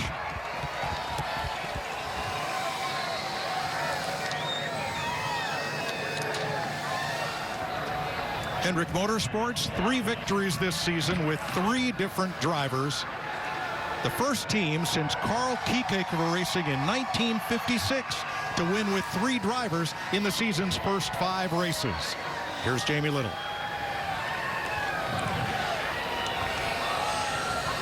William Byron brings it home for his third career win. You just got out of the car and said that was fun. So you got a super speedway car, an intermediate setup. What was this day like in the end? It was so different. You know, honestly, the last few laps there, just trying to manage the gap to Bubba and trying to not get too far out front. You know, my spotter, Brandon, is his first win, so congrats to him. And just thanks to this whole team. I mean, they've done a great job this year. Lots of changes with the next-gen car, but the Liberty University Chevrolet was awesome there. So worked hard overnight. You know, we had a pretty rough practice and worked hard on it and got it handling well. Like I told you, it was kind of a intermediate style with a little bit of speedway into it. So a lot of fun. Thanks to everyone at Hendrick Motorsports and super exciting. How about this crowd? Packed stands here to see an Atlanta race like we've never seen before, William. Oh, so cool. I mean, I think these fans saw one heck of a race. It was certainly long for my seat, lots of, you know, mentally taxing. So just thanks to all the fans for coming out. It's been an awesome weekend. Got to hit winning last night in the late model too, so been a lot of fun. William Byron wins it at Atlanta. Get the flag, Byron. Well, quite an eventful day for Ross Chastain. Up front, have a blown tire, lose some laps, get the laps back, in position at the end of this race, ended up third. Maybe second. Yeah, what a day, Regan. It's that's the fight. That's the fight in Trackhouse. That's this Gen 7 car to take a lick like that, blow a tire out of nowhere, leading, just cruising, blow a right rear, slam the wall. Thought our day was over. Our guys went underneath the car, got the toe closer, and we got the balance back where I could drive it. And this Advent Health Chevy was fast. It was so fast. I mean, we were fighting with Will there at the beginning. It's so cool to race with, again, buddies. Like, I'm getting to race with I only have a few, but the last few weeks I've been able to race with my buddies. So can't thank everybody at Trackhouse, the Moose, Advent Health, everybody that's been on this car, and Justin Marks and his family for what they do for me, and Daniel Suarez, what a teammate to push me there at the end. Good job, Ross. What a finish. So let's go back and watch as they come to the white flag. We can see Ross Chastain just going for it. He gets to the inside of Bubba Wallace. We had a big run. And then you see Bubba gets really loose into turn one. That outside lane basically is gone. Watch the run of the 20, Christopher Bell. Well, I think that's what Ross Chastain was talking about, whether or not Bell was forced below the white line or went below the white line to advance. And NASCAR has judged that Christopher Bell drove below the double line, so he will be penalized to the tail end of the lead lap, and Ross Chastain will finish second. And that's where the contact happened with Chris Buescher in the 99 of Suarez, and then it was an accordion effect behind him with Haley and Bubba Wallace. And you saw Ryan Blaney run out of luck again, got tipped up into the wall. He will end up 18th today.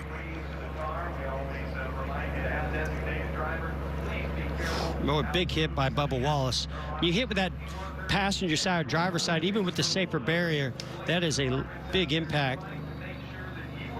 So you see Chris Buescher goes to the inside, but he's got Haley on the inside of him. Wasn't quite clear. No, just 3 wide. And Daniel Suarez coming down as that track, just that little curve there after the start-finish line, took those 3 cars out of play after the flag. Oh. I don't want to do this, but we're going to ride with Ryan Blaney. Ouch.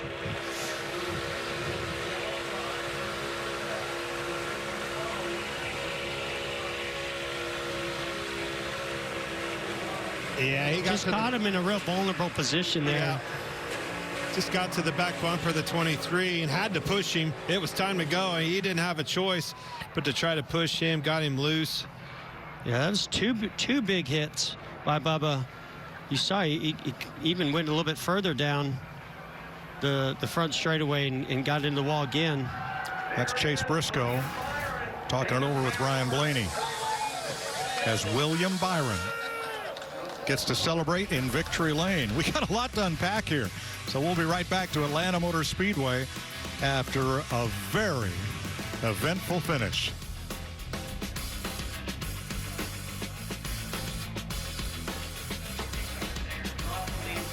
Reconfigured, high-banked Atlanta Motor Super Speedway that delivered Daytona, Talladega style drafting and racing all day long. And here's who he joins, two of his teammates, Kyle Larson and Alex Bowman, along with Austin Cindric and Chase Briscoe in the winner's circle this year. So, brand new racetrack. We set a record for the number of leaders in a 500-mile race here and a record for the number of lead changes. And if there was such a record for side-by-side all the way back through the pack racing all day, this had to be it. Yeah, it certainly didn't disappoint. I know there's some torn-up race cars and some hurt egos out there, but boy, was the racing spectacular from the start, drop of the green flag all the way to the checkered flag. And, you know, congratulations to Rudy Fugle, to William Byron. Those guys have been so close. I've sat there with them in disappointment when they've been close and it didn't work out. Great to see those guys get to victory lane today. And congratulations to Marcus Smith and everybody at Atlanta Motor Speedway. Gutsy call. We had a racetrack that everybody loved. We loved it as race car drivers. Everybody in the industry took a chance on this place, made it a super speedway, action-packed all day long, just like the vision that he was hoping for. So congratulations to that. And, oh, buddy, you're back in victory lane again. I had a good time hanging out with you guys again. Thank you so much. That was fun. All right, Vice Chairman, you're wanted in victory lane, so get the heck out of here. I'm on my way. Clint and I will mop up. Save one for me. And you'll hear from the Charlotte studio on the other side of this break after a wild, thrilling, exciting day at the all-new Atlanta Motor Speedway.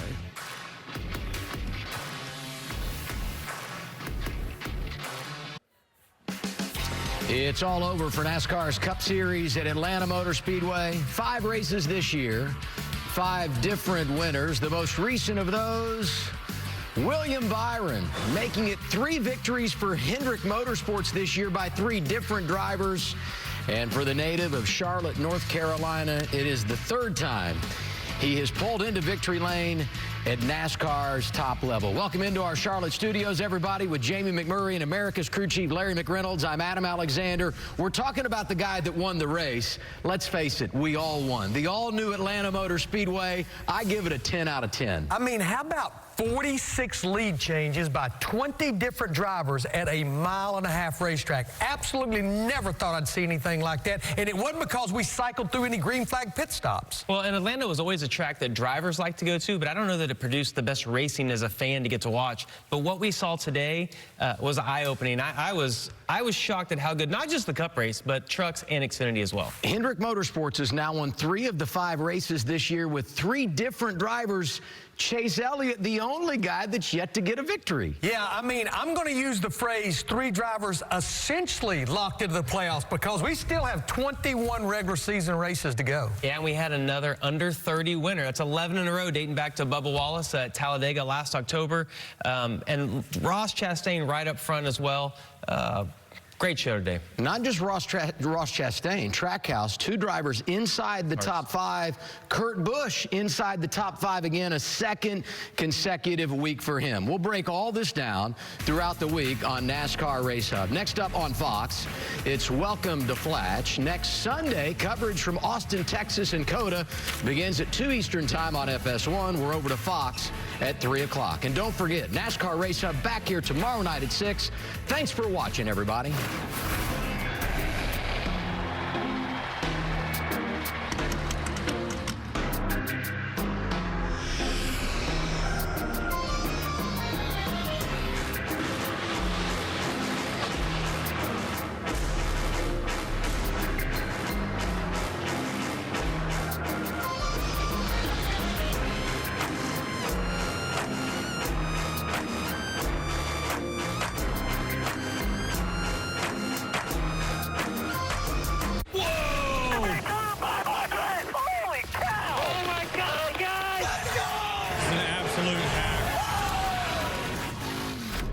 Catch all that?